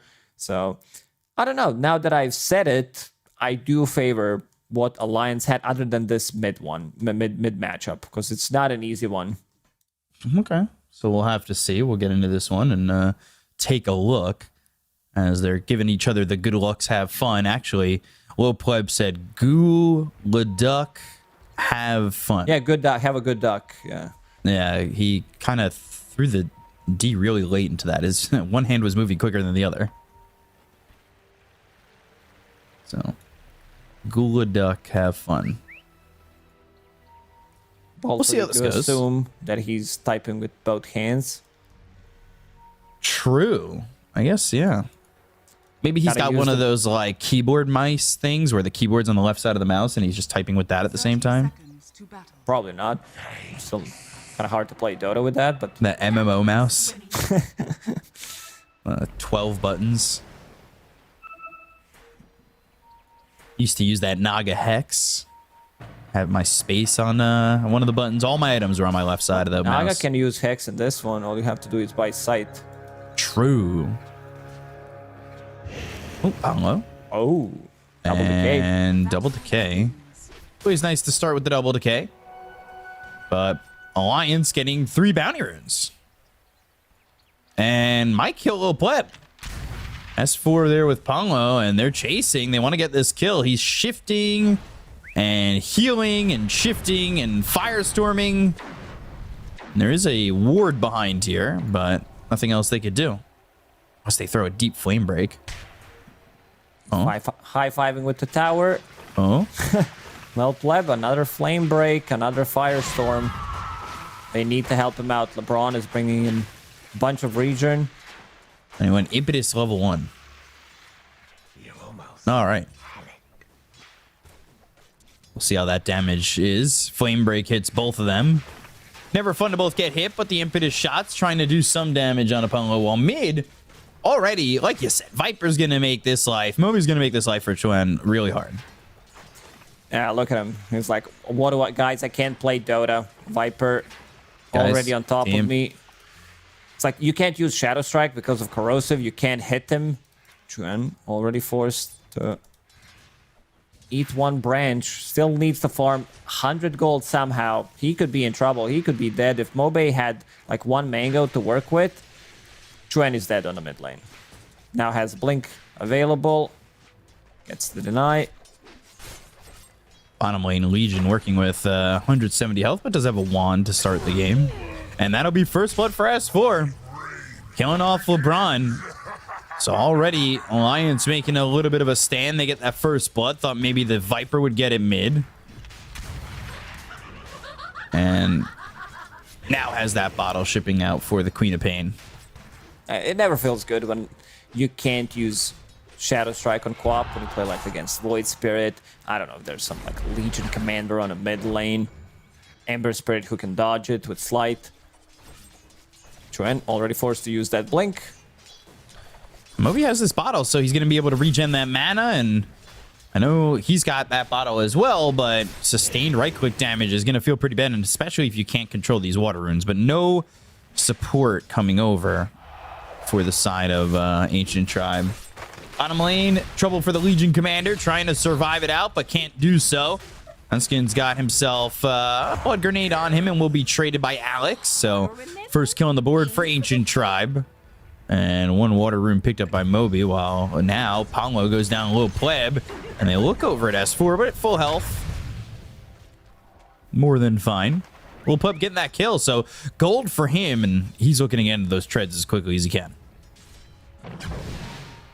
I'm just looking at the mid lane. 16 and 11 against 6 and 3. Yeah. And at least has rune available, has that water rune in the bottle. Let's see this one. Little pleb sitting low. Impetus. Okay. Yeah, that'll, yeah. All right. Well, that was a bad idea to start with. That's gonna, you know, sting for sure. Bottom lane, we'll see how the Legion does going into the Bracer, but dealing with this Undying, they already got a kill, so using that level 2 power spike where you've got the Decay as well as the Tombstone to get themselves a kill, that's fine for them. But can Ancient Tribe make them pay? That was a cool play. I was wondering what's going on. Where's this creep coming from? So LeBron used Ogre Frost Mage, went through the Twin Gate, and used it on Legion Commander plus Snapfire. Because Snapfire does have Ice Armor available. Armor increased by 4. Nice. Still looking at mid 8 and 4. Not much is changing here. And your CS really almost tripled. Well, now doubled. Margins get a little bit more worse, or however it's said. S4 getting low. He's got one more shared tango. He's got a wand between them, and we'll eat that branch, and let's see. So LeBron just level 2, like you said, he's got that enchant. But when he hits that level 3, let's see if he takes another level in that Impetus. Flame Break hits a little pleb. Bottom lane Weeder.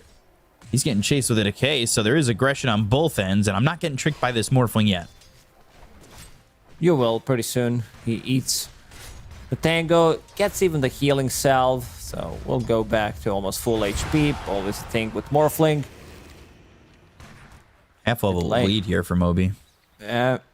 Moby doing really, really well. We'll force another blink from Chuen. He's gone 0-2-2. Like you said, it feels bad when you can't use that Shadow Strike. And look what Chuen has queued up on a mid lane. Hand of Midas. Uh-oh. Recovery Midas already in the eyes. And, oh, he's sending over a Hill Troll Priest to heal him up.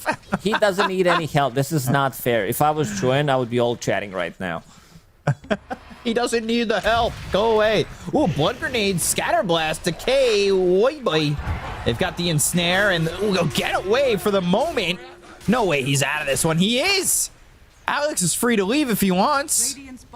Oh, wow. And they've also got level 6 on Moby here, so 6-minute rune you got to try and control, but with LeBron nearby, they already used the Hurricane. He's going to try and TP out. The damage is... Let's see. Oh, so close. I got but he got an Arcane rune. Uh-oh. I would have bought Fairy Fire just in case. That's scared, eh? Activates the Arcane rune. Oh, pleb. These right clicks are not going to be fun, that's for sure. Moby's just going to obliterate him with level 3 in it. And they're just keeping Ponglo close, trying to build some stacks here. LeBron's in pretty deep. Drops in Obs and... Ooh, has the net. Blood Grenade, right clicks, already blinked. That means he's dead. Nice wraparound. This should reveal the ward behind the tower. They're going for a little pleb for a second. S4 also being pretty deep. They've got Hanskin in behind the tower. So waveform away from Hanskin, closer to S4. They drop down the tombstone, and he's in the firestorm. There's the decay, and they're trying to break it. They will. So 150 gold for Alex. He's still moving away, and they've also got Pongo joining in. So 3 heroes getting the attention of this Morphling, who's waveforming, avoiding the decay, going through the trees. There's a blood grenade and a flame break to bring them back. Adaptive strike, shifting, trying to get out, eventually dies. Oh, maybe if Viper came here, he could have cleaned up on this. Hit him Alice down. And they're chasing Alex. They want this second kill. Scatterblast, he's been hard to kill. He's been just getting out of these attacks. But with that decay, it'll be a double kill for the Undying.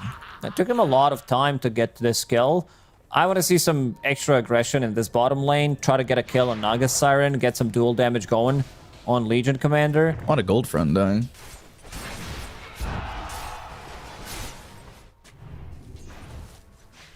So back over mid. Here come the supports. Queen of Pain, that's a support one. Using 3 bottle charges on 2 of your supports because you're not using much mana. You don't want that Scream to hit Viper. Get some extra damage from Corrosive Skin, but this time does have a good rune in the bottle, Haste Rune. So even if you get initiated on by Viper, you can run away. Even if you misuse that blink, they're trying to make a move here on Mobe. Tombstone. Decay and puts down the Nether Toxin, uses that Sonic Wave. Oh, the Scream in. The aggressive blink. They go to the duel, and the damage is there, so they get dual damage, but again, losing Viper, who's dominating in that situation, and LeBron grabs the 150 gold from the Tombstone. Trent's pretty happy about this one. He farmed Falcon Blade. Yeah, he's still like the lowest net worth core, but I don't think he should be complaining. Like, died once. This was a deep rotation. They did not clean their Observer Ward from the mid lane, which is behind the tower, but at least they got the dual damage going. So Waiter is going into Blade Mail after finishing off his phase boots. Always good way to start. Like, that snowball effect on Legion Commander could be pretty big. So Q's off the Midas, by the way. Fiend's Gate. Ooh, Adaptive Strike, maybe, yeah. All right. Nicely timed Adaptive. S4 laughing about it. He's like, yeah, I almost teleported, guys. But then I needed to go back in They do again, they do. Fire Snap Cookie. Duel comes in, and there's more damage. And we have seen Legions struggle in the past, but not this game. That's 2 for 2 and 20 early damage coming in for Weeder. 20 damage, 10 minutes into the game. About to finish off Blade Mail, then you can go for solo pickoffs. So things are never gonna get easy for pretty much anybody. I don't think you can solo kill Underlord, but any other hero with Phase Boost Blade Mail, you can get the kill. And he doesn't have a neutral item yet, so that's gonna be some extra damage probably coming out. Imagine Spark if you of find Courage. Spark of Courage, of course, there we go. And Or speaking what's of the Spark of Courage, there's one on Naga Siren. What's the other one you may want? The Occult Bracelet, maybe? Yeah, it's good for farming the jungle. It keeps you healthy enough in terms of mana because you have like 4 attributes. Moment of Courage. Yeah, it's just probably the best tier 1 item right now. I think it's slightly better than Spark of Courage. In Really? most of the situations, yeah. Just You've kind magic of changed your resistance. tone a little bit. Because I feel like you were all Spark of Courage in the beginning of the patch. I don't know. I think just stats, mana, and then you turn mana into farm as well, and that magic resistance came in clutch so many times. Yeah. I feel you on that. So some stacks being made by getting taken by the Queen of Pain. Sitting here 1,100 gold behind this Viper. By the way, Legion ended up going Arcane Ring. Mana sustain, that's also fine. Probably didn't have better options. I wish we could see what options they Yeah, have. that's what I want to see. So we could criticize.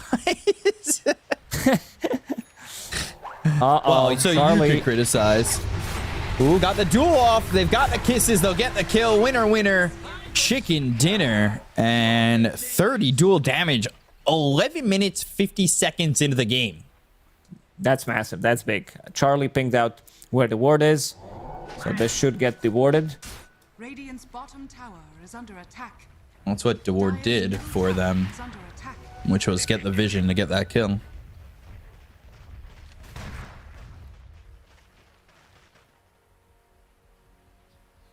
So they're going to come over through mid.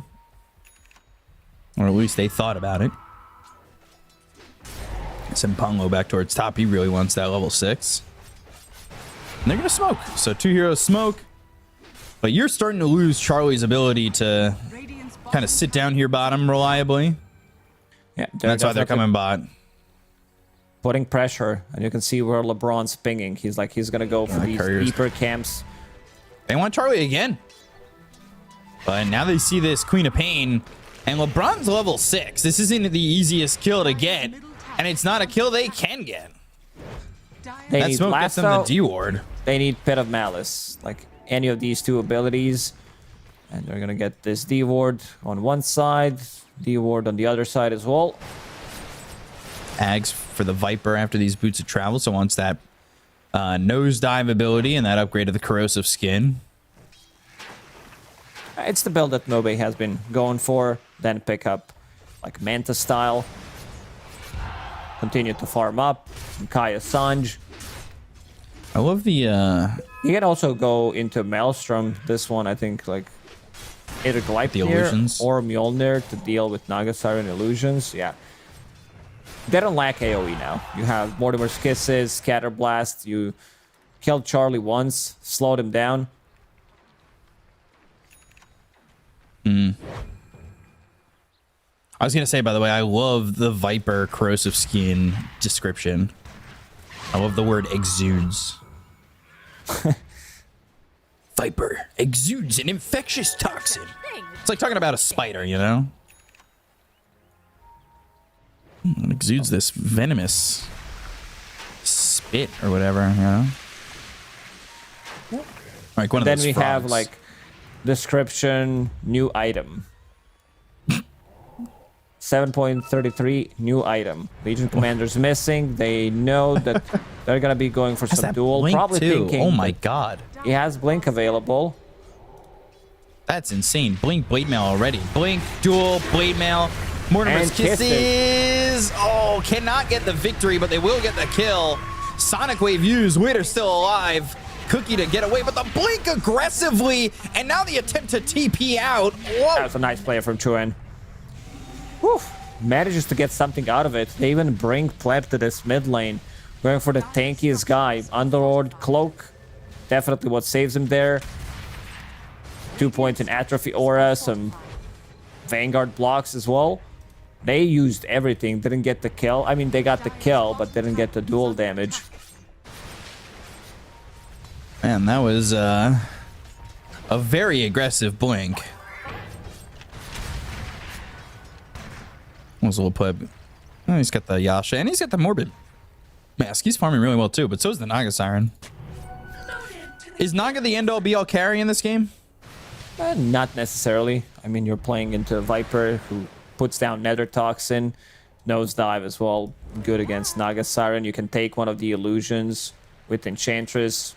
Decent amount of overall damage. Like, you have Morphling who can turn into Naga Siren. That's going to be your main target to turn into in these mid and late game fights. Looking at going at LeBron, but Where are you going? couldn't really commit to that. And he's gonna die to the Viper, so that's more gold going to him, and Moby's gonna have himself 1100 short of that Ags that he wants to have come in pretty quickly. Legion's been farming like crazy and had that early blink blade mail, wanted to get that first duel but couldn't get the victory. Now they've got the lasso and the Pit of Malice. That's the combination I was talking about in the draft. And when you've got that extra sustained control with the Pit of Malice and the lasso, it's an easy kill to get. So Snapfire dies and Pongo gets some gold, and he's got a pretty early blink himself. That's a good way to start a fight right now. We've seen Batriders picking up this early blink. When the patch dropped, people are picking up mostly like drums, glimmer, but then they understood, why don't I just farm a blink? That it depends on the game. But if you manage to get early Blink Dagger, you're always going to threaten a kill, even on the hero like Morphling, who, after seeing this Blink Dagger, immediately queues up Lincoln Sphere. So that's going to be some extra protection in terms of ways that they can proc Lincolns. There isn't much. Batrider doesn't have anything yet. There's no point in Soul Rip and Snare. 1 point in Shadow Strike, which is relatively long cooldown. Radiant are scanning. Blink, duel. And that's an easy kill. With the Blade Mail. And that puts him up to 58 because he's now hit that level 12, has that level 10 talent. And that was 28 dual damage to get. They need Mortimer's Kisses to kill some of these tankier targets like Underlord. Or if Underlord is nearby with Pipe. But I don't think they should be wasting it. So they could have it for another duel. Maybe on a Dire's middle tower is under attack. some tankier target. Mobe, he's been farming. He's in the farm mode. On Viper, picks up Illusion Rune.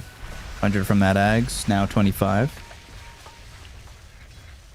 He's got the gold. So now, you know, they've been working without Mobe in terms of getting kills with this Legion Commander. This is kind of what I talked about, right? Like Ancient Tribe, their activation with their draft starts very early.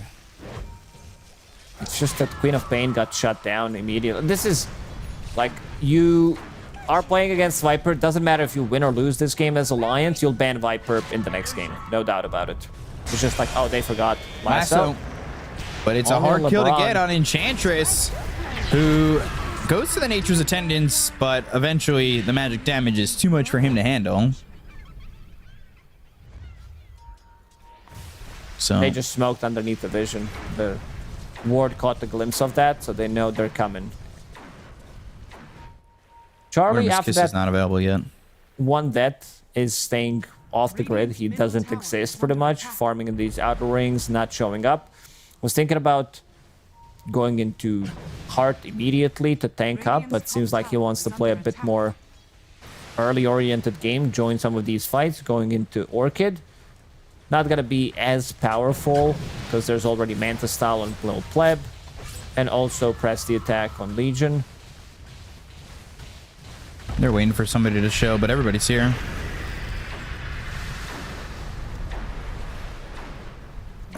They get out of that one. We'll be going Manta next. You're going to Lincoln's after the Manta on Lil Pleb, making sure that he can't be lassoed. And at that point, I think the control that they have for Lil Pleb is little to non-existent.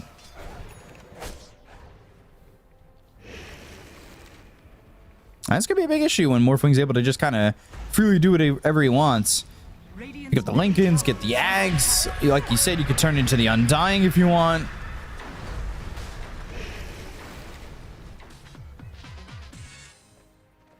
So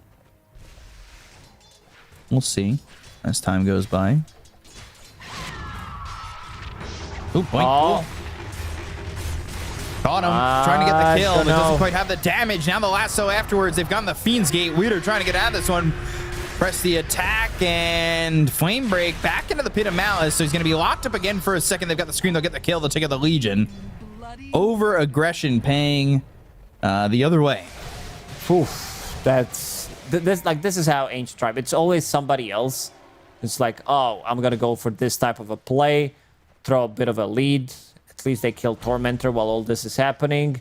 Got little friends for Yes, yeah, LeBron. that little friends. Top tower is under attack. Okay. It's more about Enchant having that second creep more than using the little friends. Right. Having that brigade, that army. Dire's top tower Squadron. is under attack. Charlie, he is going to be spotted with this Obs vision, and they don't have anybody who can really get to him yet, but they're TPing in, and now they found him. Blink, duel, blade mail. They get Again, the the song damage off. lacking, Can't. but He can take the had someone tower. to get the dual damage, and now they get the victory afterwards. Nice item of a choice on Charlie. Like, he managed to kill the tower because he's holding on to Dragon Scale and Naga Siren. So going for those illusions.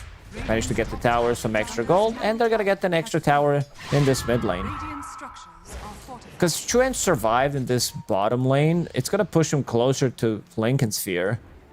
So That's gonna give him some extra protection Is under attack. against this Blink duel. You had, what, 30 damage 12 minutes into the game, and then you manage to find just one duel in the last 10 minutes. At least dual damage. Yeah. I was gonna say they still got 3 kills overall. They just only got dual damage from one of them. I just want it to sound more dramatic than it is. Oh, like me. I usually exaggerate like that. So Lil Pipe has that Lincoln's, has that Manta. Now he's going into the Ags. I'm a little bit worried because Alliance haven't exactly slowed down the farm of anybody on the side of Ancient Tribe. No, Maybe they're the still Legion a farming. little bit, but everybody's still super farmed. LeBron's gonna scale. He took over that position 4, going into Hurricane Pike, which Yeah, I that kind of like. order. Snapfire. Sure, you can like scale. You're gonna get the items. Alex holding on to Philosopher's Stone, so he'll get the items. Dire's bottom tower Anyway. is being denied. Radiant's middle tower is under attack. Go for Roche. This is a big Roche take. Radiant's middle tower. They can get it. Radiant's top Anybody tower gonna is happen upon this? Maybe LeBron, but I don't know. I don't think it's gonna be in time. No, even if they try to contest, there's always buyback potential. You have Naga Siren with Song. Queen of Pain pushing them away. And suddenly it's an 8k gold lead. Now down to 7k after they killed Roche. But again, Ancient Tribe, they need to do something with the lead. We've seen this time and time again, where they're They ahead get lost. and they lose Roche. A lot of this things are happening in this new patch where like map is big, they're farming. Let's use this opportunity when Radiant is on, when Roche is on Radiant side. We haven't really seen Moby get involved since he got the axe. It's been heavily in farm mode. Level 17 and a half compared to, I mean, it could have been caught up, that one kill that she got. Point Glasso, Enchantress again. Legion. Firestorm, Pit of Malice goes to the Orchid. They're going to TP in, though. Now they're going to try and turn this one around. The Force Staff out, burning, dying. And now they go for Charlie, but they hit the Flame Break. That's going to push away the Viper. Charlie finds Little Pipe, and the attention is on to the Morphling. Leader over nearby, press the attack. Moby running out of mana, back into the Pit of Malice, pops that Manta. They've got themselves the Ensnare. Now they pull him back, and they should be able to get the from kill. Alex. Oh, Kinda griefed him. So this is falling apart for Ancient Tribe. They're going to lose another one on Alex, and that is exactly what you were just alluding to, as they lose heroes hand over fist, and the net worth lead is non-existent, and the Aegis is in the hands of Alliance. Dire's Every single time we see this team play, it's just the same story all over again. They have huge advantage, and they don't manage to do anything with that advantage. They're holding on to Aegis. Not a single hero drops on Alliance. You have damage mitigation, Atrophy Aura, Crimson, Heaven's Halberd now, an Underlord. Undying's about to finish off his Guardian Greaves. So very, very difficult. Like, Viper's damage is not gonna be as good anymore. You have like 1 point in Soul Rip. Naga Siren will eventually get hard. Blink Duel. Duel. Lasso pulling him away. Pit of Malice, Impetus shots, BKB. Now they need to turn this around. They go to the ult. But the BKB, oh, the damage! No. Kisses This is came too in late. Slightly too late. Yeah, he was, I think, in range of the song. So they still save the Aegis. And they can take another fight. I mean, they don't rely as much on cooldowns. Sonic Wave will be available because it was not used in the fight just now. Like you said, by the way, still just 58 damage on this Legion.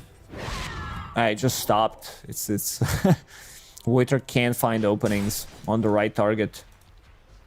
But it's also because of Ponlo. Ponlo was in a good spot 2-3 times in a row, where whenever he uses duel, he stops that damage from Legion, so he drags him away from the duel, which is nice. And now they might be caught here. This could be a big one.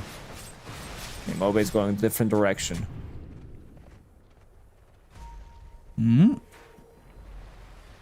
We feel the enchant damage. They don't have Lasso, but they have Pit of Malice. Oh, on the got edge. him. Hurricane Pike.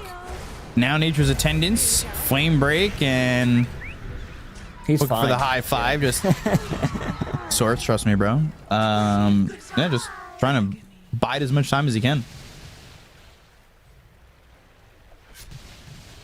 What are the inch? He's got, yeah, and that full pike. Okay. Ags is going to be here for the Morphling at 150 gold. Viper going into a Bloodstone. Picked up that Voodoo Mask. Don't see Bloodstone that often anymore. It synergizes nicely because he wants to sit in the middle of the fight, pop that nosedive. You get like... It's pretty much like budget Leshrac type of a build. Dire's bottom tower is under attack. What's his magic resist? 59% on Viper right now. So super tanky. It's just how they're gonna lock him down so that Viper can lock onto one target and deal damage. He's also holding onto Cloak of Flames, so a lot of damage over time coming out from him. Nagasaran doesn't care too much about this damage over time. Has Heart. Still yet to find the tier 3 item of her own. And Charlie microing those illusions nicely all over the place. Look at the area that he's controlling right now. So they've got themselves the lasso. They're going to pull in at least one of these heroes, but lose Ponlo first. They've got the duel off, and that was some dual damage, putting him at 86. When the Mortimer's Kiss is down, they get the kill on S4. They'll take it a second. They don't take the Aegis out of the hands of Charlie, but they at least got something out of it for the first time, it feels like, for this Ancient Tribe team. Charlie kind of needed there to be with the team so he can reset on the duel. He's not going to get focused. Maybe now if they get a good jump with Legion Commander. But he's super tanky. Okay. Dude, Snapfire's level 15. And the Inch is 15 as well. They've got a significant bonus here. Hunskin dies to little pleb. And he's going into the Satanic. And he's going to pick up a stack here. Can he grab this Tormentor on his own? Oh, he could. I don't know if he wants to do it. Snapfire doesn't have one. Then Legion Commander is next on the line for Overwhelming Gods. That's always a bit of a risky move if he gets caught by Lasso. No. That's true. So we'll have to see what they want to go for as turns into that Naga Siren. Of course has that Ags on that morph. Illusion v illusion. As soon as he realized that, Charlie instantly queues up Lincoln's. Does not want to get his stats stolen. Also, this forces you to buy an item which you don't want to have as Naga Siren. It's like not another damage item. Like right now, you would be looking to buy something like a Butterfly. Even Scotty against Morphling, but you gotta protect yourself. Hanskin is fine, all good. Got worried there for a second. Now they've got the Ag Shard on Bat Rider. Flaming Lasso no longer disarms you, and every other attack applies a stack and sticky napalm. So it'll get sticky, and if you're a Major League Baseball umpire, you don't like that. No sticky stuff. It's for the 3 Americans watching Western Europe Division 2 right now. Radiant's middle tower is under attack. What's the next one? I'm just looking at Ponlo going into Dagon. I've seen this build from like other position 4s when you play, I don't know, into Darkseer when you have Medusa on the team, so you want to kill that illusion. Otherwise it causes way too many problems. So what illusion does he want to kill here? LeBron's going all in. He's going for the Sproink next. It's going to be another ability. Little Friends. Oh my gosh. Like so many buttons. Like we were saying, he need a keyboard on the side of your mouse. He might. Activate Hurricane Pike. Eat the Lotus. Activate the Wand. QWER. Or, well, QWED. I think Little Friends would be on, right? Unless you're using other keys. I'm Legacy. I don't know. Oh, jeez. I never left a Legacy. Dire's top tower is under attack. Kaya Sanj being built for Viper, and Paulo looking with this smoke. Mobe, he's been like away. I'll take all the farm I can Blink. get, pop this Manta style. Coming from the back. They have the duel. Oh, no. Too far away. Turns into the Naga Siren again. And has that Satanic, so here come the illusions, and here comes the side of Ancient Tribe. We're back to this 8k lead with a minute to go on Roche. And they're going to head towards bottom.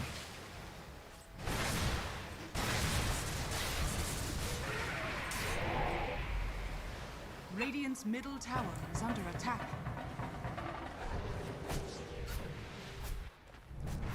Huh. Wow, these are some big numbers. Kind of close. 54%. Radiant structures are fortified. Close almost- considering. It's almost as double. What do you mean close? I thought it would be more like 80-20. That's what I mean. Okay. That's really not a lot of shift in points. It's a 14-point shift to get back to even. If you think about it. Pit of Malice. And ulti. Blink. Looking for a duel. Finds it. Lasso after. Mortimer's kisses and the song. Oh, Winter's in no man's land. Tombstone. Yeah, he's dead. Oh, he is so far from the team. This is happening in the same spot again for Ancient Tribe. And they've got this Ags on the Queen of Pain. They're going to wait for him out of the back line, still trying to hit this Underlord. I don't know if that's the right play on this one. They get the kill on Apollo, though. Look over at Hanskin. They've got themselves a second, so 2 heroes out of it. Now, with a Lotus Orb on him, Sonic Wave hits. Little Pleb's dead. Viper Strike once more. He's got the Manta He's available if he raising up a needs lot it, of and he's right-clicking, Viper. doing a lot of damage on the S4. Now he's got the Lotus Orb. He's got Nosedive up in 5 seconds. Goes for the cookie. That stuns up the Queen of Pain. Charlie in some trouble, but this Ag's doing work from the Queen of Pain as they get the kill on Alex, and now they'll take out Moby. They'll lose Charlie, and it's the 5 position against the 2, and the 2 has to leave. This is like 10,000 plus damage from both Viper and Queen of Pain coming out in the previous fight for sure. Like these are some 12,000 insane 10,000, numbers. yeah. Because they've been sitting in the middle of a fight. Like you have this damage over time. Queen of Pain, how many Shadow Strikes is that? That's like 15 Shadow Strike that pops Scream of Pain. And then you have a Viper who's been sitting in the middle of a fight for this whole duration. Cloak of Flames as well. Extremely difficult to kill. Balanced. This is the build. Like, this is the Mobe build. Voiter, he might need to change how he plays the game because Ponlo has one job and he's been doing it perfectly in the last couple of fights. Instantly drags them. This time, Charlie even uses Song of the Siren to stop the kisses from going on. And Yeah, then Alex is a little immediately kill him. close in that fight.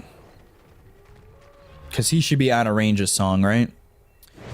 I don't think it matters that much. They still have like this fight going, the Guardian Greaves, but yeah, look at Quap. She also had Shield Rune in that fight, having extra 1500 HP. And Look they at LeBron managed to burst surviving.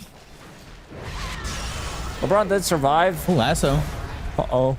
But now Weeder backing up. Shadow Strike again. They want to contest this Roche.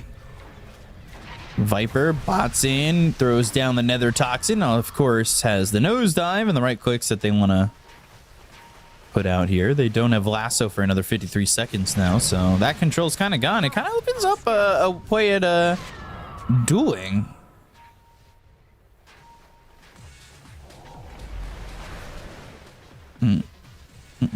Let's see.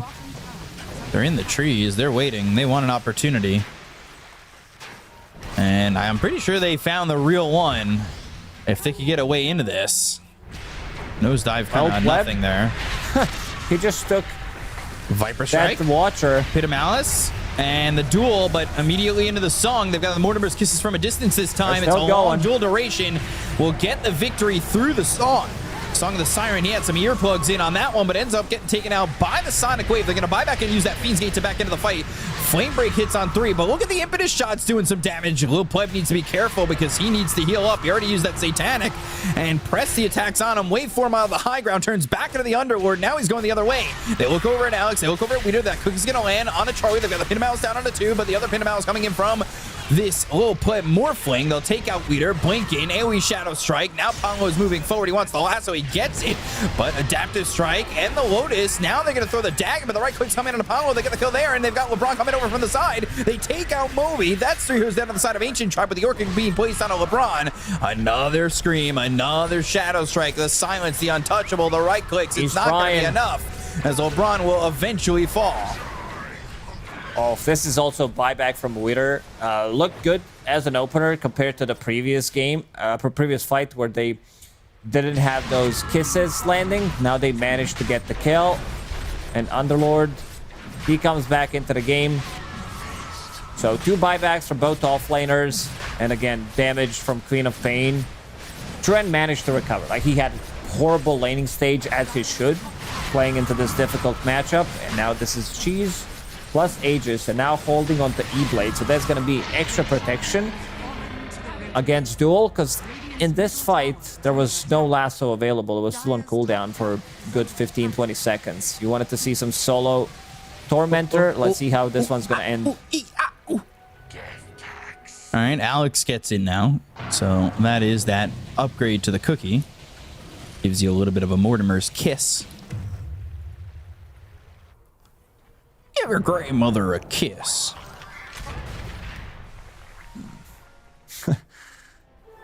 But wow, Chuan is just like, I'll buy every single item, try to ruin what you guys are trying to do. Lincoln's Ethereal Blade, and now going into Wind Waker. This is the dream. Like, this is where you... Moby silenced. Lotus cookie. Alex put a cookie on himself. This Lotus Orb is reflecting a lot, sprinking back, but not doing damage to the real heroes. They've got the lasso. It's going to be through, and now the look as he's turned into the Queen of Pain. He's got the press, the attack. The Mortimer's Kisses come in. It's going to rain down some damage. Chuan hit with the AoE Shadow Strike. That's coming out from a little pleb. He's also got himself an Axe. Scream, Malice, Lincoln's pop. They go to the Orchid. He's got the Satanic. He turns on the Manta. He goes after Ponlo. Another AoE Shadow Strike is going to be thrown here from Little Pleb. They should be able to get the kill on Ponlo. They do. They'll use the ensnare. It's going to be on a Little Pleb who's over in the peninsula. Song, TP, but Charlie... Yeah, it's a little Florida over there. They're going to look over and try to get the kill to Charlie because everybody left him. I think they thought he was going to TP out as well. E-Blade, Sonic Wave, but they still get the victory. Moby's got the damage, and they're going to try and keep this Legion alive and just get him out. Oh, that's a good fight. There were much more spread in this fight. Man, some of these damage numbers, it's like Queen of Pain. This time Viper didn't do as much, but also Alliance try to initiate on a Viper who's like the tankiest target on the team. They throw Lotus Orb on him, like a Glimmerkeeper, Force Staff, Cookie, maybe Lincoln's press the attack. You're definitely not bursting him from 100 to 0 unless you lasso him away from the team. So try to choose another target or just instantly die if you find an opportunity. But I feel like Ancient Tribe has more than enough to provide protection for Viper so that he survives long enough. 10k lead, though. That was the first really massive fight here for Ancient Tribe, it feels like. Now let's check Dota Plus win probability now. Because they threw away 20k gold lead in the past Ancient Tribe. And still the same. It's going backwards. It was 64%. Yeah. Oh. Now it's 63%. Still only, you know, dozen point shift, basically. It's getting even worse now. Mobe picked up Overwhelming Blink plus found Timeless Relic. So debuff duration, spell damage. He blinks. Like, it also works on Overwhelming Blink. So the extra 6 seconds, you have what, 20 debuffs. So that's 7.2 seconds AoE slow against Naga Siren and the illusions. Like, this is where the hero feels like, oh, I can still get another upgrade by bots 2, eat my Aghanims as well. Maybe get the shard, get another item, like get Moon Shard. I think you buy like Mjolnir in this one. Charlie, Ponlo, Blink Lasso that's only onto the Snapfire. They've got the Orchid, but the BKB's gonna be popped to try and turn this around. They've got the Force Staff back. They'll go to the Duel. It's gonna be onto the Ponlo. Song's not gonna do anything. They'll get the kill on Apollo. They'll get the dual damage, but they'll end up taking out Weeder. So that's Legion already dead. Will Pleb trying to take out the Tombstone. They've got that at least. Wave 4 main looking over to try and get the kill into the Queen of Pain, who blinks away. But look at the impetus shot starting to rain in. They're doing some damage here onto the Underlord, who will eat the cheese and get back to full health. But as quickly as he got there, he'll lose it all again. They take out S4. They look over the Naga Siren. They're going to blink forward. They've got the Lotus Orb. It's going to be on a little Pleb. He's starting to throw those right clicks on a Joanne. They've got themselves the Fire Cookie. It lands on the Queen of Pain, who's able to blink. No, goes to the Sonic Wave and loses the Aegis. They get the Kona Hanskin. They'll try to take out the TP from Charlie. They'll get that Kona the Naga Siren. It's going to be forward into the side of Alliance. Silence, as they look over Chuan. They've got themselves the blink away, but they're going to follow him with the overwhelming blink. A blink over again, and he will escape. Ooh, that was close. Lil Pleb, he chose, I think, every single target throughout this entire game. Now he's morphing into what was it? Queen of Pain. See the damage. I'm always about that damage after the fight has ended to see like who's going ham. And yeah, this is a big fight.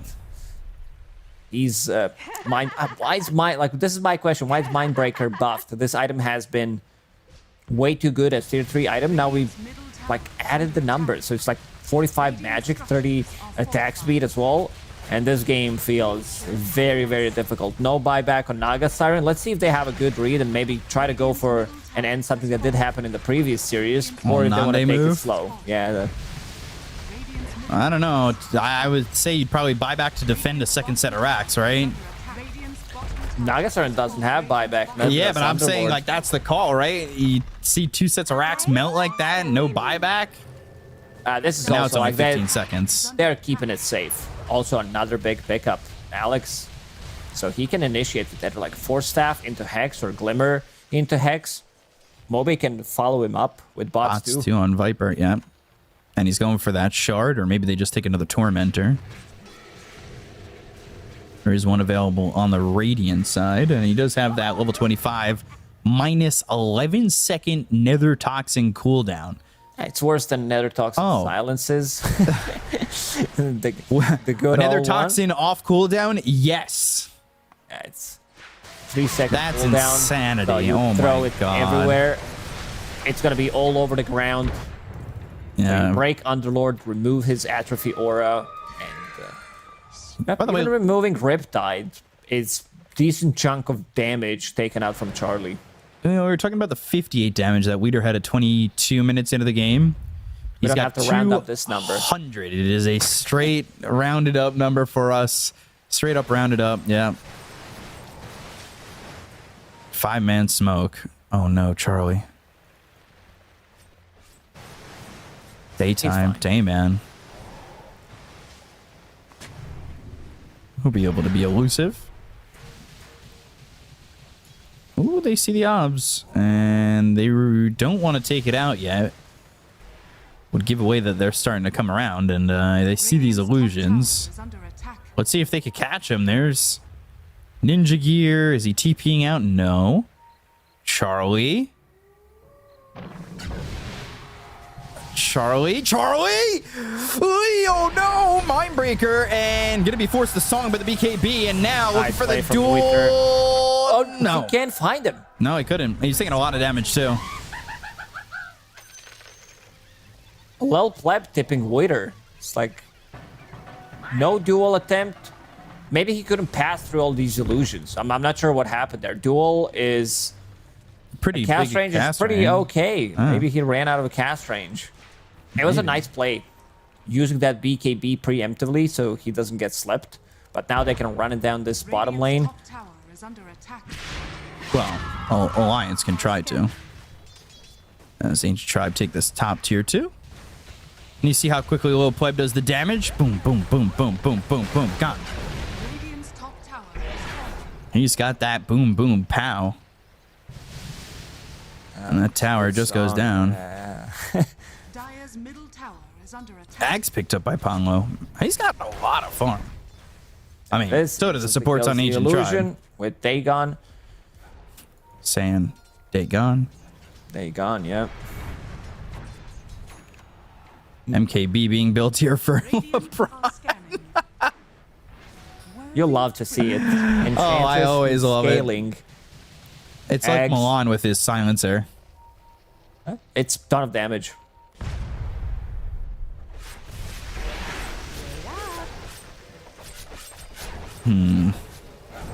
Next Roche is available, and it's on Dire Side, being scouted right now by this Centaur Conqueror. So they could go in. I don't think Alliance can let them get this Roche for free. This is third Roche, Refresher, Cheese, Aegis. Could just dual Roche.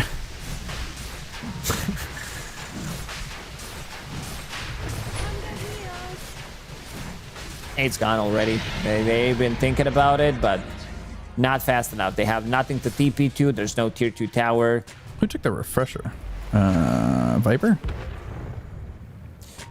Oh no, Morphling. Sorry.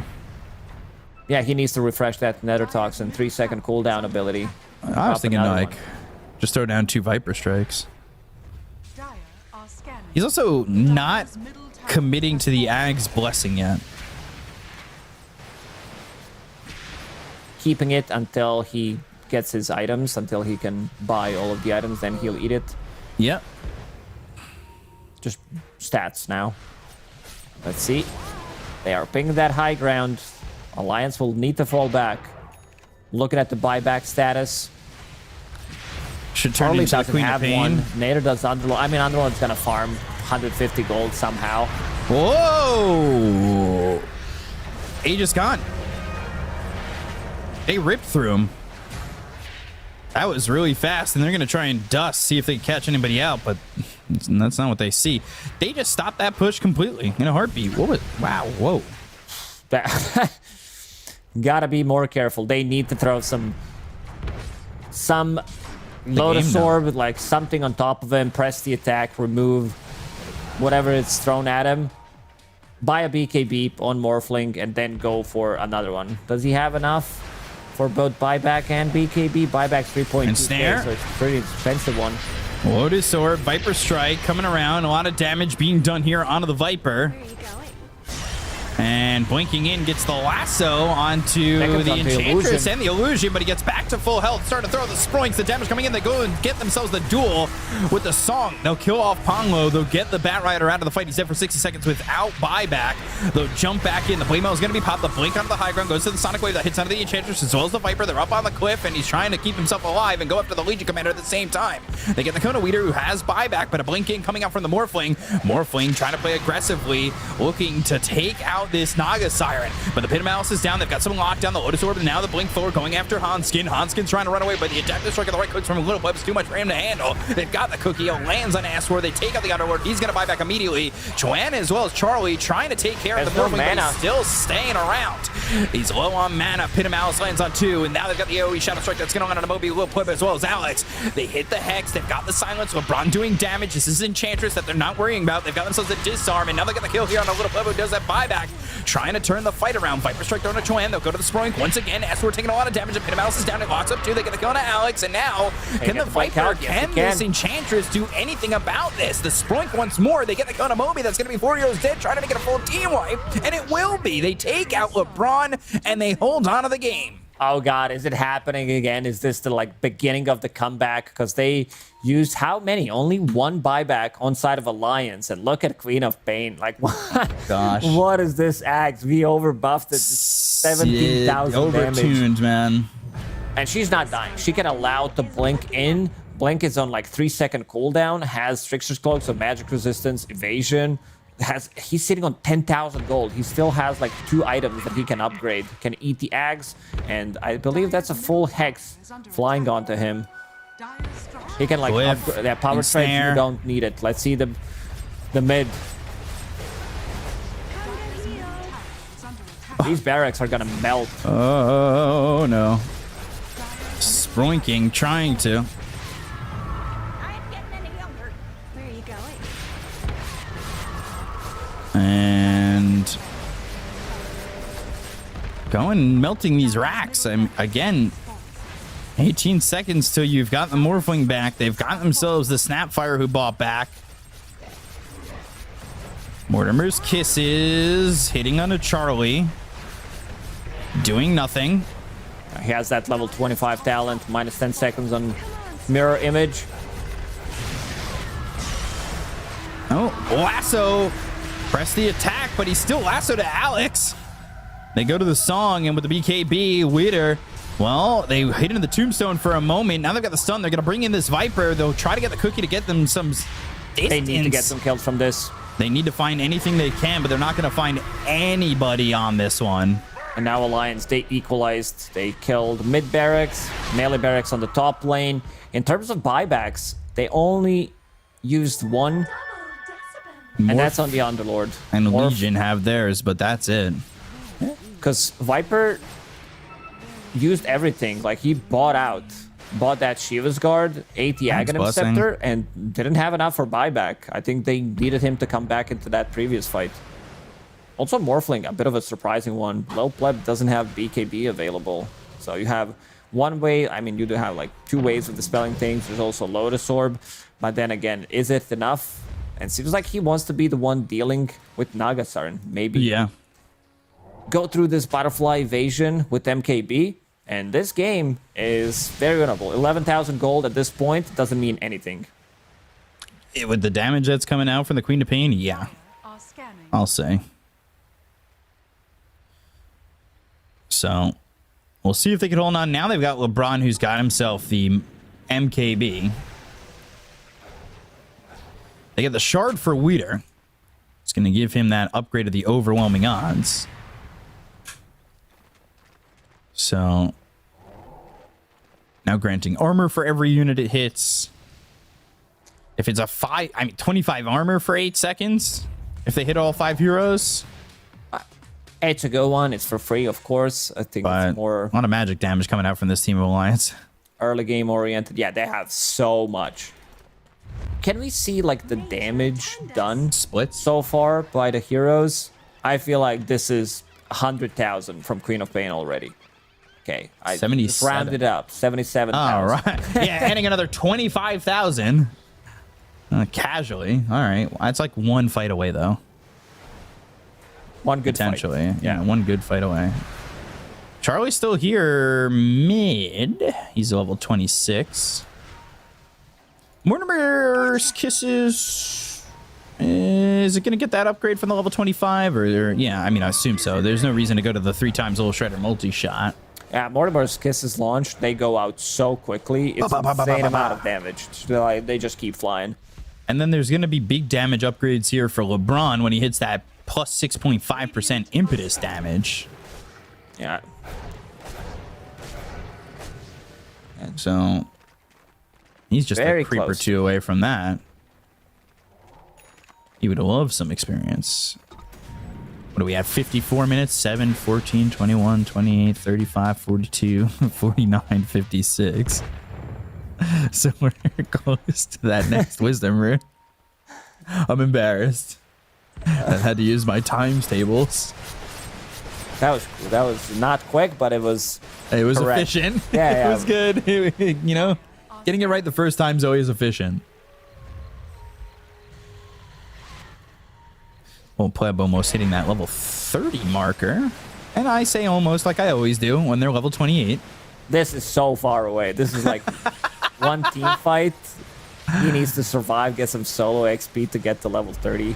Getting to level 30 is very difficult. Bottom lane, 30 seconds on Roche. They don't want to commit the backing. They want to get this Aegis, but they are going to be forced to commit. Paolo looking for that blink double lasso. And if they get the Legion, there's nobody to really break it. So there's the lasso, there's the control, and Weeder, he's dead. He's got buyback, but again, that is exactly what you want. Look at the damage coming in. That extra impetus, 6.5%, but they're able to heal it up. And there's backdoor protection. Roche in 6. Creep wave coming in. 2 catapults. They're going to be like, this is constant spam from Naga Siren. Roshan is up. This is 4th Roche. They have Centaur Conqueror again. I feel like I said it this same sentence 10 minutes ago. Oh, Pleb. Oh, whoa, Alex again forced it the wrong direction. Jesus. It was Pike and then Force Staff the wrong way. Cookie. They caught themselves Moby. Uh-oh. Now he's throwing down these nether toxins every 3 seconds. Disarm him. Can't disarm the Nether Toxin down, but they can go to the lasso. They do have the control. They've got the Hex, and now he's going to try and get out, but the Pin of Malice hits on a 3. They've got themselves He's a Flame Break to push him away. Back to full HP, goes to the nosedive. Hex once again. Little Pleb off to the side. They still don't have Weeder. He's not committed to the buyback, and they're going to have Queen of Pain going into Little Pleb. Throw out the Sonic Wave. AoE Shadow Strike once more, and they're looking with the Pit of Malice. That's going to land on a 3 again. They've got themselves the Cookie. They go to the Viper Strike. That's coming out from Mobe. Can he survive? Lotus Orb up on the high ground, and now out of mana is LeBron. So he's not really going to be outputting that much damage without the impetus shots, but he gets hit with that Scream of Pain, and a blink in to get the kill on LeBron, and he doesn't have buyback. He's actually dead for 2 minutes. They hit the Cookie. It lands onto the Queen of Pain, but they need that extra control, which he won't have thanks to the song. They should be going for the barracks. Top barracks are going to fall, so they have this one last set.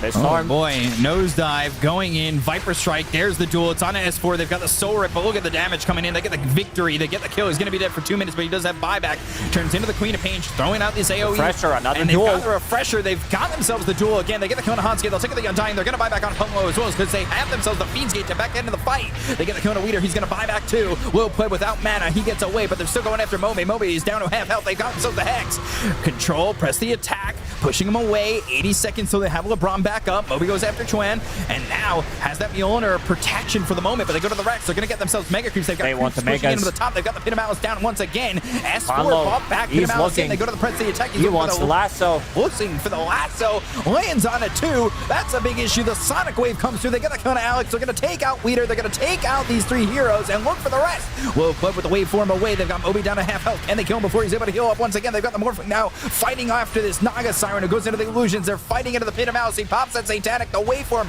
the right clicks, Hans getting in trouble, they get the kill on Ponglo, he bought back too, so he's dead for 100 seconds, they still have the Hex, they go to the AoE Scream of Pain once again with the Shadow Strike, as the damage onto the Undying is not going to be there, as Little Pip ends up dying, but he's got himself buyback. Root, Pit of Malice, the control into the Viper, Mobe still working, they've got the creeps pushing into the tier 4, it's already taken out one of them, Charlie's still going for the Mega Creeps, they're going to wait for him right on top of him. They've got the silence, they've got the right click, so get the kill on the Naga Siren, is exposed as well. S4, he's being attacked by both Mobe as well as Little Pleb, but these creeps, they're going after the throne, Charlie's going after the throne, they're ratting it out. They're going for the rat Dota. They're trying to get these kills. You can hear the rats. They're gnawing. They're chewing. They're looking for the game. They're looking to take out this one, but they go to the mortar. This is it. They can't defend. The illusions. The creeps are all in there. They're going to take this game and get the victory over Ancient Tribe. Oh god, they've done it again. It's like Just Ancient Tribe Dota. throwing the huge lead that they had, and the Lions ratting it out in the end, going for the throne. Like this show fight recap, I want to see how it doesn't show. And I think like this fight lasted for like, I don't know. It doesn't show. The game ended. It doesn't show. But it was like 60,000 damage on one team, and I believe like Queen of Pain did, I don't know, like 30,000 damage. Let's just check some of these numbers. Wow, what an insane game. Like we had so many these like 55, 60 plus minute games in Div 2. They're always 60 minutes plus. That last fight, by the way, Ancient Tribe did 72,000 damage, most of it coming from the Viper. Yeah, not enough. He dealt 100,000 damage total on Viper, and Pain did 108,000 damage in that game. So ridiculous. I cannot believe it. Just looking at these stats, it's insane. Meanwhile, Hanskin doing 35,000 worth of healing. That's an insane number. I think the other damage that we need to see is how much raw damage Viper received, because 156,000. Yeah, so Viper for S4 142,000, and the Queen of Pain 132,000. Yeah, that's insane. This is some records being broken right now with the amount of damage dealt. I mean, as it comes down to MVP, it has to be Chuan. Like, he carried this game. He had, I don't think he died for, I don't know, like 40 minutes or something, because his lane was so shitty playing into Viper. It's like, I can't play Dota. I can't use my Shadow Strike, so I went to 0-4-4 build. It's just nuts. It's like how he managed to come into the game. As soon as he hits that Aghanim Scepter timing, they take a fight, 10,000 damage. It's 10,000 damage. 10,000 damage. Yeah, I think it also, like Panlo, who was lassoing Voiter 4 or 5 times in a row whenever he went for the duel, that was the big one. I think that was, if he's the one like who's initiating and trying to pick off the target, they probably lose. But this way he was saving the target. Then they had E-Blade. In the end, they had these Lincoln Spheres up. And again, Ancient Tribe falling short to get that dub. Yeah, the double lassos were clutch. Pongo's build was insane. But the MVP here is the Queen of Pain, and that was a ridiculous amount of damage. 108,000.6, maxing out that bar.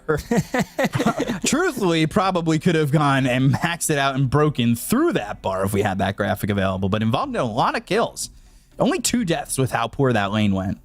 Yeah, this is 6-slotted Queen of Pain. Make it 8-slotted with Shard and Ags. Seriously. Probably had like 15,000 gold at the end of that game anyway.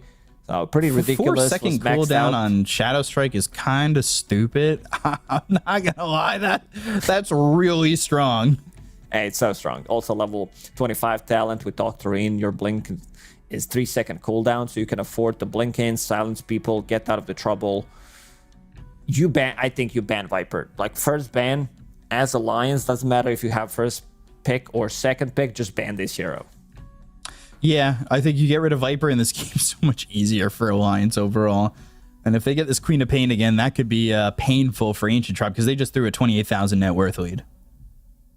They broke the record this time. It was 10k gold lead when they played against Nigma, their first series. Then they played against Level Up, so they threw 20k gold lead, and now they managed to throw 28k gold lead. I'm wondering what's next for this team. Yeah, we look at the comparisons here between Mobe and Chuen, and net worth is 7,000 less. The damage is 8,000 more, so that CN Dota hexagon comes back into my mind. Damage per net worth is like 2.5 or some stupid number like that, or 2.1 something. I don't know. Math's not my strong suit, although it used to be. You heard me say times tables earlier. so many more last hits as well. Like, this is just a great win for Alliance when they're able to steal it away from Ancient Tribe, and pretty ridiculous that they did it at the 60-minute mark. No tier 5 items coming out on this one. So game 1 goes the way of Alliance over Ancient Tribe. We'll see if they can take the 2-0 and make it a 2-0 day, but we'll have to find out after this break. We'll see you guys in a little bit. Stay tuned. Yes. They can't move me. 2 minutes 15. They took over. I'm sleeping. No. I can heal you up. I glimmer you. Yep. I'm by it. Them. Yeah. 2 minutes 5. They're dying to me slowly. Yeah. Guys, Slowly. Let me poison more. Goodbye. They're dying to poison. Warp's dying. Yes. Wipe up. Just wipe up. Thanks, David. Charlie needs a bit of help. They're all getting fucked. I'm good. LC bomb back. LC. I get more. I have less off. Look at me. Snap. Go more. Is that real? Yes. Help me. I'm dying. Good job anyway. Next. Get no mana on him. I have not. You have Link and Proc Murph. I have Helper. Link and Proc Murph. No, I don't. Are you fine now? I got bottom lane, guys. I have bottom. Kill rush. Good, Shukas. Very good. Good job on low.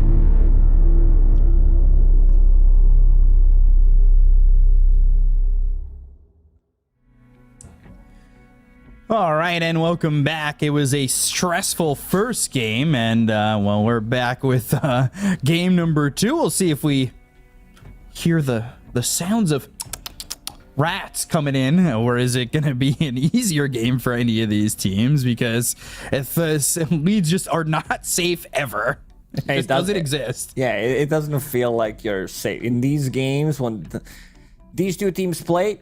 You don't know the outcome. It doesn't matter. The network lead, it's especially Ancient Tribe. Like, they've been, oof, man, they're going to be talking about some of these performances that they had so far in the DPC, and they're like, we could have won this one. We could have won this one. We had 30k gold lead in this one. Should have not thrown it. But yeah, I like this attempt when they go for the high ground and Lil Pleb instantly dies. It's like, yeah, you lost the Aegis. You were supposed to slow siege, get like maybe a tower, reset, get the set of barracks, and then get mega creeps and end the game. Didn't happen. Again, no BKB, so it rested at the time, so the team needed to take care of you. Pop like some Lotuses on you, Glimmer Cape, be ready to bail you out of the trouble.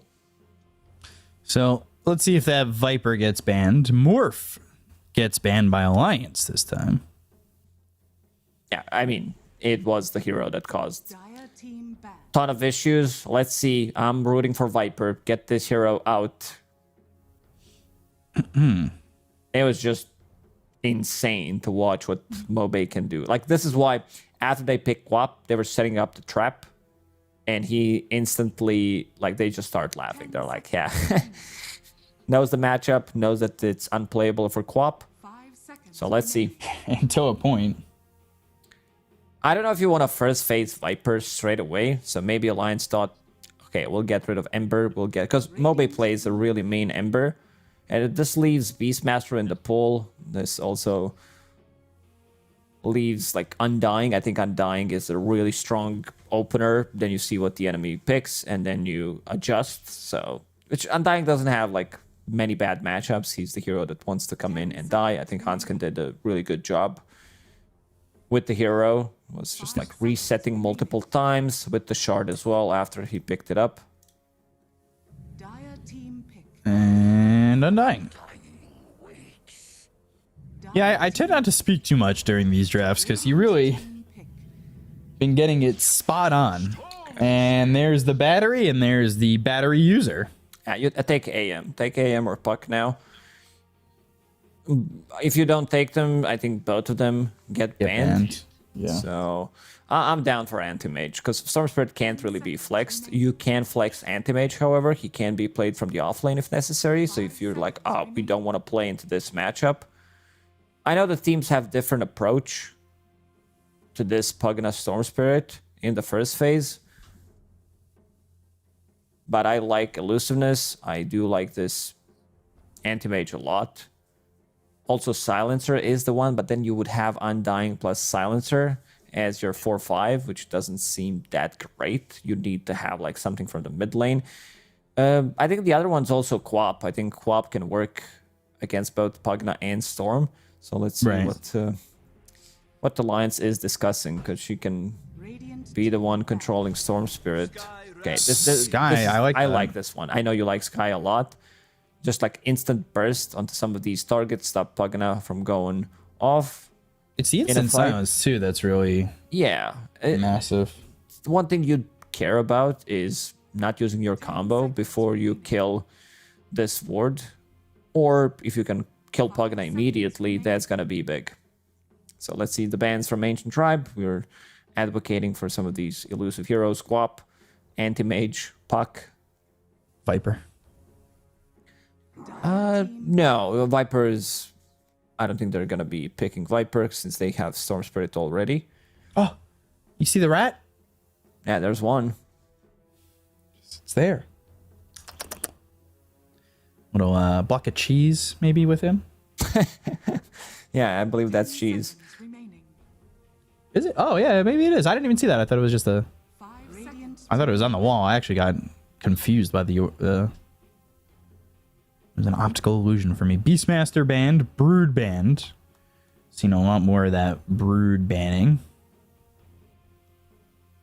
Looking at Lil Pleb, he's trying to like channel some inner strength. Needs to relax after this very stressful game. Right. Seconds remaining. You can kind of see the. I would say they're a little bit deeper in their chairs this time. Maybe not as excited after game 1. Yeah, it does. Like games like this do leave better taste in your mouth, so you need to shake it off. It's like whatever, can't think about this one, need to focus on the next one. So banning out some of these summon heroes that both Undying and Scarlet Mage don't really like to play into. Leaving all the heroes that we mentioned, which does give Alliance potentially 2 picks. It's like you get some Quap/Puck plus Anti-Mage if they don't ban it. What about... I had it in my head. What about Faceless Void for Alliance? That's always a good one to lock down both of these heroes. Just synergizes nicely with Skywrath Mage. I think they have a lot of different options now on Alliance. No, they covered their draft nicely. I like the Skywrath Mage plus Undying opener. It gives you burst damage, gives you sustain. Right. So, ooh. Alchemist. I still like Faceless Void for the side of Alliance. Faceless Void is like a bit tricky into Alchemist. Right. Because you'll rely on long cooldown, and Alchemist is like, yeah, this is exactly why we picked it. So I think you might need to be looking into something less cooldown dependent. Some Slark type of a hero, I think, can work.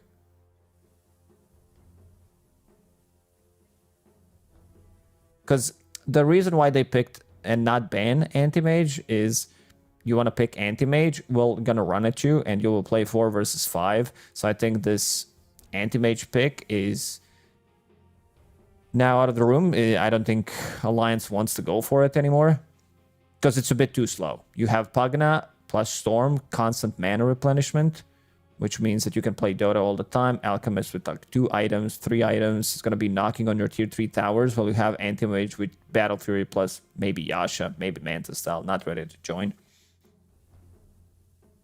Radiant team, Dire team.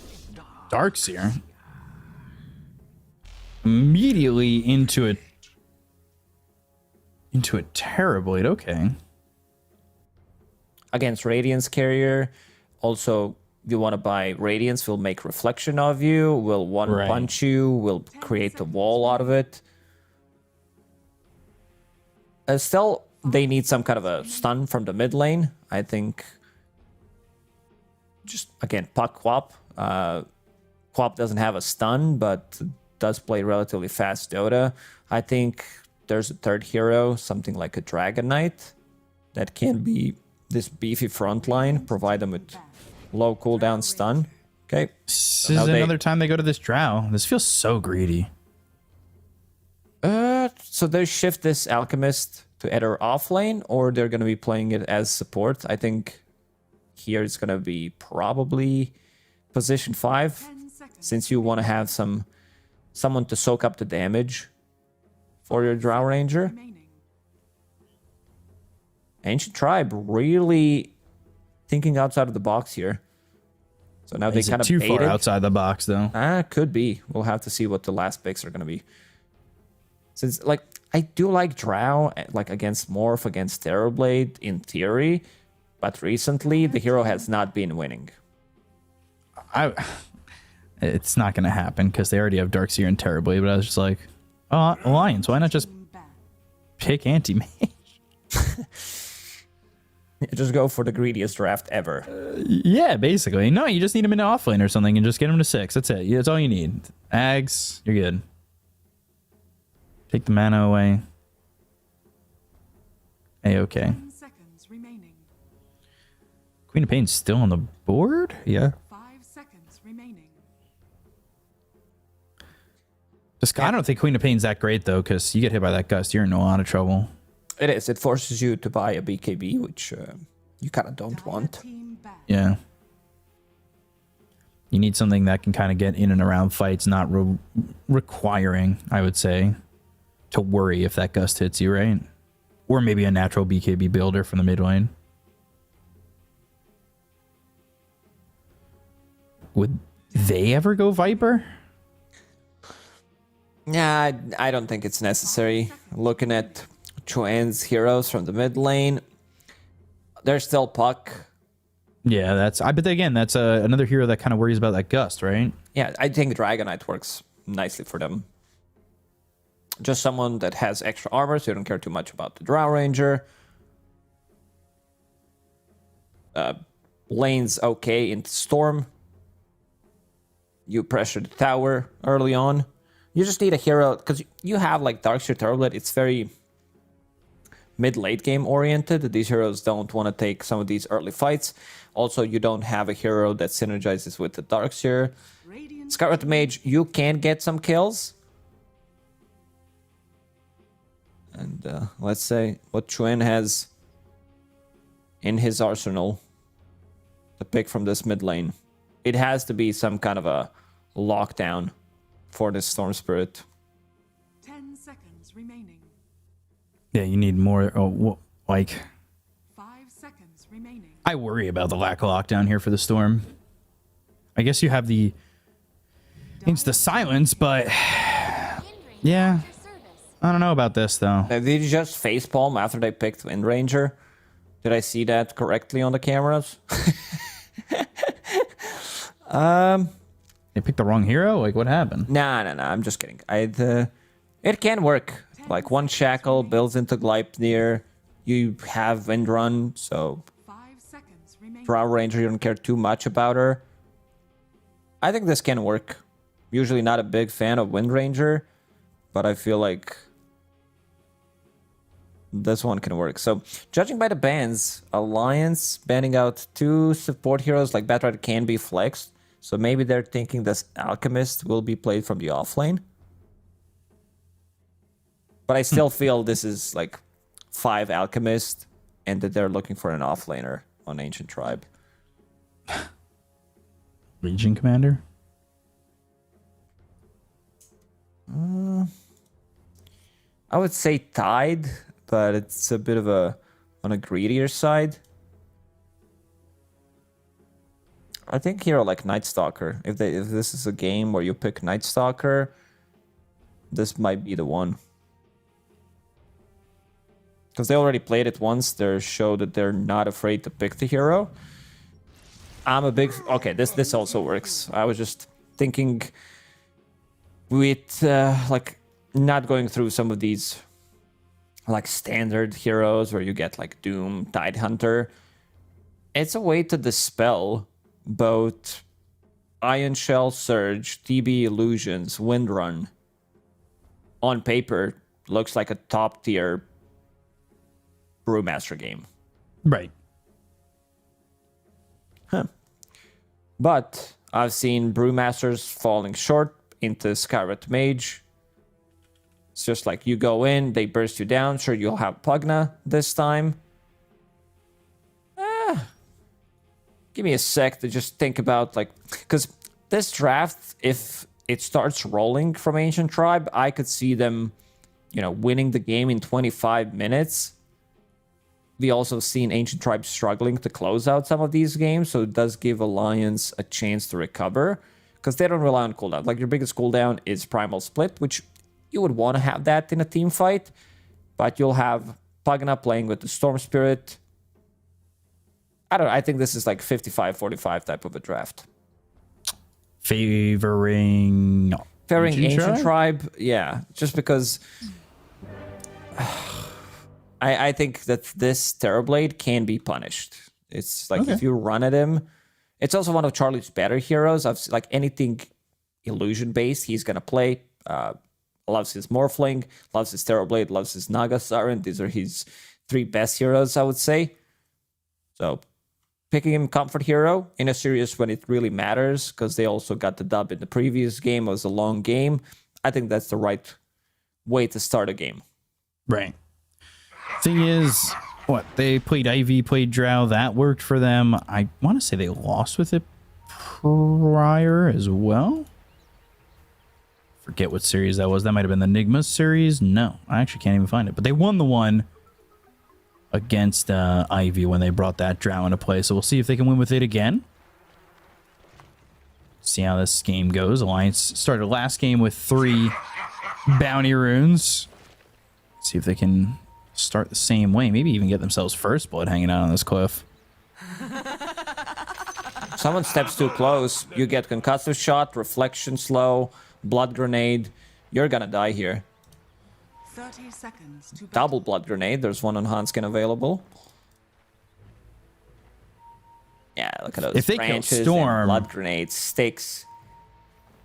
No one's buying fairy fires anymore. It's just like not a good item anymore. They could wrap around on the Storm if he's not too careful. And they could pick up his Observer Ward. Because they're going to see it coming through. They're going to spot him, I think. Yeah. They have vision now. They've got him. Blood grenade comes Under through, move and speed. it's just no chance for him to get out. Hanskin gets it. Do they see the obs there? No. Well, maybe they'd sneak and steal that. But getting that first blood is a good way to start. It's Undying who gets it.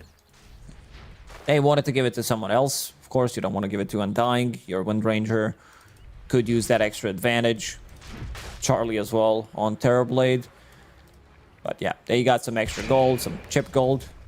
Gotta push him closer to that bottle. So we'll see how this mid matchup goes. So where's like the blood coming from in this game, in this laning stage? I can see a lot of kills in both side lanes, especially the top lane. I think it's because I love Skyrat Mage so much, with the addition of Blood Grenade as well. LeBron, he's the one starting with Unstable Concoction, so a decent amount of on a hero like Skyrat Mage who has 0 armor, that's gonna be massive. Look at him making. I held it up for a while though, because I feel like if you do that a little bit earlier, Lil Pleb goes Frost Arrows and they kind of run him down a little bit, right? Yeah, I could see them getting some return kills. This definitely is a lane, and LeBron, he's going in. Yeah, he wants it, and they'll have the arrows to go with it. S4 is going to be here, and he'll throw the Ion Shell on himself, start to hit Lil Pleb, and that'll stop him from chasing Ponglo. He's got Concussive Shot in a second. Another Mango, and there's the Concussive Shot doing some damage on a LeBron, as they won't be able to get that kill, and needs to be careful about Lil Pleb coming over and using those Frost Arrows on him. Scarlet Mage very low on armor. Add Acid Spray to it. Physical damage from Drow Ranger. Also, again, no synergy between these two heroes. It's not like you can use Ion Shell and Skyrat Mage who runs in. This is not Clockwork Earth Spirit Looking for the type stun of a again. hero. That's onto the sky, multi-shot, and there is a kill, but Lil Pleb taking some damage, but Vacuum needs to chase. I don't know if he keeps up with him. He goes into the Acid Spray a little bit. Now the turnaround, they've got another stun, and they'll get a kill. They're trying to leave it for Lil Pleb, and they will. And that's Alliance losing both heroes in this offlane. That anti-synergy we talked about. Not the greatest one. Should they have brought Undying up here? Tombstone down bottom lane. Decrepify, Blood Grenade, trying to get a kill here on Alex. They've got the zombies starting to come in. Cinderbrew laid down, but they won't get the kill on either of them. Now you're out of mana on Hanskin. You didn't get any kills. Which is kind of rough. You can try to go for a trade type of a kill, bring in another blood grenade. Everybody wants blood grenades. Like, if you're playing Dota at any level right now, every time it's off cooldown for the first almost 10 minutes, especially first like 5-6, keep buying it. It does give you that extra kill threat. I think this is one of the best additions to the game that we had, on top of like smokes. How's mid going? 19-2 to 19-1, so even. Wind Ranger farms nicely in this matchup. You hit level 6. If Storm's low on mana, you can dive underneath the tower with Wind Run, Power Shot, extra damage. One rotation from Ponlo could secure them the kill on a mid lane as well. Does have 1 point in Ancient Seal, 1 point in Concussive. Still thinking about what he needs on level 3. Vortex action, Water Room bottled up. Hanskin picks up the other one, so... Empty bottle for the Wind Ranger on Chuan.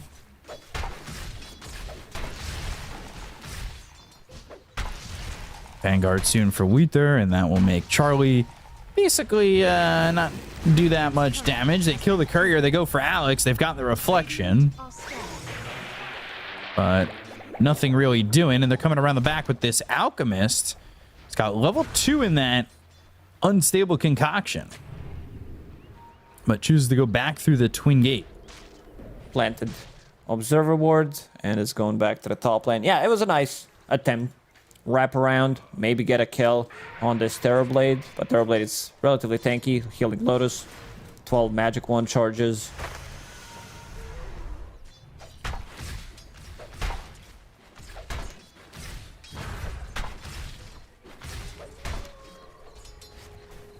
For the first move, maybe to come in from either of these mids. On low.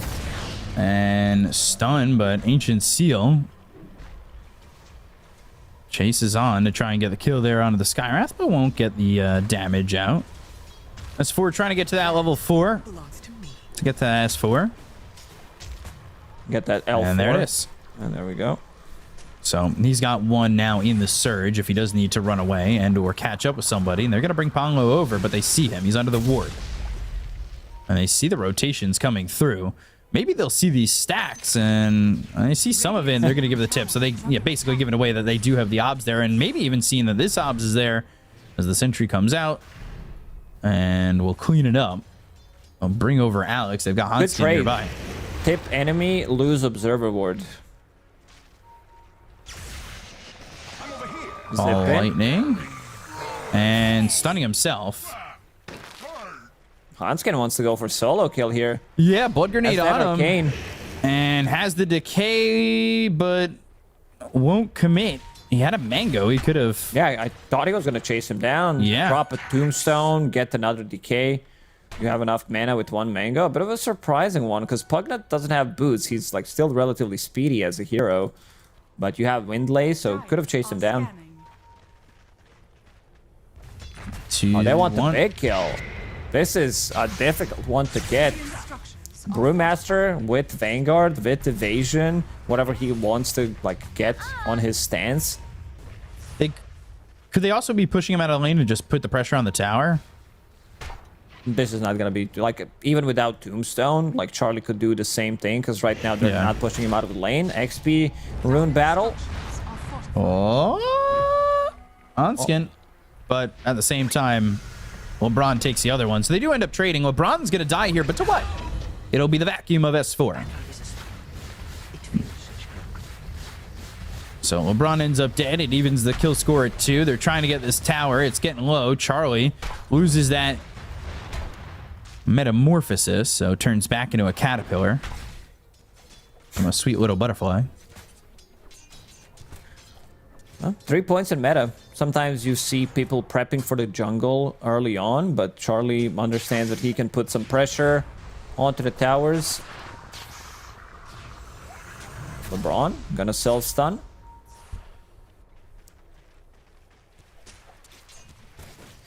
So 8 minutes into the game.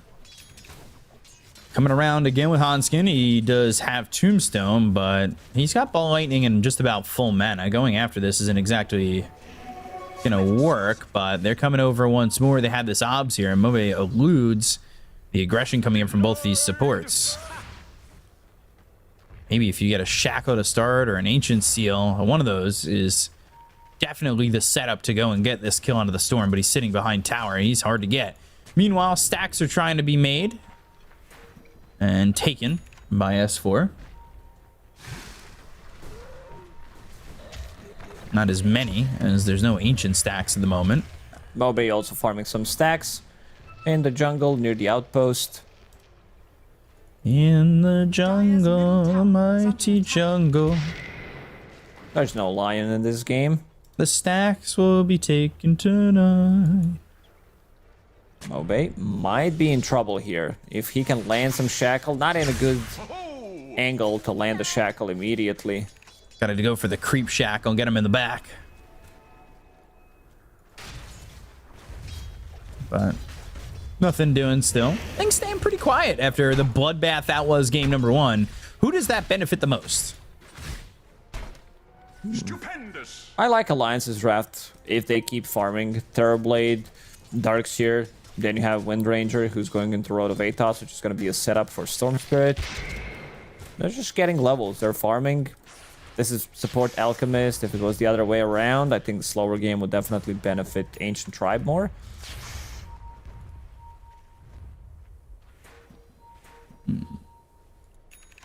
So Top lane, Alex looks very dead here. Can't really save himself with the Decrepify. another word, Metamorphosis, Decrepify, and eventually the Ion Shell with Charlie's Reflection will do it. Now we're gonna get a top tier 1 tower. That's a tower. One thing I like about Terrorblade in this meta, ever since They find 7.33, themselves the Undying. They'll get the kill there. They're gonna have Roche come through the twin gate. I got a little bit baited on that one. So Terrorblade can make this type of a move, and he can always go through the gates because he's going to be farming in the outer rings. Go through the gates, send the illusion in one of these lanes, push it out.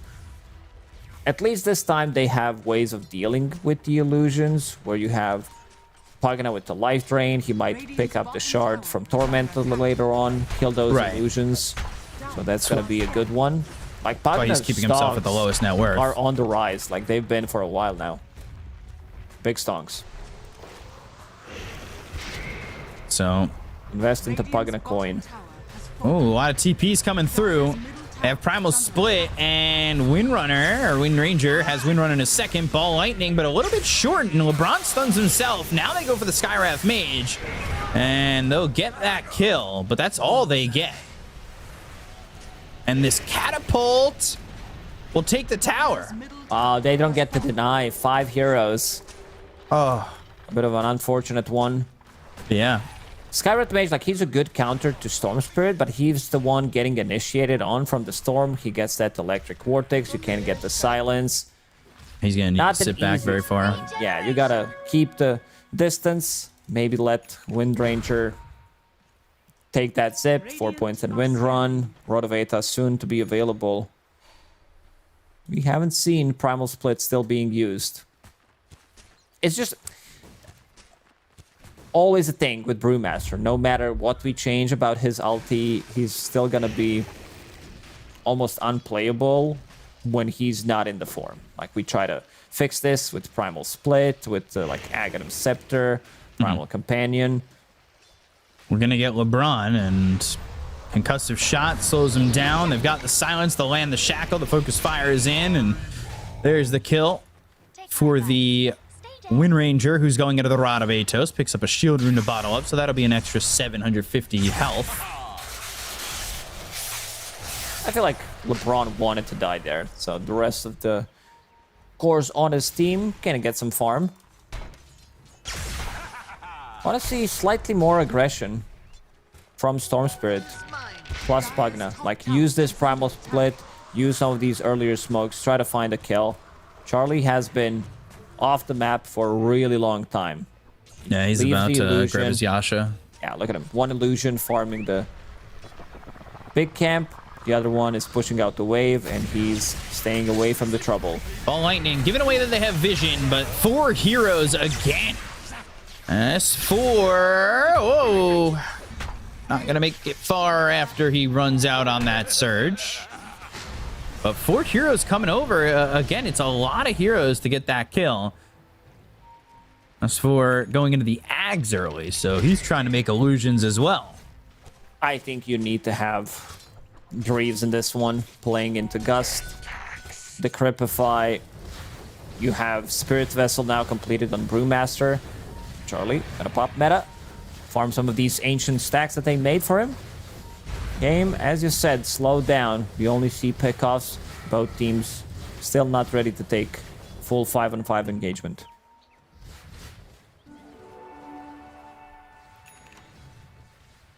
Twin. Children is active. Going for that Gleipnir, that extra bit of control. Right clicks onto the Undying. Now they go to the concussive shot. They have the silence, and now they drop down the Mystic Flare. A little Pleb getting low, not dying just yet. They're in onto the Wind Ranger. They've got the help with the Primal Split. Little Pleb's going to survive here with the Seeds of Serenity and get the kill. Well, they found another down one, the Wind Waiter. Ranger. They've got this With the Cyclone. Cyclone, That's a freebie. and Ponlo is going to be dead. So, ooh, neutrals? Yeah, Oh. wow. Whew, they really did not. It's like, oh, someone else is gonna take this kill. You guys got this, right? Radiant's middle tower is under attack. They had Darkseer there. That fight probably goes way better for them with a vacuum wall and all those heroes, but they just didn't get the kill there on the little Pleb. That's a big kill not to get. Dire's top tower is under attack. Wall Wall it down to but start. Nice gust. Silence, Radavitos, Ball Lightning in, and S4, I don't know where he's going, but it's to the grave. That was a run in and die. If he lands vacuum there, sets things up for Road of Atos into Shackle play. No Focus Fiber, however, so I don't think he even dies there. A bit of a mistake there. Also, it's still not too late to change the item build on Darkseer. You need to tank up for your own team. Get Greaves, get Pipe, then you can pick up Aghanim Scepter. Like, this early Aghanim Scepter is really not the easiest thing to execute anyway. You're not tanky enough. You don't have... Like, imagine if he has, I don't know, Greaves there, which is not enough gold at the time, but he removes that Guts, gets the backpack, becomes super tanky. I just don't know, like... Anything? Well, yes, but Radiant's middle tower is he, under attack. The we way just you saw said it, it's the like they're trying to example. set it up. I'm like, I don't know. Anything.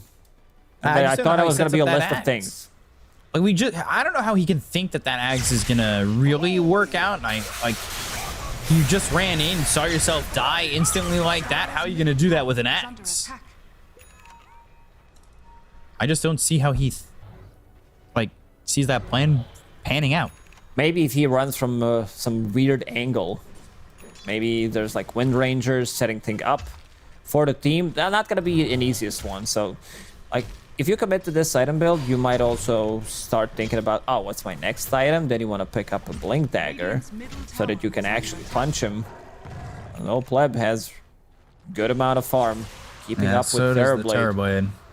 They both have Manta. I think the Manta's getting delivered on the TB. Or it should be. Yeah, there it is. He's got it. All right. Oh, Waiter. Charlie going through the Twin Gate. They go to the Mystic Flare. They get the kill on a Weeder. They're going to look over at LeBron, who's charging up the stun. He'll end up dead. They just saw the little Pleb Drow on the other side. That was interesting. Charlie's still massive on this throw, but he shows up and gets a couple Damage of is those done. right clicks. You can see that Alliance doesn't have a problem with burst damage whatsoever. Focus Fire, Mystic Flare, 4 points, and Ancient Seal. Right, and I understand they want the control, and that'll come when they give it the Gleipnir on Twin.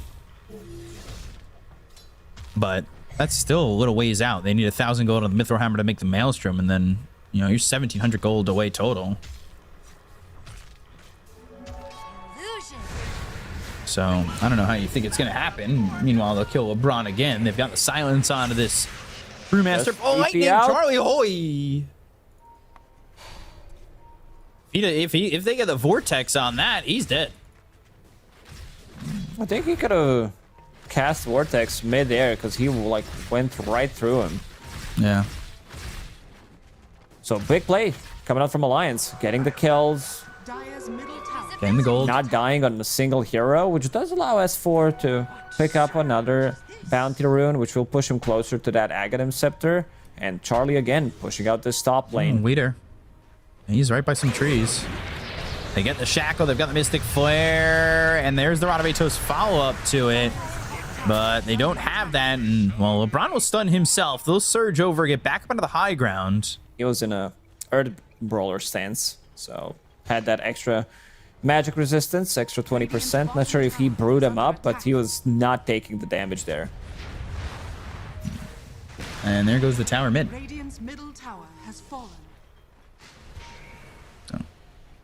And Chuan just looking for this farm. I don't think it's coming to him too quickly. It's not terrible, but at the same time, you do see the difference between him and the Storm is quite a bit. Yeah, you want to be fighting with the hero as Wind Ranger, going every single time. Like, Focus Fire is off cooldown. You want to be using it, getting the kill, and then going back to farm.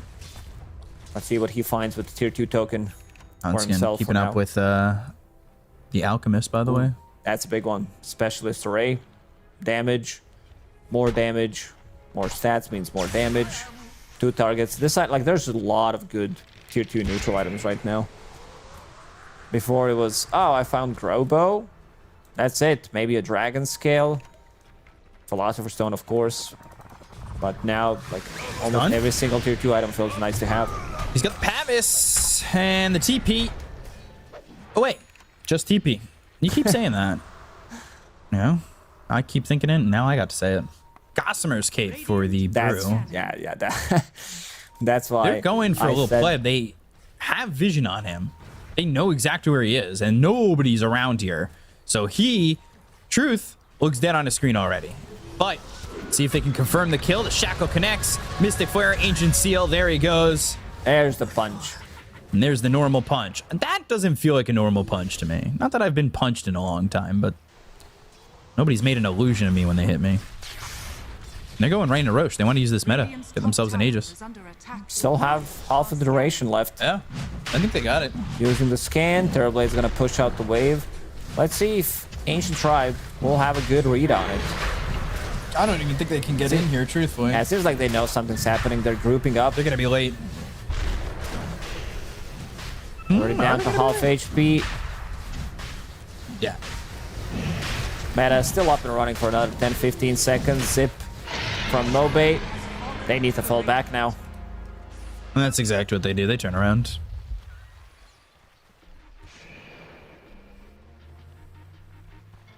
So, everybody up through the twin gate.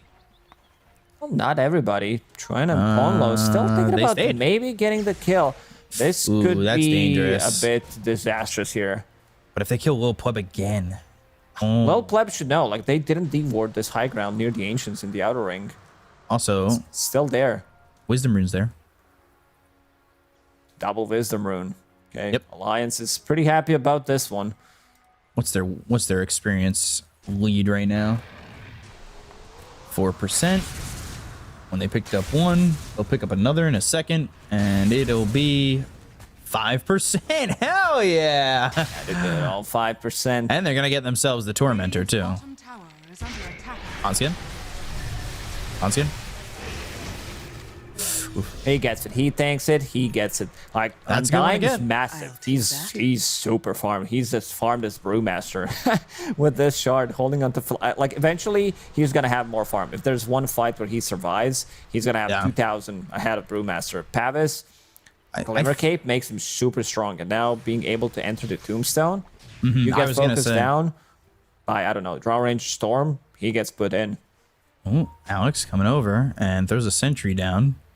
And that will see the obs with the courier, but now the concussive shot with the Mystic Flare. Some damage done, not enough. They'll take the ward away, and then he'll leave. I was gonna say, you want that shard more than you want the shard of Scarif Mage, Shield of the Scion. So, like, they got away with that 50-50. Hope they get away with another one. I mean, again, it's not that bad here. You get a couple of spells. You get some extra armor. Against Drow Ranger, Acid Spray, Brewmaster, you could definitely get some armor. Charlie so far didn't die a single time in this game. On top of that, where he feels very comfortable. Not even taking that Aegis, giving it to Chuan instead, who does have a Gleipnir now. So that's going to be some extra control, extra setup onto Storm Spirit. This game feels like it's teetering on the edge for Ancient Tribe, and oh boy. Oh, looking for the Shackle. They've got the vision on a little pleb. They might be able to just jump in vacuum, but that's only going to be on one. They see the rest of the team coming over, so they see all of this coming through, and there's the sentry taking away the vision. The Shackle dodge. Gust Got the Aegis. Got to remember, blinking into stun, vacuum into the wall. That's going to get the 3. They go to the Metamorphosis. Now they're going to go for LeBron. Gleipnir only hits 1. Mystic Flares drop down. They don't even get the kill here onto the Windrunner.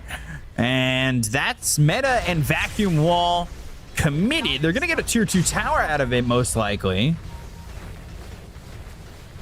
They don't lose the big heroes in a situation like this. And that's the most important. Anybody. S4, really nice vac wall onto 3. Keeping everybody, like, you see this wall connecting into reflection. You're getting slowed by the wall, by the reflection. You know the fight is over. Yeah, FPS is low. You're like, yeah, we can't play Dota right now. We got to fall back. Pause, lag. Only a 4K lead, but again, it does feel like they've got the movement advantage and the fights are going the way that they'd really like, because they're going to go for this Undying. He's got Pavis, so drop down a Tombstone. He'll hide. Now Terrorblade's here. They've got the Ancient Seal. How long do you want to stay? The silence comes out. S4 is here. The vacuum within the normal punch. The control of the shackle. They'll get the kill. Weeder now needs to run. All that for an Undying. That's not worth it. Multi-shot. Still working with an Aegis. They'll connect the shackle. But I believe, yeah, he's in the Void Brawler, so he's got that 20% status resistance. Brewmaster, really fun hero to play. One of the hardest hero to master for sure. Like, and they call him using all of these not stances. Brew Jack of all trades. They don't call him Brew Scrub. They call him Brew Master. Hex picked up here by the Storm. That's gonna be some extra control. I think they need to split the map. They need to like go for these pickoffs on the side lanes with Hex +1. Storm Spirit can easily solo kill Undying, Scarlet Mage as well. They have a Lord Sword coming out at all? No, Force Staff, Not Glamour. gonna come out anytime soon. Another Force Staff being built here by Ponlo. And there's Aegis expiring, so full health, full mana. What's coming through? LeBron gets his shard. It's going to be a Blink Dagger coming through for the Windrunner. So Blink Shackle. But you can see, like, the Mystic Flare, it's okay. It doesn't feel like it's doing all the necessary damage at the moment. Yeah. Now you'll have some extra protection from Alchemist, providing you with Solar Crest, and also that Berserker Potion. So the spell mechanic against Silence gonna be massive against Gleipnir as well. BKB on Lil Pleb. Like, Lil Pleb still packs a punch. This is level 3 marksmanship we're talking about. And heroes standing close to him do have like a lot of tankiness, a lot of armor against Terrorblade. The range ones, that is. Terrorblade's also 2 levels down, but that's no surprise. Obviously getting a lot of that farm with the illusions that are pushing out. We've got Ponlo pushing in the top tier 3. So you want to go for our tier 2 bottom, we're going to go for your tier 3 top. They're going to TP 1 over mid. They've got Lil Pleb here. Now everybody's coming over mid. Ball Lightning, blink away, and he's already out of harm's way. So they don't get the tier 2 over bottom. They stun themselves on LeBron. That's not what you want to be seeing if you're the side of Ancient Tribe. I think you need to invest gold into Shard on Pug. Now you're playing against... I guess he was waiting until they killed Tormentor. Maybe he gets it for free. But now that you didn't get it, you're playing into Terrorblade with Mantis style. Darkseer with all of his illusions, Wall. So you want to be playing off that Nether Ward life drain to kill off these illusions. On skin, S4. You're near the tier 2 where they know they want to go, and they've got Terrorblade illusions pushing in top.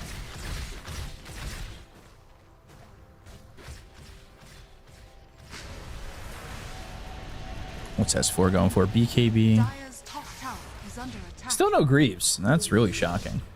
Maybe he thought one of the supports are gonna get the Greaves, so he gets the pipe. They have Greaves for some extra sustain, but it's fine. He managed to like survive through some of the hard times when he had like no real item. It was Vanguard, Mana Boots. That was it. Charlie charging up the stun, going after Charlie, but he goes into the Metamorphosis. Now they got the Ball Lightning. They get the kill on a Weeder. They'll take him out immediately. There goes put the damage coming in for Charlie is just massive.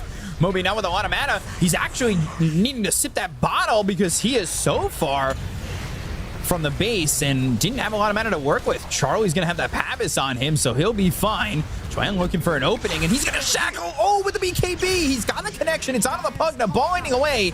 Will Pleb sitting here with not a lot of health to work with, but Charlie standing his ground with the Metamorphosis, still going for about half the duration. Oh, that shackle. Whew. Took me like half a second to realize what's actually going on. It's like, yeah, that's a new BKB interaction. Yep. But if that lands, these two heroes are immediately dead. So not bad fight. Scarlet Mage instantly dies. He's like in the middle of a fight, gets one spell off. You get hit by Drow Ranger, you instantly die pretty much because you don't have any extra armor. And let's see. Next Roche will be available. 15 seconds. 15 seconds right now on Dire's side, but we'll shift towards the bottom lane. So Alliance should start prepping for it. You have Terrorblade who can outpush this top lane, go through the gates.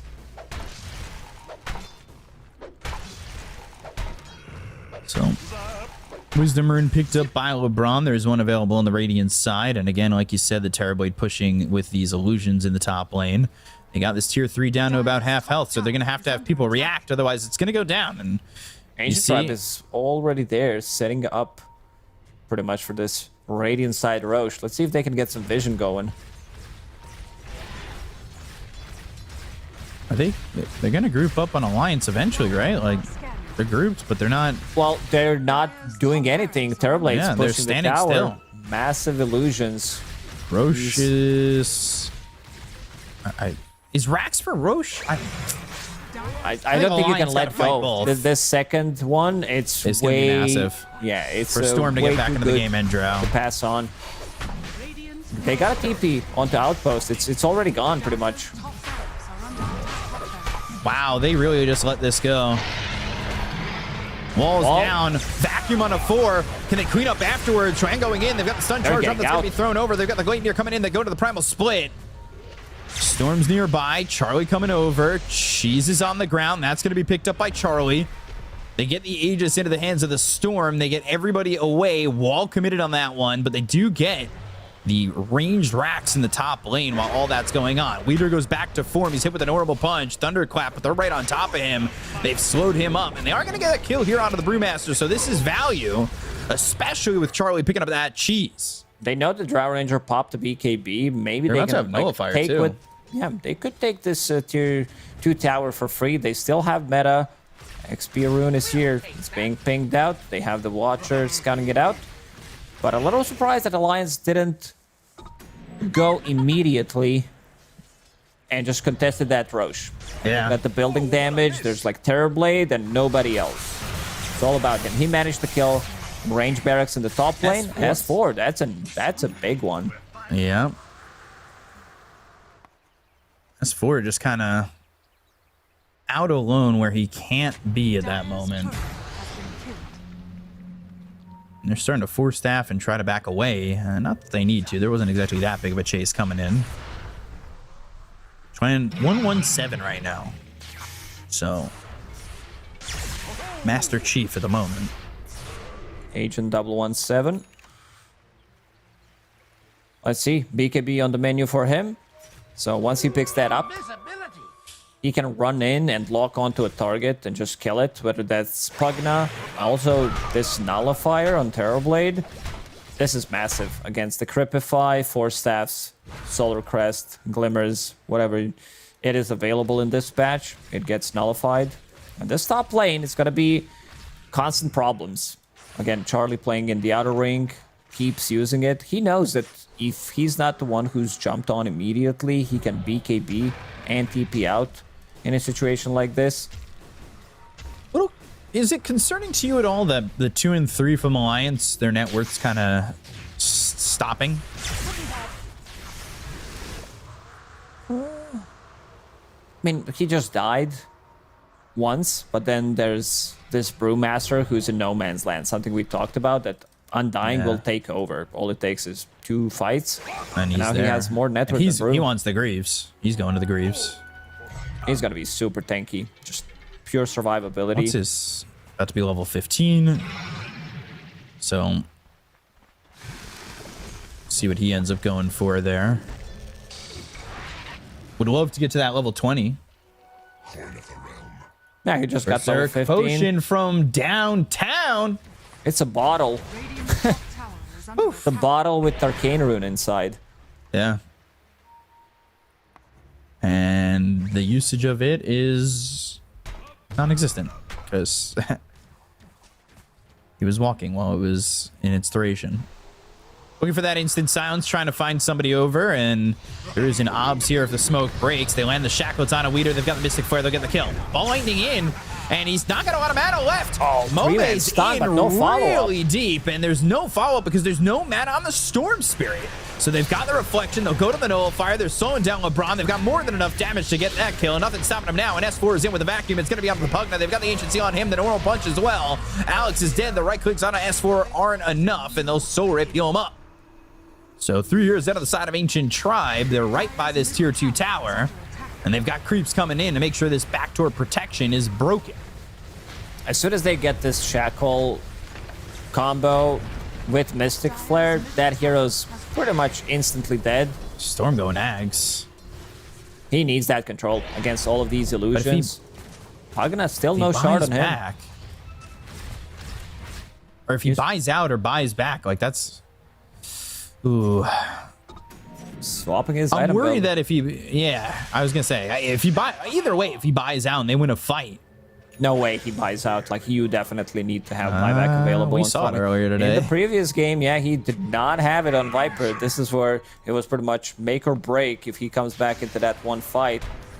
Could have been just end if he manages to kill 1 or 2 heroes, and he was like the most tanky hero that I've seen in a really long time on that Viper.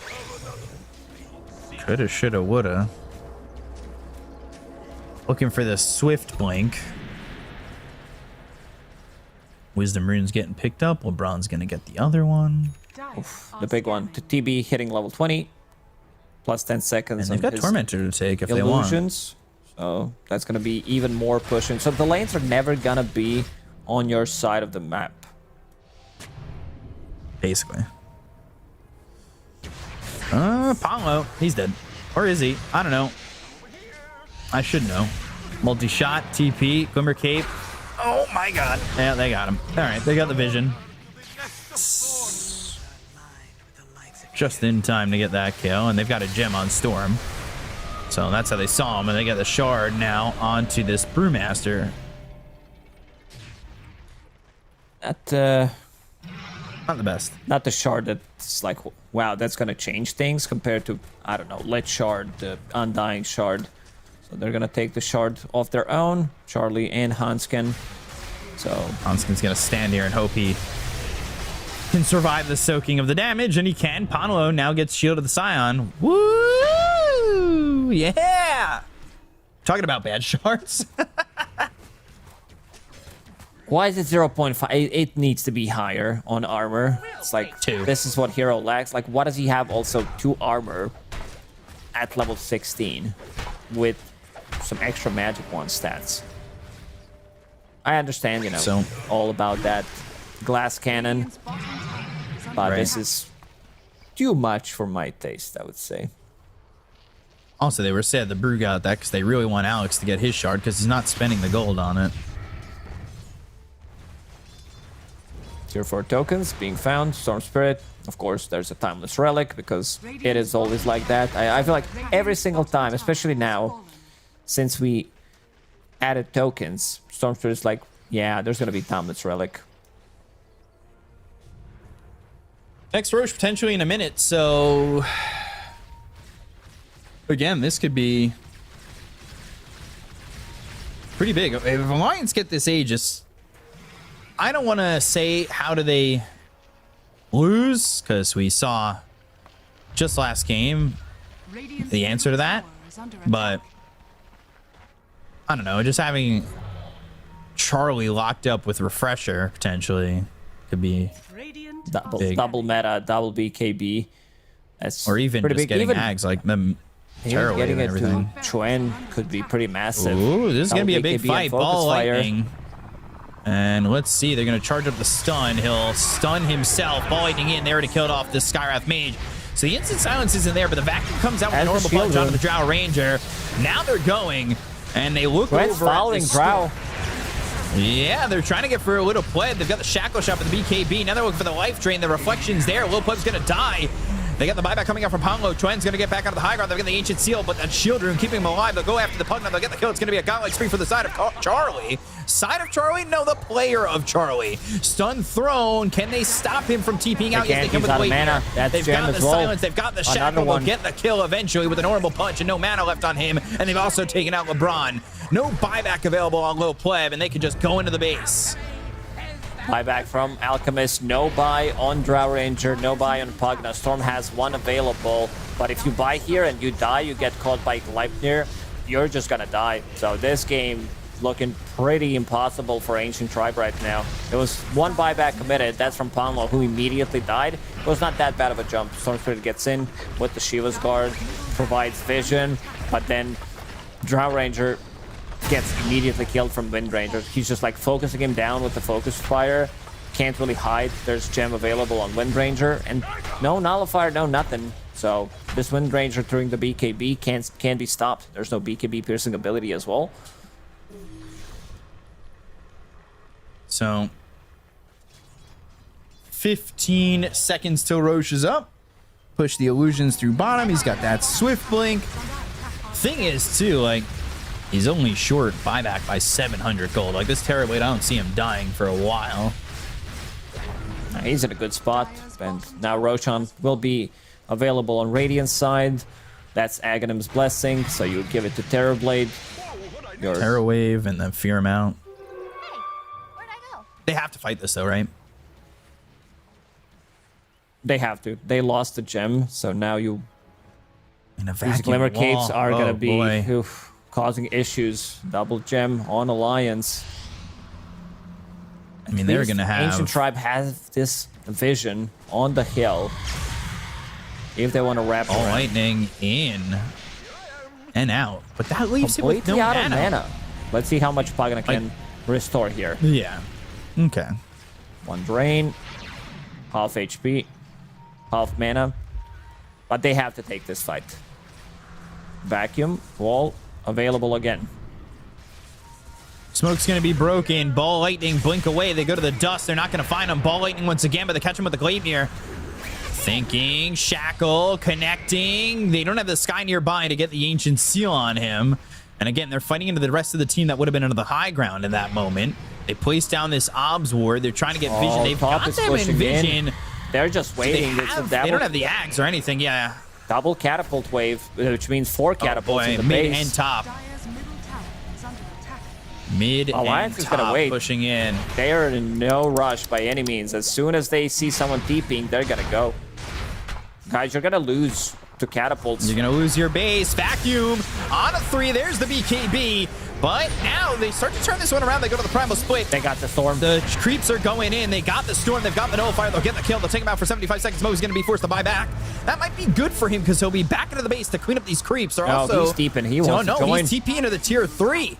They're going to lose both tier 4 towers. Both tier 4s going out. Just chipping away at the base. Chuan goes down. He doesn't have buyback. Now they're starting to run away from this one, but the BKB running out of the little pleb Drow, though. Thrown. It's exposed. It's taking a lot of damage. They've got the vacuum. They get the kill to LeBron. They look over at this Mobe Storm. They're looking for a Sunder. They've got the Spirit Vessel on him. The decay hits. The base is now down to 2,000 health. He wants to go in. Alex goes back. He's going to try and clean up the creeps. He's got the Pavis on him. Doesn't have an area to Sunder on just yet. Ball Lightning in. Now low on mana. They bring the Undying over. They've got the creeps going into the silence. Base. 1,000 health, 900 health. They go to get the kill on a Mobe. They get the kill on a S4. They end up trading this Darkseer, and they've got Lil Bleb here. Reflection, looking, Sunder, silence. There's the kill. Take him out for 100 seconds. He does have buyback, but it's down to 500 health. The catapult's doing damage, 400 health. They're using the Cryptify, trying to kill them, but there's just not enough damage. They're going to hold for now. Let's see if Alliance wants to run down the mid lane. Glyph, it's on cooldown for another minute. They can just end the game. They can come in, double damage on Terrorblade. 1 swift blink, 3 hits, and the throne is dead. Creeps are going to be in the base, so they're going to use that ninja gear, get into the smoke. And I think the play is just swift blink, go. And there it is. Decrepify, Manta, game, set, match. Alliance getting themselves the 2-0 victory over Ancient Tribe. A little stumble. And Lil Pleb says, Arati. That was, yeah, that works out for him. But, yeah, I mean, that was Alliance going to a little bit of the rat. They, like you said, kept him in the fight the entire time to make sure that they didn't go back. They lost the tier 4s. They started losing the throne. And getting this victory in a 2-0 fashion for Alliance is huge for them. Yeah, it's massive. It's going to push them to what? They're going to be 2 and 4, I believe. 3? Yeah, same score as Ancient Tribe. So now the battle for this bottom spot begins. Again, Ivy sitting at 1 and 4. Alliance, they still have the game left against what's their last series? Against Nigma Galaxy. Yeah, that's the one. Right. Look at these fights, just so much there for Alliance, and they play these fights really well. Yeah, this vacuum walls, and look at it, this is the big fight. Chuen immediately connects onto Drow Ranger. They even use Nullifier and still manage to get the kill. Chuen gets out of the trouble, and Charlie's there to clean up. He's like not being contested at all. You can't really just burst this 20,000 net worth Terrorblade. So you have to deal with the rest, but everybody's very elusive. Out of mana here. Mobe in a couple of situations where he found himself no mana left and made these aggressive plays. And you can see Charlie 10-0 and 8. I think it's very easy to give him MVP. Anybody else in your eyes that maybe deserves it? Yeah. And not that they played bad if they don't get it, but... No, I think Charlie did his job. Like, he was the one playing really well in the laning stage, understood where he needs to leave, then goes to jungle, continues to farm. Very difficult to catch, understands that one thing he needs to do is not die, not give this Drow Ranger any kind of advantage. And yeah, but this has to be like one of the more passive games we've seen from Pugna Storm. You want to like constantly go with these heroes, replenish mana, get the kill, come back into the fight. But yeah, a bit too, I would say, experimental from Ancient Tribe, picking up both Brewmaster from the offlane and Alchemist as position 5, Drow Ranger as well as a hero. Like, Lil Pleb, I'd say, did his job. It's just the hero right now doesn't feel as strong. Yeah, it was just not the damage that they needed. They had almost equivalent net worths for most of the game on the Terrorblade, and it felt like Terrorblade was just doing that much more than that hero. Drow never really having the positioning ready to do. And, you know, Chuen got himself a good timing. Gleipnir, they had the Ancient Seal with the Mystic Flare to combo off that. It looked really good from Alliance. So we do have an interview. It's coming through with Alliance. Here we go. And it should be a fun interview, right? So, hey, S4, how you doing? Congrats on the win. Back-to-back wins on the season. So should be a pretty good feeling, right? Yeah, it feels good. Feels good. How was the stress in that first game? You guys were down by a pretty significant margin, but somehow managed to pull through that first victory, going with the patented rat little, comeback there.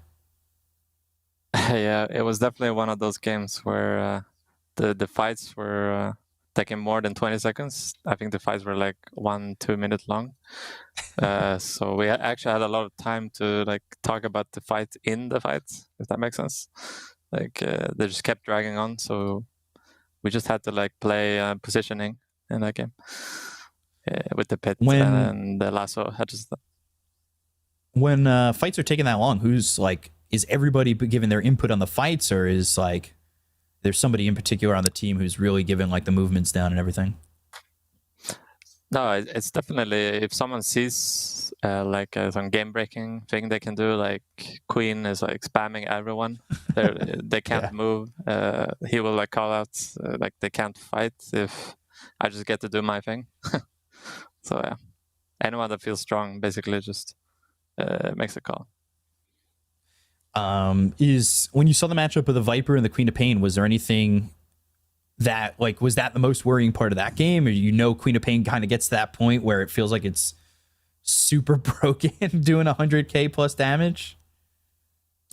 I think we played against this Viper before, and I feel like it's a bit too strong actually into what we had. I think I banned like Necro or something but Viper was definitely a better ban, in my opinion. It felt super strong. All right, Lakas, if you got any questions, go for it. Yeah, but you didn't decide to ban it in the. I thought you might ban it in the first two in the second game because like how strong this Viper looked. Were you guys thinking about that one? I mean, going into game one, we were kind of thinking about banning it first phase even, and then it kind of just went through all the way. But game two, we had what did we ban there? Oh, we banned something else. I think we had a new plan. Viper wasn't a You banned problem. Morph, Ember. Yeah, exactly. We had some planned drafts from before the series, basically. I want to ask you about like your particular item build in the second game on your Darkseer. You kind of skipped all the auras pretty much and then rushed the Ags. Yeah. Like, why did you opt to go for it? Yeah, we didn't have that many stuns in our lineup, I feel like. So I went to Ags. It's a bit greedy because we didn't get the pipe right away. I bought it after. So that's why we kind of couldn't fight them early. We just kind of dodged until we had our timing. But I do like what it gives our lineup. The fact that we can just start on anyone, anywhere, kill the storm, Skyult. Yeah, it worked out amazingly. I have a question about like you guys as a team. You guys decided to stick together, so definitely means you do believe in the team. But again, you had a bit of a slower start to the season. Like, what do you think were the issues that you guys were facing at the start of the season? Sorry, Tor. I mean, it's definitely like we had a lot of issues. It's mostly like we haven't had too much focus on like the high level stuff in games, where I really want to like focus on that more. We had a lot of like like personal issues between games, and I feel like we're starting to grind and watching more replays recently, and we've been like just going at it slowly. For me, I see big improvements every day in this bootcamp. I see that going into the qualifier, if we just keep working hard, we have like a big chance at delivering on the qualifier. It's good. It's nice that you still believe in the team. I can already see the improvement. Seems like you guys just needed a little bit more time. Like, Beakup, you got anything else? Got some? No, that was all my questions. Was that all your questions? We can think of something else for our boy S4. Like, where do you get like your fresh ideas? I see like a lot of your drafts are looking like very meta, but with a little bit of a twist to like add your own style, picking some like heroes that you guys like to play. Is there like a particular team that you like to watch, or is it just like you guys drafting the heroes that you like to play? We definitely draft a lot of our heroes. We focus a lot on our heroes, but when we look at teams, we look at how they execute, like their macro, their movement a lot, and we just try to implement our own heroes. We do pick some meta heroes, like we just picked Undying, it's pretty popular right now. But we watch a lot of like the best teams, like Gaming, Gladiators, and LGD. They're doing pretty good right now. Yeah, definitely two teams that are good to give inspiration. You guys are on back-to-back victories for now, so we're going to say goodbye on the interview, but thanks so much for all the answers, and congrats again on the victory. Yeah, thank you, guys. Thanks for coming. Thank you so much. And so Alliance finally getting back into the win column again, and back-to-back victories for the first time in a little while, but looking really good from them, and a big comeback in that first game. That second game, it felt like it was more all Alliance, and we take a look. It was all 2-0s today. Nigma taking the 2-0 over Old G. Level Up losing to Into the Breach 2-0. Nande getting that victory, and you see Alliance taking that 2-0 over Ancient Tribe, and it really mixes up the standings, which is starting to squeeze together a little bit, which is coming down to the wire, pretty interesting. So these series we're close in some aspects, and we take a look at the leaderboard, as Level Up and Monospa are at the top 4-1. Enigma Galaxy at 3-2, so are OG, and Into the Breach is still on the cusp, looking to get up there at 2-3. Alliance get back-to-back victories. They're now tied with Ancient Tribe at 2-4, and Ivy down in the cellar at 1-4. Yeah, this shakes things up a little bit, especially for this first place. You have X Monospa Squad with Level Up 4-1, both teams, and you have OG Enigma Galaxy getting closer and closer. So everything's still on the table. Alliance, as S4 said, a bit of a slower start of the tour, but they're picking it up. It feels like they needed these dubs to get in like a week earlier, because some of their games they played really well when it comes down to like first 15-20 minutes of the game, and then pretty similar to how Ancient Tribe look. It's like 10-20k gold lead down the drain, some of this like mid-game execution, but glad the team is picking it up and starting to play better. And as he said, they're prepping for the qualifiers, so this like longer boot camp will definitely benefit them. Yeah, so let's take a look at Friday's schedule coming up for you on this Western Europe Division 2 day, as we got ourselves a couple more matchups that'll be exciting. We've got 3 matchups on the way. I think NA is like one of the only ones that does like 2 matchups, or some of the other regions do, but we got 3 matchups for you in Western Europe. It's going to be Enigma against Monospa, so a big matchup at the top, because if Enigma win that, they're both going to be at 4-2. That could be a Division 1 clincher for Monospa, or something close to it, as Level Up's going to be facing Old G, and again, same story. Both teams could be 4-2, so we could theoretically have 4 teams at 4-2 if Old G and Enigma win, and then Into the Breach and Ivy, where Into the Breach could put themselves at 3-3 and put themselves up for a potential tiebreaker as well. So those are the matchups coming up for you on Friday. They're all very close matchups, especially those top 2 matchups are going to be very interesting to see how those kind of progress and what we see from them. So, you know, big standing implications coming up on Friday. It's going to be the Friday greats, right? You know, which those 3 matchups are you looking forward to most? I think Level Up against Old G to see like where the teams are going to go. I mean, as you said, like both of these, X Monospa against Enigma and Level Up against Old G, to show us in which direction we're going to go, whether there's going to be like some crazy tiebreaker situation, or X Monospa and Level Up are going to skyrocket and potentially secure themselves spot in that Division 1. So we'll see how that goes on Friday. We're going to leave you guys for now, and I hope you guys had a good day of Dota. Come back Friday for another great day of Dota, and we'll see you then. Are you with us, buddy? I'm fighting. Ignore Any help, any help. Outdoor. On top lane. Jam on the ground. I will take. I'm waiting There is for. no win ninja. No win ninja. I got him. Yep. Play Charlie.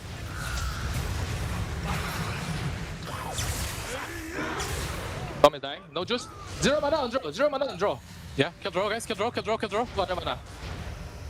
Tom is dying. I'm searching you. Okay. This is not good. I know buyback. Their base is fucked. Guys. I have Thunder here. Go. Trust No me, buyback. No buyback. I'll go. Hold on, Mara, please. Get draw. Yeah, no Daxi and ninja.